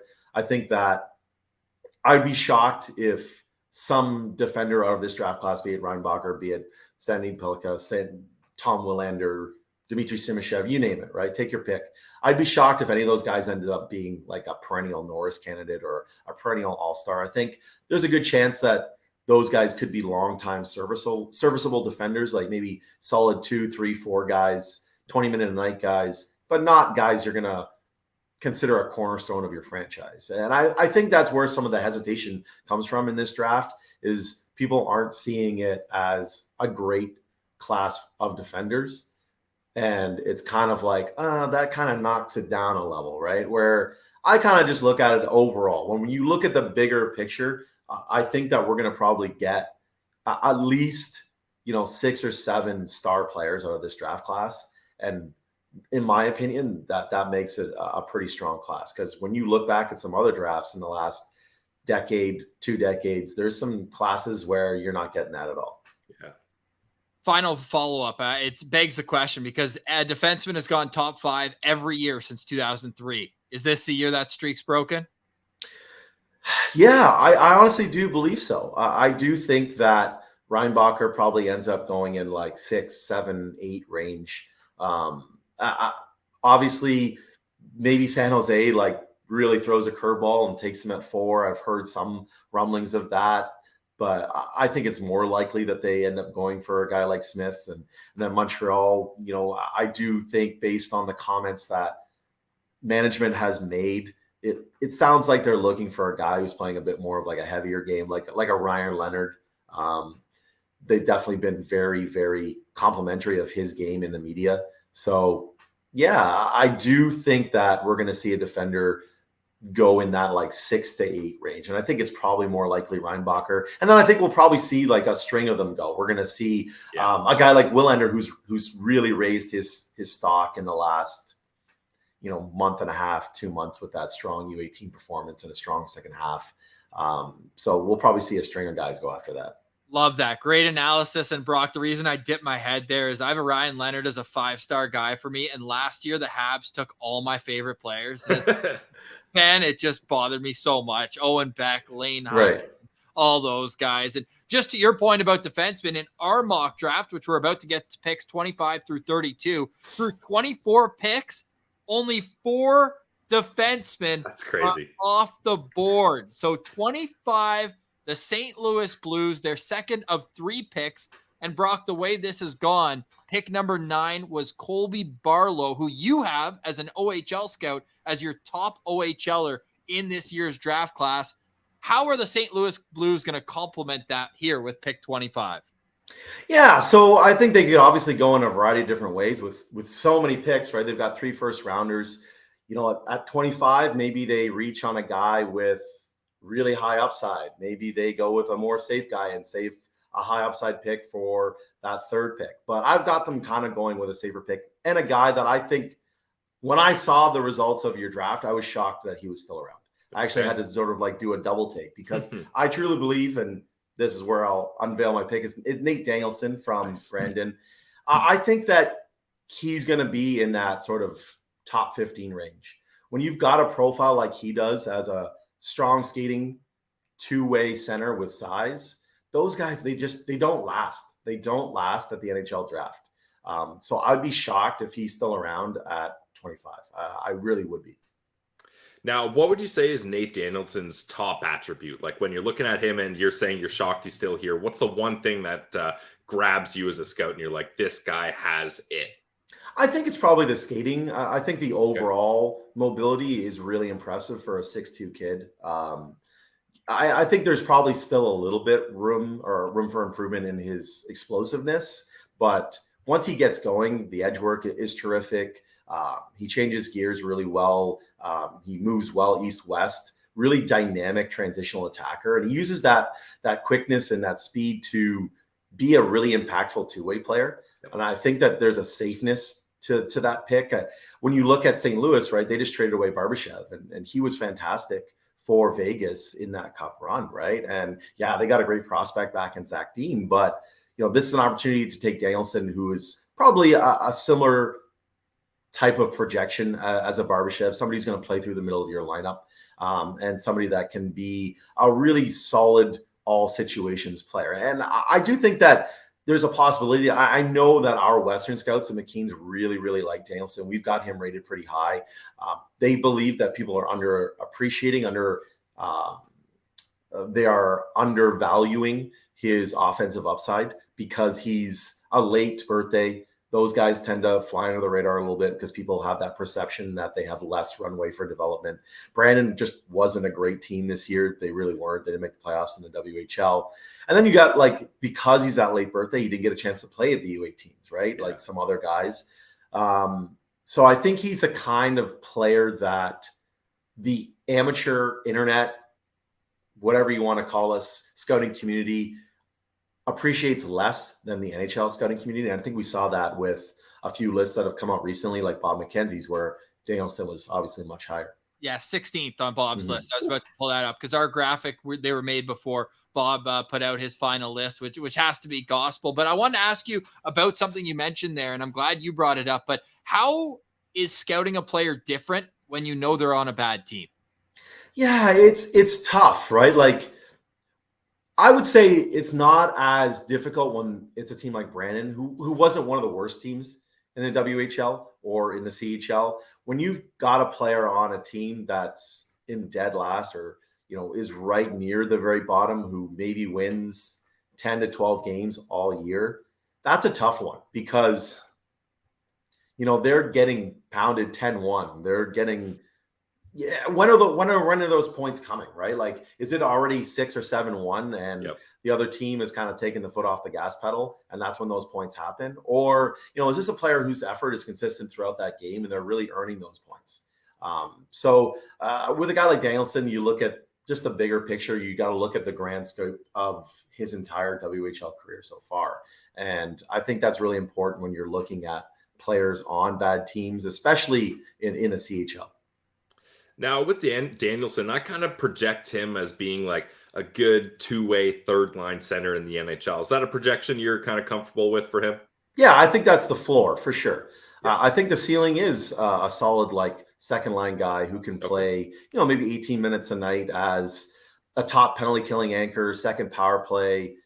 I think that more likely he's a solid third-line guy. But I do think, and again, this is going based on what my Western scouts have said, who really like Danielson, that they believe that he does have more upside than some people believe.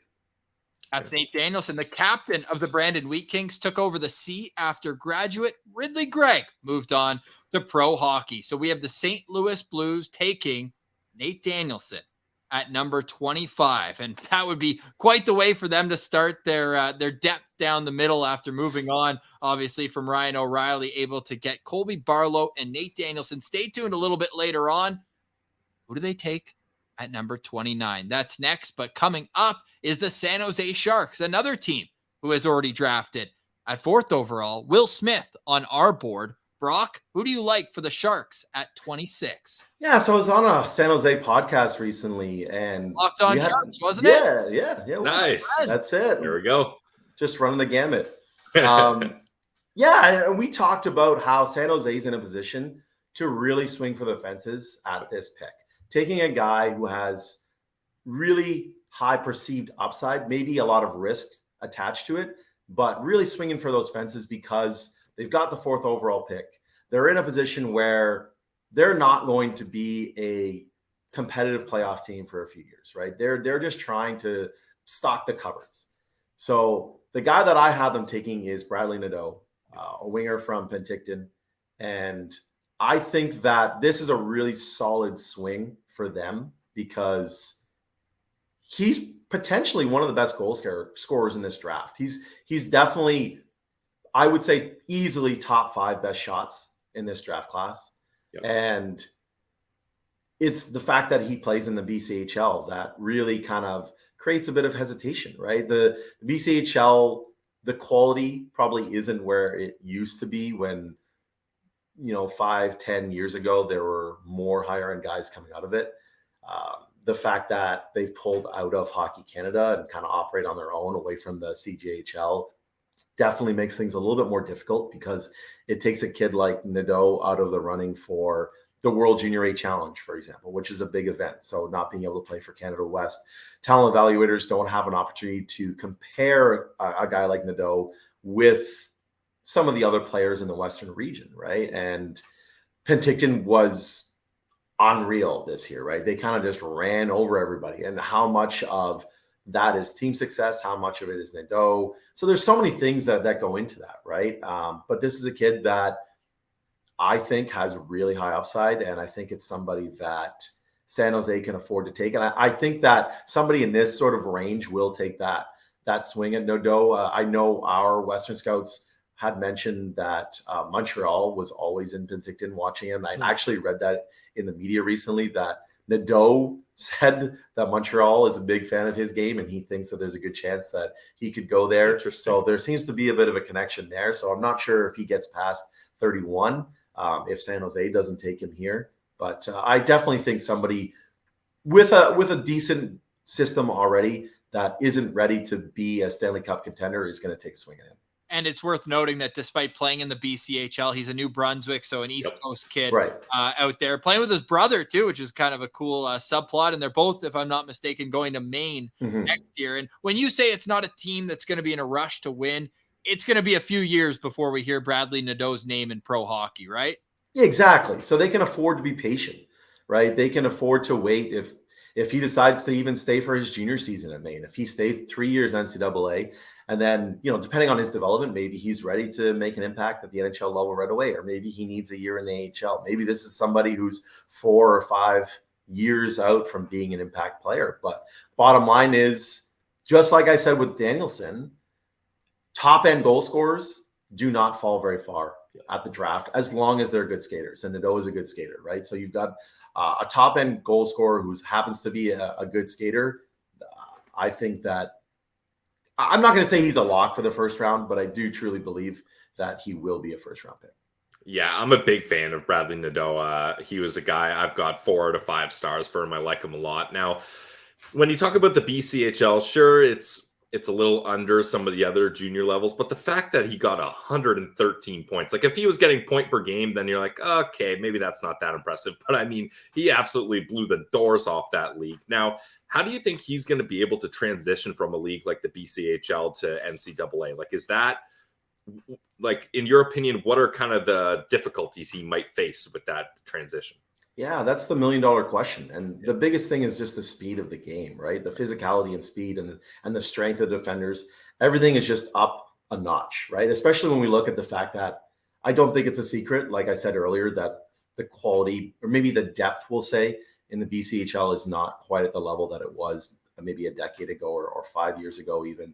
So he's not going to be going up against guys who are not going to be going anywhere in hockey, right? Like you've got players on the third pair in the BCHL who this is it for them, right? They're going to, maybe they end up playing a little bit of CIS, but otherwise, it's it for them.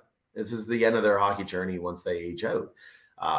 The talent level, the depth is just so much higher in the NCAA, and especially in the conference that Nadeau is going to, right? So the size, strength, speed, it just up that next level. And that's going to be the difference for a guy like him, especially as a goal scorer, right? Where he's a really solid complementary piece. And just finding those gaps, finding that space, competing for that space is going to be a challenge against more mobile defenders, smarter defenders, stronger defenders, you name it. Definitely nothing more to prove in the BCHL, though. He spent 2 seasons there, won 2 championships, and had 59 points in 34 playoff games over those 2 seasons on the way. And Bob McKenzie has him 31st, so as a first-round talent, despite being 5'10", and 160 pounds right now. So certainly a project, one to put in your back pocket for a team. Would you say, and I know you mentioned Montreal, but this is the type of player where a team with multiple first-round picks is most likely to take a stab at? Agree. Definitely. A team like San Jose, a team like St. Louis. Those are the teams, Montreal. Those are the teams that are going to take a swing on a guy like Nadeau from that sort of tier 2 rank. And now we go to a team that I'm almost surprised has their first round pick, and that's the last season's Stanley Cup champion, the Colorado Avalanche. It was an interesting season up and down for them. They're able to get into the playoffs, upset by the Seattle Kraken. But where do they go with their pick here in the first round, Brock? Yeah, they go with a player that I think has been maybe the largest riser in the entire sort of overall pendulum swing of the draft season, and that's David Edstrom out of the Frölunda program. A really solid two-way, toolsy center who I think projects as similar kind of player to Nate Danielson, a middle six guy, very athletic.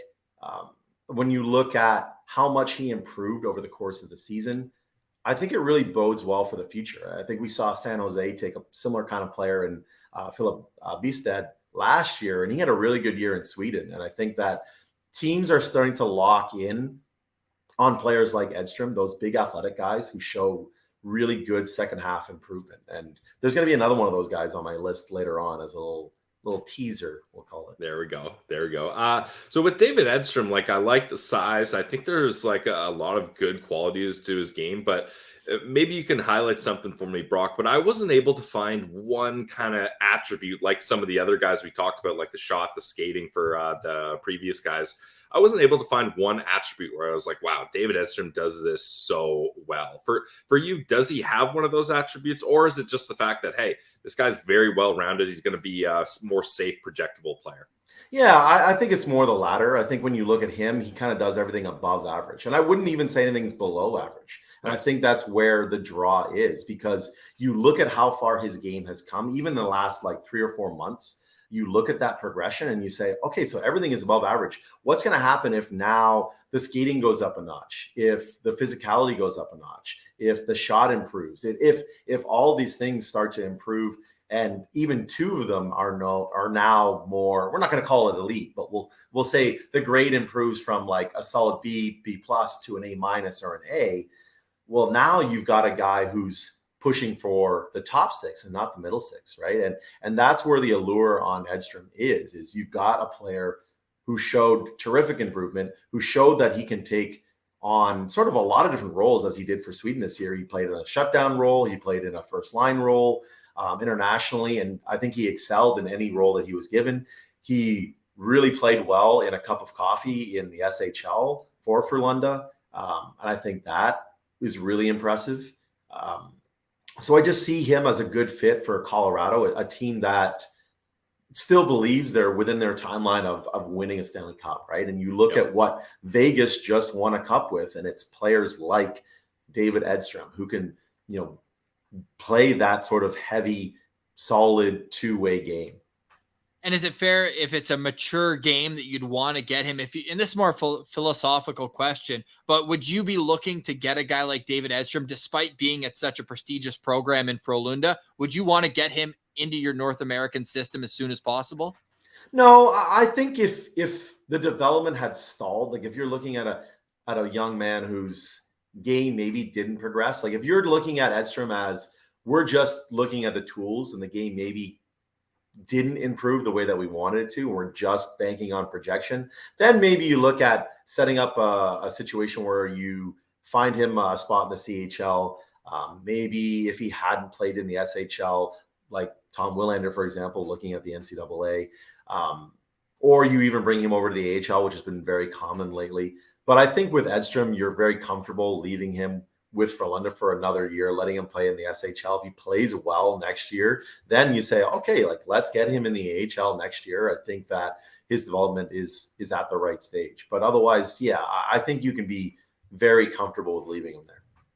Now, with a player like Edstrom and players that play over in Sweden in the SHL, do you think we'll see teams like Colorado, contending teams that you mentioned, do you think we'll see teams like them target those SHL and maybe pro-European guys? So then you might have the thought process, okay, we can get them to the NHL sooner and they can play in our bottom six and we can have those ELCs giving us cap relief for our big top-end guys. Like, does he kind of fit that mold where maybe Colorado's saying, hey, he can be a good bottom six guy sooner than we could get maybe a top six project prospect in? Like Bradley Nadeau.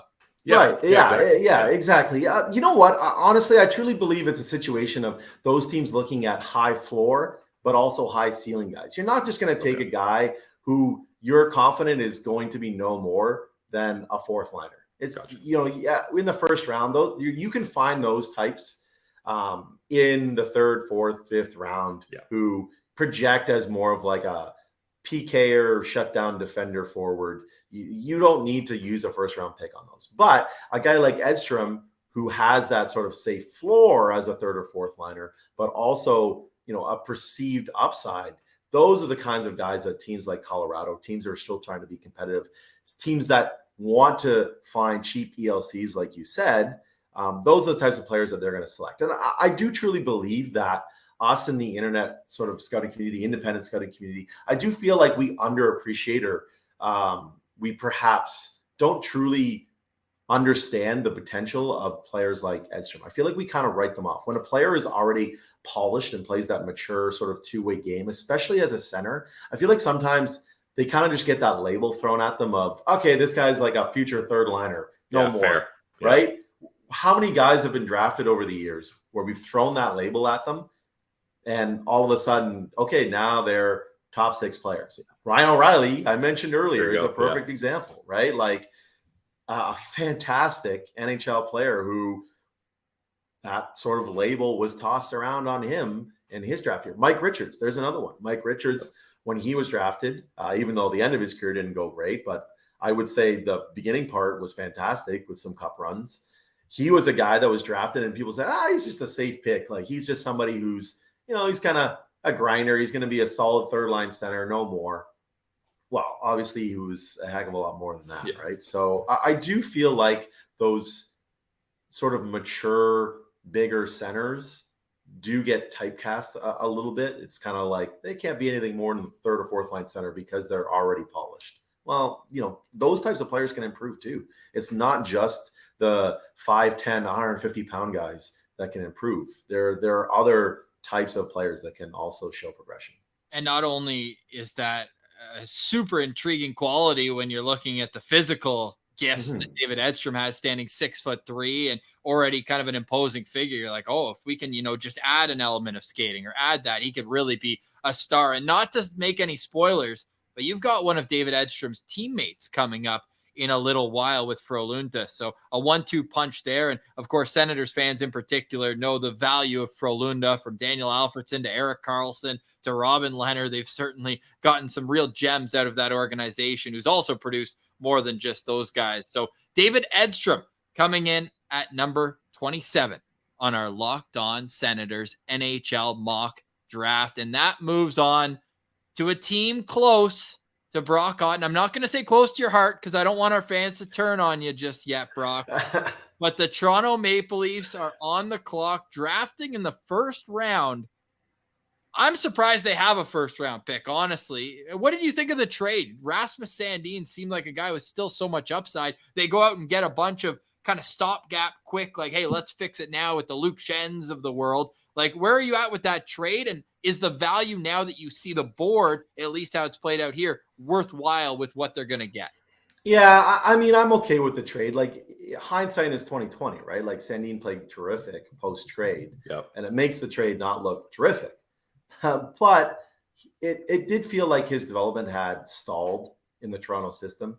So, you hang on to him any longer, you're probably not getting a first round pick for him, right? I feel that kind of happened with Travis Dermott, right? I feel like his development had sort of stalled, and it was like, okay, like it's becoming pretty clear that he's just not going to develop into the type of player that we kind of had hoped for. And then it was sort of too late, right? And I'm okay with the trade. I do think, obviously, it's great that he's playing really well in his new environment, but I think they've got a good opportunity to take a player in this range that can help the team in 2 or 3 years, especially like you mentioned, if they're still within that sort of cap crunch that they currently find themselves in.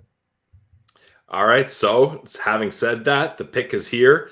Who are the Toronto Maple Leafs going to select in this pick, in your opinion, Brock? Yeah, so I've got them taking Gavin Brindley, and I feel like this is just like a tailor-made Toronto pick based on the kinds of qualities that the Maple Leafs seem to have preferred in recent draft years. And I know, yes, there's a change at the top with Kyle Dubas. I do understand that, but the scouting's sort of structure is still the same currently. And Brindley is just a really competitive, sort of complementary winger. He's not going to be a star. He's not. But what he could be is sort of that Michael Bunting type of player, right? Who I think it's fairly safe to say at this point is not going to be returning to Toronto, just based on the price point and sort of how things ended with him. Sort of similar to the Nazem Kadri ending in Toronto, we'll call it. But those types of players, they have a lot of value playing alongside the Austin Matthews, Mitch Marner, William Nylander types, right? And Brindley just is all energy. He's like the Energizer Bunny, right? You just wind him up and you let him go. And a lot of components of his game are really solid. And I think he's another guy that I think the analytics are very positive for. And I know that the Toronto scouting team really looks at that type of stuff. And he's somebody that, again, maybe playing as a sort of true freshman, we'll call them, like they're fairly rare in the draft. I think sometimes we underappreciate how hard it is to score as a freshman, like Brindley did for Michigan this year. So maybe he's the type of guy where, again, we're typecasting too. It's like, okay, he's sort of that high energy winger, currently more of a complimentary guy. But who's to say that, his confidence and his play with the puck can improve to the point of being a solid top 6 option? I just feel like he's the type of guy that the Leafs could really focus in on. Yep. Listed at 5'8", 168 pounds, but he plays the game like a pit bull. He's always on top of guys on the forecheck. He's physical. And now I'm going to ask you the opposite question of with Nate Danielson. But how do you take into account that he was on a historically solid team where his defensemen were able to get him the puck, and when he separates body from puck on the forecheck, all of a sudden you have an Adam Fantilli and you have all these other guys coming in there to help him out? How do you weigh that versus what you're seeing just from him? Yeah, again, I think you look at his performance in the USHL previously. I think that Toronto is a team that also really looks at previous years. Like, I'll give you an example. So Brindley used to be part of the Florida Alliance team that was at one point a really strong team with like Seamus Casey and a few other guys available for the OHL draft back in the day. And that was sort of like the beginning of like that COVID era, we'll call it. And I remember being just fascinated by Brindley then when he played on that team, and just being like, man, this is a guy that I'm going to have to watch for in the future. And then, his game has done nothing but, I would say, impress since then. And he went into Michigan and played the sort of exact role they brought him in to do, right? And next year he's going to possibly or hopefully get an opportunity to play higher up in the lineup and maybe take on more of a primary play driver role. And it'll be interesting to see what he does with that, right? And especially if Fantilli decides to leave, for example, right? But yeah, that's a tough one, right? Like, when you've got a really strong team, I think it says something about a player to be able to play with good players too, right? Yep. I mean, how long has Edmonton been looking for somebody to play with Connor McDavid? And, we look at Sidney Crosby and a guy like Jake Gensel, right? Like, I think if you said the K word there, I would have snapped. Yeah, we don't say the Chris K word. Yeah, I would have blanked it out. Okay, but Gensel, right? There's another guy who's sort of perfected the ability to play with a really fantastic player, and I do think that is a skill in its own right. I really do. Yeah, absolutely. Now with Gavin Brindley, like all the notes I have on him, I love the motor. He seems like a guy that doesn't really take a shift off, but some of the scout reports that I read, particularly from Elite Prospects, were saying that at the start of the season, it really seemed like he was just kind of an Energizer bunny, like you mentioned. But then as the season went on, he really picked up his play with the puck and he started to put points up. Is that something that, is kind of widely agreed upon, that he maybe started slow with the puck and offensively at the start of the year, but then really picked it up at the end? Yeah, I would agree with that completely. And I do think that's just the nature of being a freshman. Fair. Right? There's that adjustment period that we talked about with Bradley Nadeau, right? Where especially for a smaller player, it's learning to be able to play with the puck. Yes, he's able to use his energy off the puck to make some kind of impact, especially on the forecheck. But being strong on the puck and developing that confidence to be a high-end offensive player is another story, right? And I think 100% my own view of Brindley changed over the course of the year. I think early on, I wouldn't have had him as a first-round pick. I think I would have viewed him as more of like that mid-second, late second, based on just the size and maybe a perceived lack of upside. And I think that his play in the second half for Michigan really sort of changed my mind. It changed other people on the McKeen's team mind as well about his upside. And maybe there's that opportunity that he can be the complimentary top six guy and isn't just a high energy bottom six guy. And Bob McKenzie, whose rankings are all NHL scout focus, has him at 30. So right in this range where we have the Toronto Maple Leafs taking him at number 28. What's the timeline, do you think, for Gavin Brindley to make it to the National Hockey League? Yeah, I think he's the kind of guy that could be there pretty quickly. Maybe not like Matt Nyes quickly, but definitely I think another year at Michigan, and then you see sort of what role he's played there and just how much his confidence has grown. I think there's no need to rush him, right? I don't think you pull him out of Michigan and make him turn pro until he's taking on sort of like a first line role with the Wolverines. I don't think there's any reason to rush him. So I think you wait till that happens and then you allow him to turn pro, and then you can kind of start the cycle over again, because when he turns pro, he's probably going to start in that sort of like third line role again, whether that's in the AHL or the NHL, and then work his way up through a lineup. And he's the type of player where every opponent is going to know when he's on the ice and hate every single second of it. Gavin Brindley, 28th overall to the Toronto Maple Leafs, which brings us to the third and final pick for the St. Louis Blues, currently the only team in the NHL with 3 first-round picks this year. They've already got Colby Barlow. And then Brock Otten started this edition, or this episode, maybe even within the movie, with Nate Danielson. So 2 centermen are off the board. Does that change where you went with this pick? Or are you going best player available? And who is it? Yeah, kind of a little column A, a little column B here. And you mentioned that Rachel had mentioned this player as her top available when you guys finished her segment. And I think it makes a lot of sense that they take Mikhail Gulyayev, because this is the third of their 3 first rounders. So this is an opportunity to sort of swing for the fences, like we talked about, right? This is a player with a very high upside, really good offensive defender, one of the best skaters in the draft, period, maybe second best behind Oliver Moore. So you look at that and you say, this is a guy that can be a really high impact player. Okay, he's Russian. Okay, he didn't look terrific playing against men in the KHL and the VHL this year. Maybe he's not a strong defender. Maybe he's somebody who needs to be sheltered when he gets to the NHL level. Maybe he's more of like an offensive first guy. But I mean, I think you take that risk if you're somebody like St. Louis, when you've got these 3 picks and you've got somebody who could end up being the best defender of this class. I think you definitely take that swing. Yeah, I really like Gulyayev for sure. Like, I've got him as a 4-star guy for me. Now, Brock, one thing I did note, though, is that his controlled exit percentage and transition percentages were not great numbers for him. And so I kind of thought, like, he seems like someone that would be good at that. He's a smooth skater. I thought he would have better numbers there. But what I kind of noticed is that he's so good at getting into the zone. But then once he gets there, he's kind of like, oh, crap. What do I do now? And I found in a bunch of highlights I saw, like with the Russian prospects, it's hard to get too much. But from what I saw, he just gets himself into the corner, and then either he just takes a low percentage shot on net or kind of turns it over, and then he's got to hustle back on D. Is that something you noticed as well? And if it is that kind of a red flag, or that's something that, hey, just with time, he's going to be able to figure that out?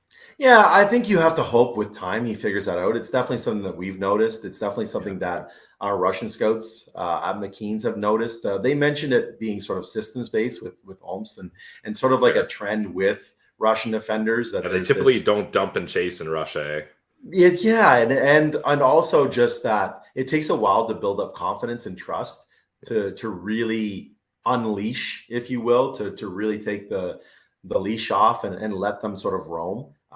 And I think that he's somebody that's still been building up confidence in learning how to use his skating ability as a true weapon, right? And I think we see that when he's already in the offensive zone, when he's walking the offensive blue line, when he's running the power play. I think we see just how truly mobile he is and how he can use that as a weapon to get pucks through the net, to break down defenses, to sort of beat that first layer or second layer of pressure.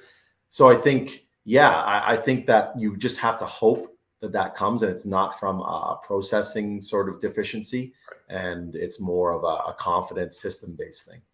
Last year, there was a lot of conversation about the Russian factor and how far it would push guys down the list. And of course, the elite guys at the top this year being Matvei, Michkov, it's the biggest story. But last year, it felt like it wasn't as much of a prevalent situation as we thought it would. Miroshnichenko goes 20th to Washington. Daniil Yurov goes 24th. Like, it wasn't like these guys slid super far down. Do you expect Gulyayev, even though he's a first-round talent, that he's still going to be in the first round despite any of the geopolitical or anything like that? Yeah, I think this year it's maybe a little bit more magnified because now we're an extra year out. So those previous guys like Miroshnichenko, like Yurov, for example, we had views of them previously at international events.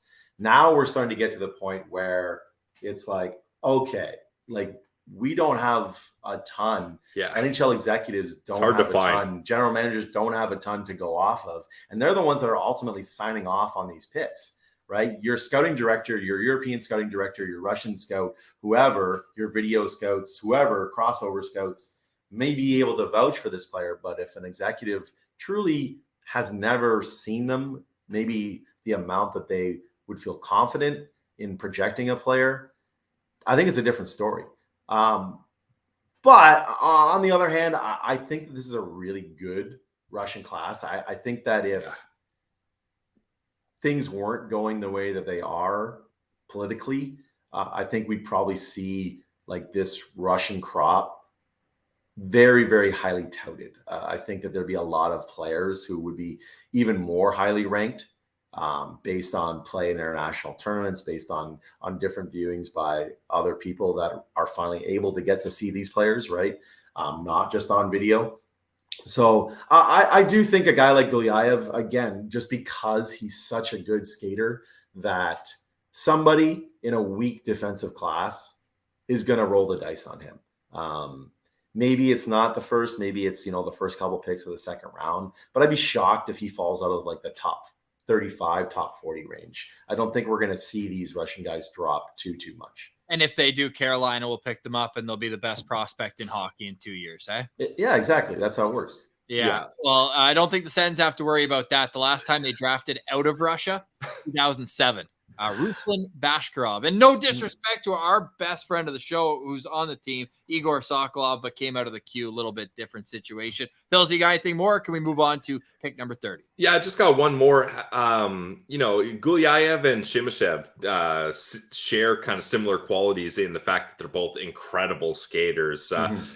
How far is the gap between these two guys? And is it fair to say that these are similar players? Great question, Bill. I would say they're not similar players at all. Oh, really? Okay. Yeah, I would say Simashev is definitely more of like a safer defensive projection, right? Okay. Yes, he's incredibly mobile, but he's more of like at this stage of the game, I would say a defense first kind of guy who's learning to sort of unlock the tools that he has offensively. Whereas Gulyayev, I think, has a good idea of his offensive abilities. Yes, we talked about the confidence in being more of like a play driver in transition, but I do think he knows what he is. And I think it's all about adding strength and being harder to play against in the defensive end, where Simashev doesn't have that issue, right? This is a mean customer who really understands how to use his length, size, and mobility to be a top-end defensive talent. We prefer Simashev because we believe that he also has some sort of hidden offensive upside. And I think, again, there's that definitely safer floor than Gulyayev has. We've got Simashev as our top-ranked defenseman, actually, at McKean. So yeah, he's so good. Yeah. I agree with you completely.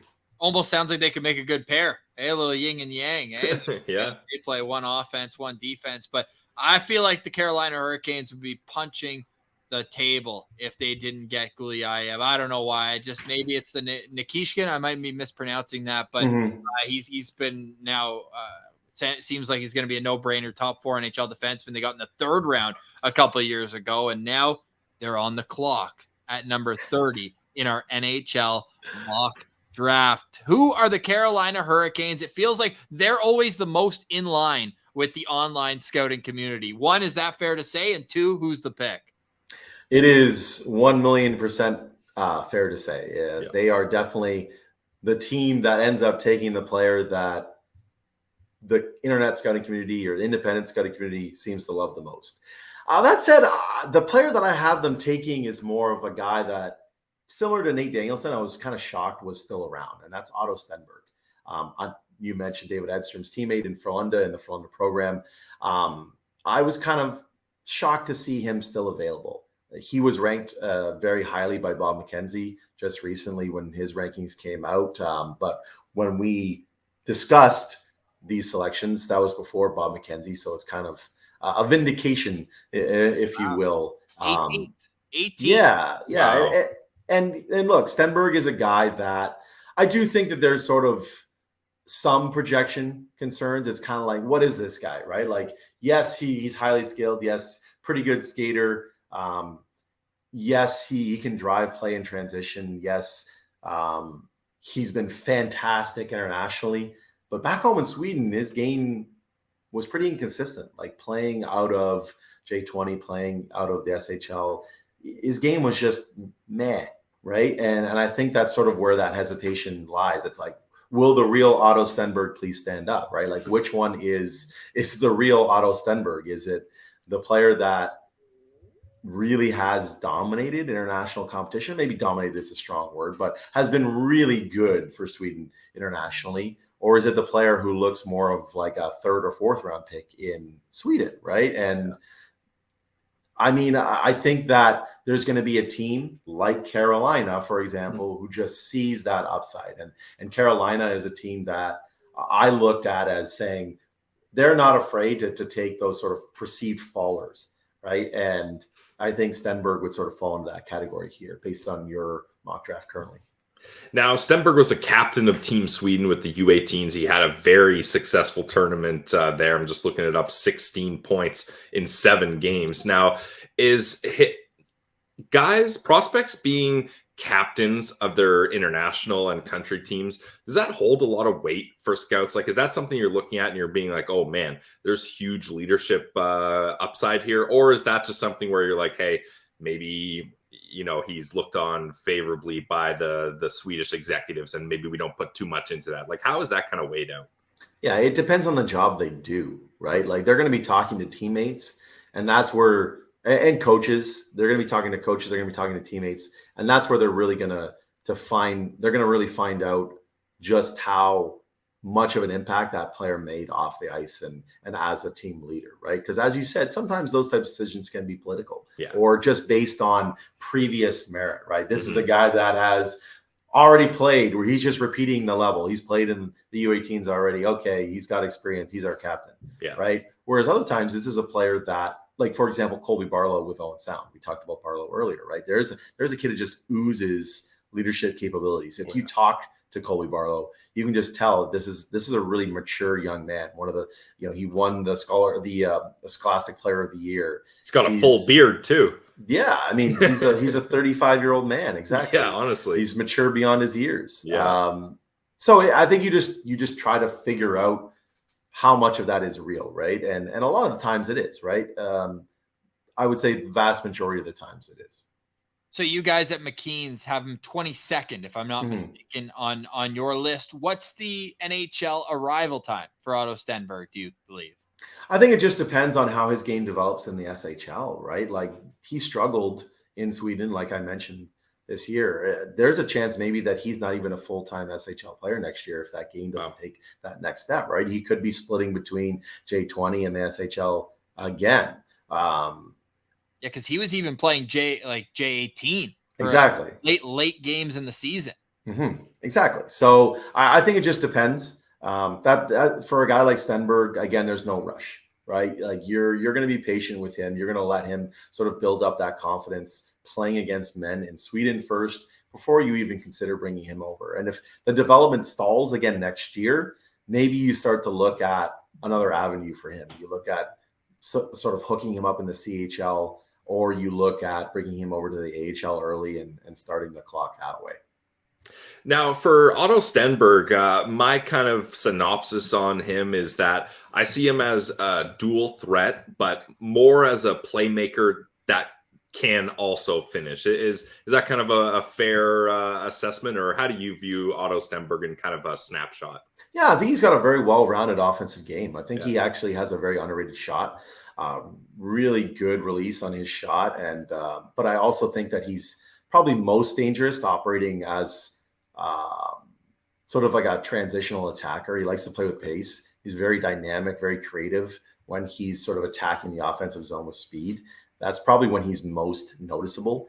And I think that that's sort of been the big difference between watching him in Sweden versus watching him internationally. I think that when you watch him internationally, he's not really forcing things. He's being, yes, he is attacking the offensive zone with pace, and he's trying to push, and he's trying to attack, and he's trying to create, but he's also exhibiting some patience and poise with the puck. He will alter his pace. He will slow. He will, alter his lane. He will dump and chase. He will do those sorts of things to make him less of a sort of one note guy. Whereas I found in watching some of his games in Sweden, it was kind of just like, I'm going to attack, and that's it. And if it didn't work and he got stopped, the play kind of died on his stick, right? And I don't know if that's just a confidence thing. And playing against men, it's like it's intimidating, right? And if that's was the case, I don't know, but that's sort of like how I view his game. I think that you're right. I think he's definitely most noticeable as a playmaker when he's attacking the offensive zone. Man, unbelievable analysis. We really appreciate this, Brock. And everyone can go follow him on Twitter at Brock Otten, and make sure you're buying the McKean's draft guide. You're going, supporting his work at the Hockey News as well. The podcast available with Tony Ferrari, all things OHL. By the way, we're going to have to get you back on to talk Sens prospects. I want to pick your brain on a lot of those guys, but we've got business to take care of right here with the Montreal Canadiens. The Montreal Canadiens at 31st. At one point, I must say, I heard the noise in October, November, December. They were going to have 2 lottery picks. The Florida Panthers go on a run, and that is now 31st overall. Who do you like for the habitant in this position? Yeah, I mean, firstly, that has to kill Montreal fans, right? Oh, like, yeah. That Florida run. Like, they were talking about this. Loved it. Being a lottery pick. Oh, yeah, this is going to work out great. And nobody now drafts Price in the top 5, though, Brock. Nobody drafts Price in the top 5. Yeah, no. You can't have that kind of luck. No. Yeah, it's true. And they still have an opportunity to get a really good player here. And I do truly feel like they're getting one. And my pick, I don't think it's necessarily off the board, but I also seem to be the only person who thinks that this guy can be a first-round pick, and that's Danny Nelson out of the U.S. Development Program. And I look at Danny Nelson as being very, very similar to David Edstrom, who we talked about. This is a big center who was one of the most improved players in the second half of the draft year. And I think you look at Nelson and you say, okay, so early on, they were kind of misusing him. They were trying to sort of fit him into a role that I don't necessarily think was working. They were trying to make him sort of that complimentary guy with Oliver Moore, and it wasn't working. So they moved him to his own line back at center and kind of developed him into more of like a shutdown defensive first guy. And in doing that and making him, the anchor of their penalty kill, it brought out more confidence in his offensive game. And then, the U18s and later in the year, we really saw his game start to blossom. And it's like, maybe Danny Nelson has a little bit more to give. If Will Smith and Oliver Moore weren't ahead of him on the depth chart, would we be talking about Danny Nelson as like a top 15 pick, as a big man with some skill, like who can skate, who can do a lot of things well, right? And one thing that, and I think you guys have probably learned this already just in the short time we've talked. And one thing that I really look for in draft picks are those types of guys who progress really well in the second half. I think that really bodes well for future development. The last thing you want is a player who's stagnated, right? You don't want that level line, right? You want to see consistent growth over the course of a year, especially when roles are changing, right? And you look at Nelson embracing that new role with the development program. And I think that really bodes well for his future. And I look at what Montreal management has said about wanting to play a bit of a heavier game. And they've talked at length about how impressive the U.S. development program was this year, that U.S. under-18 team. And we know that Montreal has drafted a lot out of the program in recent years and had a lot of success drafting out of the program. Cole Caulfield, Lane Hudson, right? Like, so there's a pedigree there. And I think Danny Nelson fits that perfectly. I think that he also fits within Montreal's timeline really well. I think you look at him probably not being ready for a spot in the lineup for probably 3-4 years, right? And by then, Montreal should be really pushing to be, if everything goes well and everything goes according to plan. Which we hope it doesn't. Right, yes. Boo. But go Senators. Your followers not just skyrocketed. If it goes according to plan by Montreal fan standards, not Ottawa Senators fan standards, they should be pushing for a cup run. And Danny Nelson is the type of player who elevates the likelihood of that happening if his development goes according to plan. We talked about Vegas playing that heavy game. We talked about just how well that's working in the playoffs these days. And it's a copycat league. And teams are going to be looking for these big, athletic, two-way power centers. And Danny Nelson fits that bill. Well, yeah, they're definitely going to have to change their strategy if they want to be a team that I'm afraid to go in and play when you've got a Cole Caulfield and a Lane Hudson, tons of skill, but not necessarily the kind of guys where a Brady Tkachuk's going to be too nervous going into the Bell Center and thinking that he's going to get run over. Am I crazy to see a bit of similarity with a Jack Finley from a couple of years ago? I just see this big body who kind of just seems like he's going to be a slow and steady process, but could blossom into a bottom six roller. Or you see a little more upside with Danny Nelson? Yeah, I think they're different kind of players. I look at Nelson being a better skater. Okay. I think that Nelson is able to play with pace a lot more than Finley does. Finley is that sort of like very traditional dump and chase, work the boards, work the cycle, get down low kind of game, right? And I think Nelson can play as, I would say, I think he's a little bit more skilled. I think he can definitely play with pace, and I think he can be that guy that leads the attack in transition. I think he can be the guy that starts the breakout, being a solid two-way guy. I think he can be a really good two-way force. And that's not to say that Finley can't, but I think that Nelson is maybe just a little bit more athletic, maybe a little bit more mobile. Yeah, what I like about Danny Nelson, Brock, is there is a bunch of players in this draft with size, like, 6'2" and above, but not everyone I noticed use that size to their advantage. Like they're just good shots and they kind of use that size to propel their shot and get momentum on the shot. Whereas Danny Nelson uses the size to protect the puck, to play physical, to be a hard guy, to play up against the boards. Like, just how important is that for a prospect where you see him do all those physical tools in that big new frame already? And like, he's just going to get better and better at that, especially as he probably grows more. Right. And gets a better role, right? Like, he's been playing, I would say maybe miscast for 1 1/3 of his time in the program, where they've tried to make him into that sort of complementary guy for the high-end skill creative guys, right? And I feel like halfway through this year, they finally realized, well, this is our shutdown center. What are we doing here? Like, let's just move Nelson back to pivot and let him anchor our PK and let him have his own line and run with it, right? And just have that really good shutdown line going into the U18s, going into some of the nations tournaments. And that's what they did. And that's when his game really blossomed. So now when he goes to the NCAA level and maybe he works his way up the lineup, he's no longer blocked by Will Smith, no longer blocked by Oliver Moore. Do we see more from him? And that's sort of like the $1 million question for me. And that's where my intrigue with Nelson sort of starts. I do think that this is somebody, again, who has a really safe floor, but maybe more upside than we believe. And I'm pretty sure the last star that played at Notre Dame was our friend, Dave Poulin. So, hey, they're due for another one here. And he's going to Notre Dame next year where he'll have a chance to develop his skills and maybe even become a top 6 player there quick and then step into the Montreal Canadiens lineup. We have him going 31st to the Habs in our NHL mock draft. We've made it. It's the final pick. It's the Stanley Cup champions. It's the Vegas Golden Knights. Brock, who is not going home disappointed from night one? Everyone brings their family to the rink, and this is the moment of truth. Who is the man hearing their name called at number 32?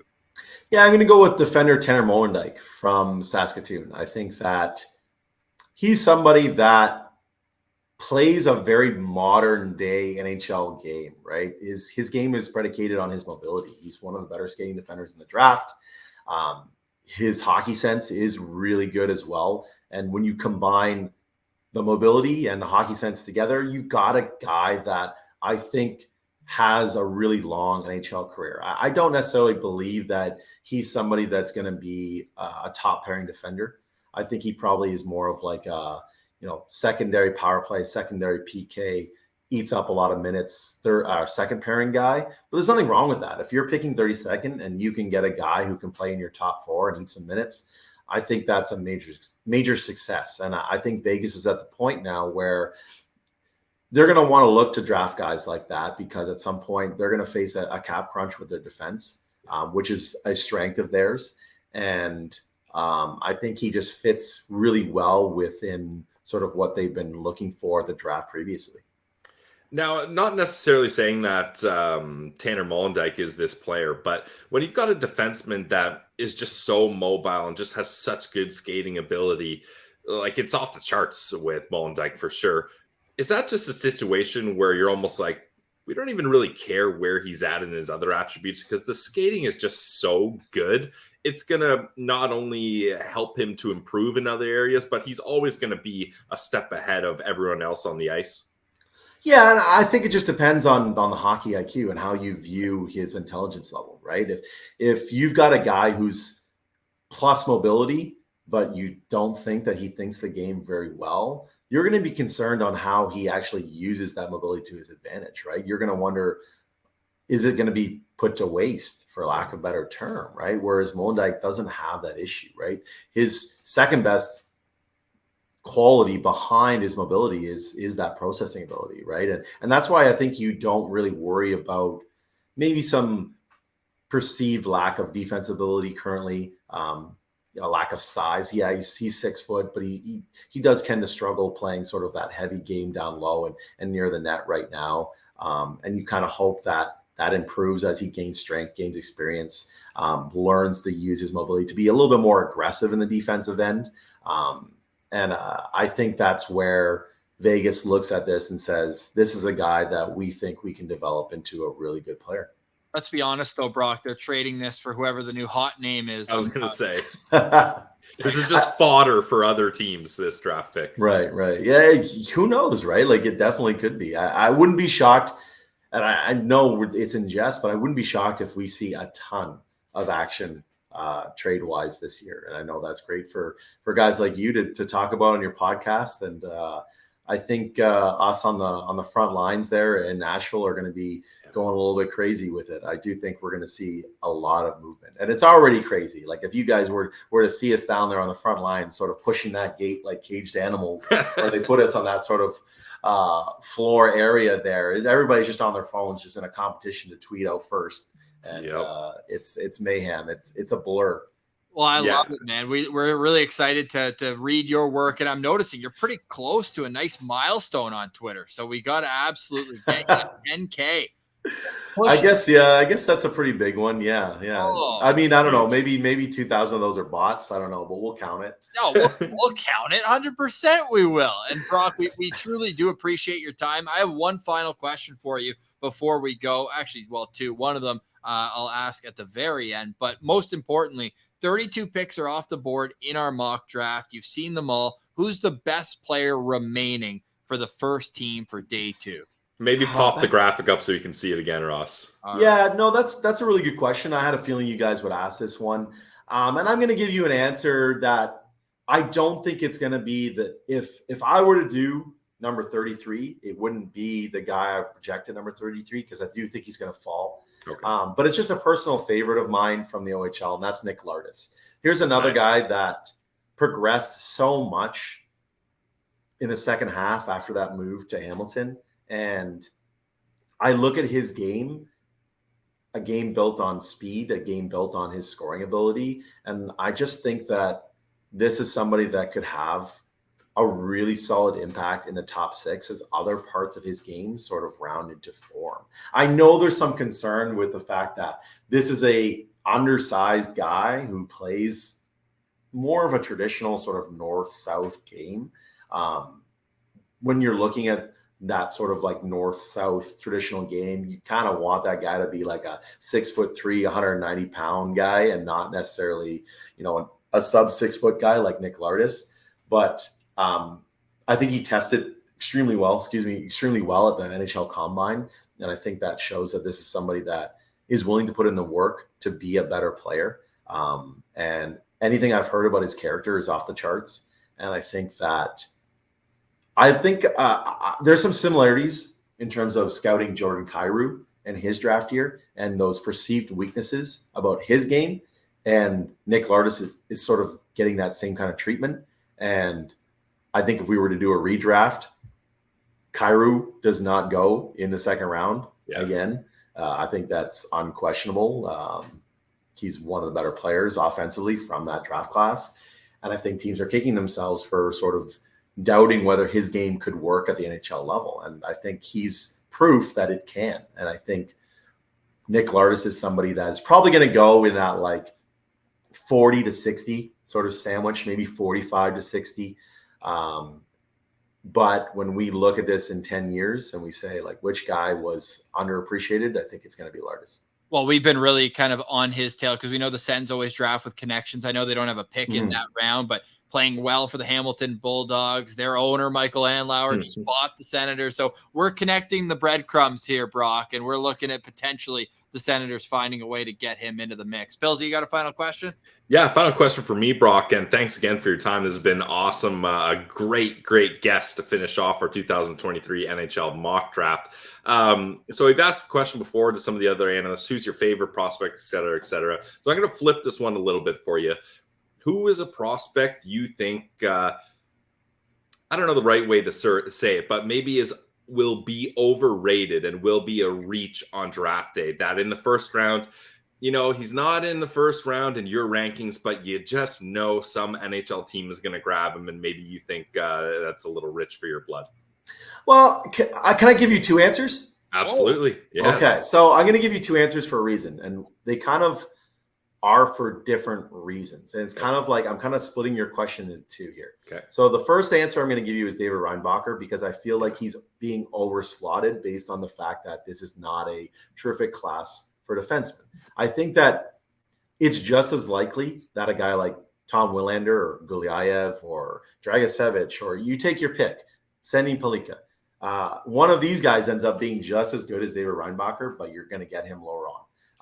And again, I don't think any of the defenders in this class are going to be franchise cornerstones. So if you're going to draft a defender at 6th, 5th, 7th, 4th, wherever Reinbacher ends up going, I would just want somebody that I think has a little more upside. And I think Reinbacher is probably like a solid number 3 guy. But I think you're going to be able to get that later on, right? Maybe even in the second round. Yeah. So why not really swing for the fences on one of those high-end forwards that are available in that range instead of taking a defender? So that's just my personal opinion. And we've got Reinbacher lower at McKean's than maybe some other outlets do. But also I do feel like there's quite a few people who have him lower. There are people who are on the Simashev train like we are. Yeah. And there are people who definitely prefer ASP over Reinbacher as well. So I don't think that's necessarily like an extremely hot take, but I do feel like he's going to be overdrafted based on maybe what the upside is, just because, as you kind of said earlier, somebody's going to take a defenseman in the top 8, right? It's going to happen. Like it's historically just something that occurs. I'm gonna clip this when the Habs take David Reinbacher 5th overall. Yeah, and then I'm gonna lose like 2,000 followers. Hey, we'll clean that up for you. That's the ebbs and flows. And then so the other half of that question, I'm gonna give you a guy that I don't think he goes in the first round, even though he's ranked incredibly highly by a lot of people in the independent scouting community, and that's Andrew Crystal. I think that he's somebody who falls out of the first, and I would agree with that. I know you guys are prospect junkies, so I'm sure you read, for example, Corey Pronman's Scout Confidential. And there was a few really good quotes on Andrew Crystal in that segment that sort of summed up my personal view on Crystal. And there was I feel like there was 10 quotes on Crystal, and about 8 of them were the exact same. And all said, I really like Andrew Crystal. I think he's extremely skilled. I think he's really smart. But I kind of want somebody else to draft him. Yeah. Right. And because just his profile, there's a lot more misses with his sort of profile than there are hits.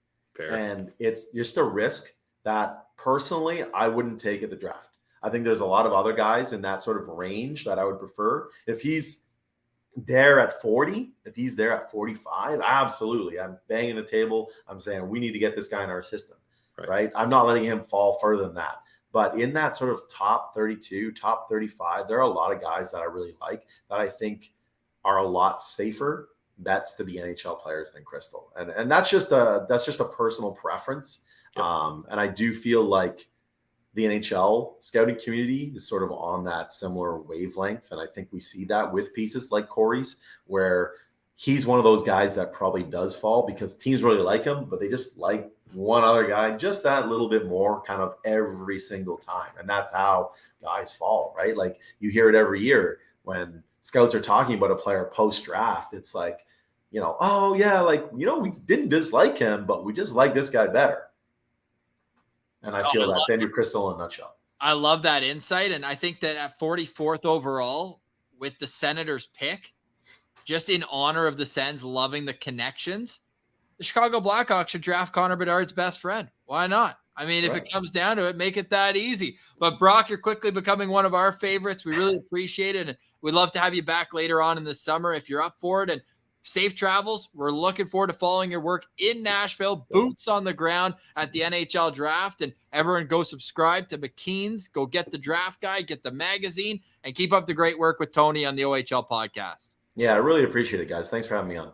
And that's all, folks. The 2023 NHL mock draft has come and gone. Whether you stayed for just a few picks or watched the whole thing, we're thankful that you did, and you chose us to help guide you on this journey leading up to the NHL Draft. Pilsy, that was super informative. What was your biggest takeaway from the last 5+ hours? My biggest takeaway, Ross, is there is so much kind of high-end potential in this draft. Like, if you're a scout, especially the teams that have multiple picks in the first round, you could be looking at so many different players. You're like, this guy could be franchise-altering if he reaches his potential. There's so much talent that you can't leave anything on the table. If you just pick best player available every time, you're going to wind up with a great opportunity to draft an incredible player.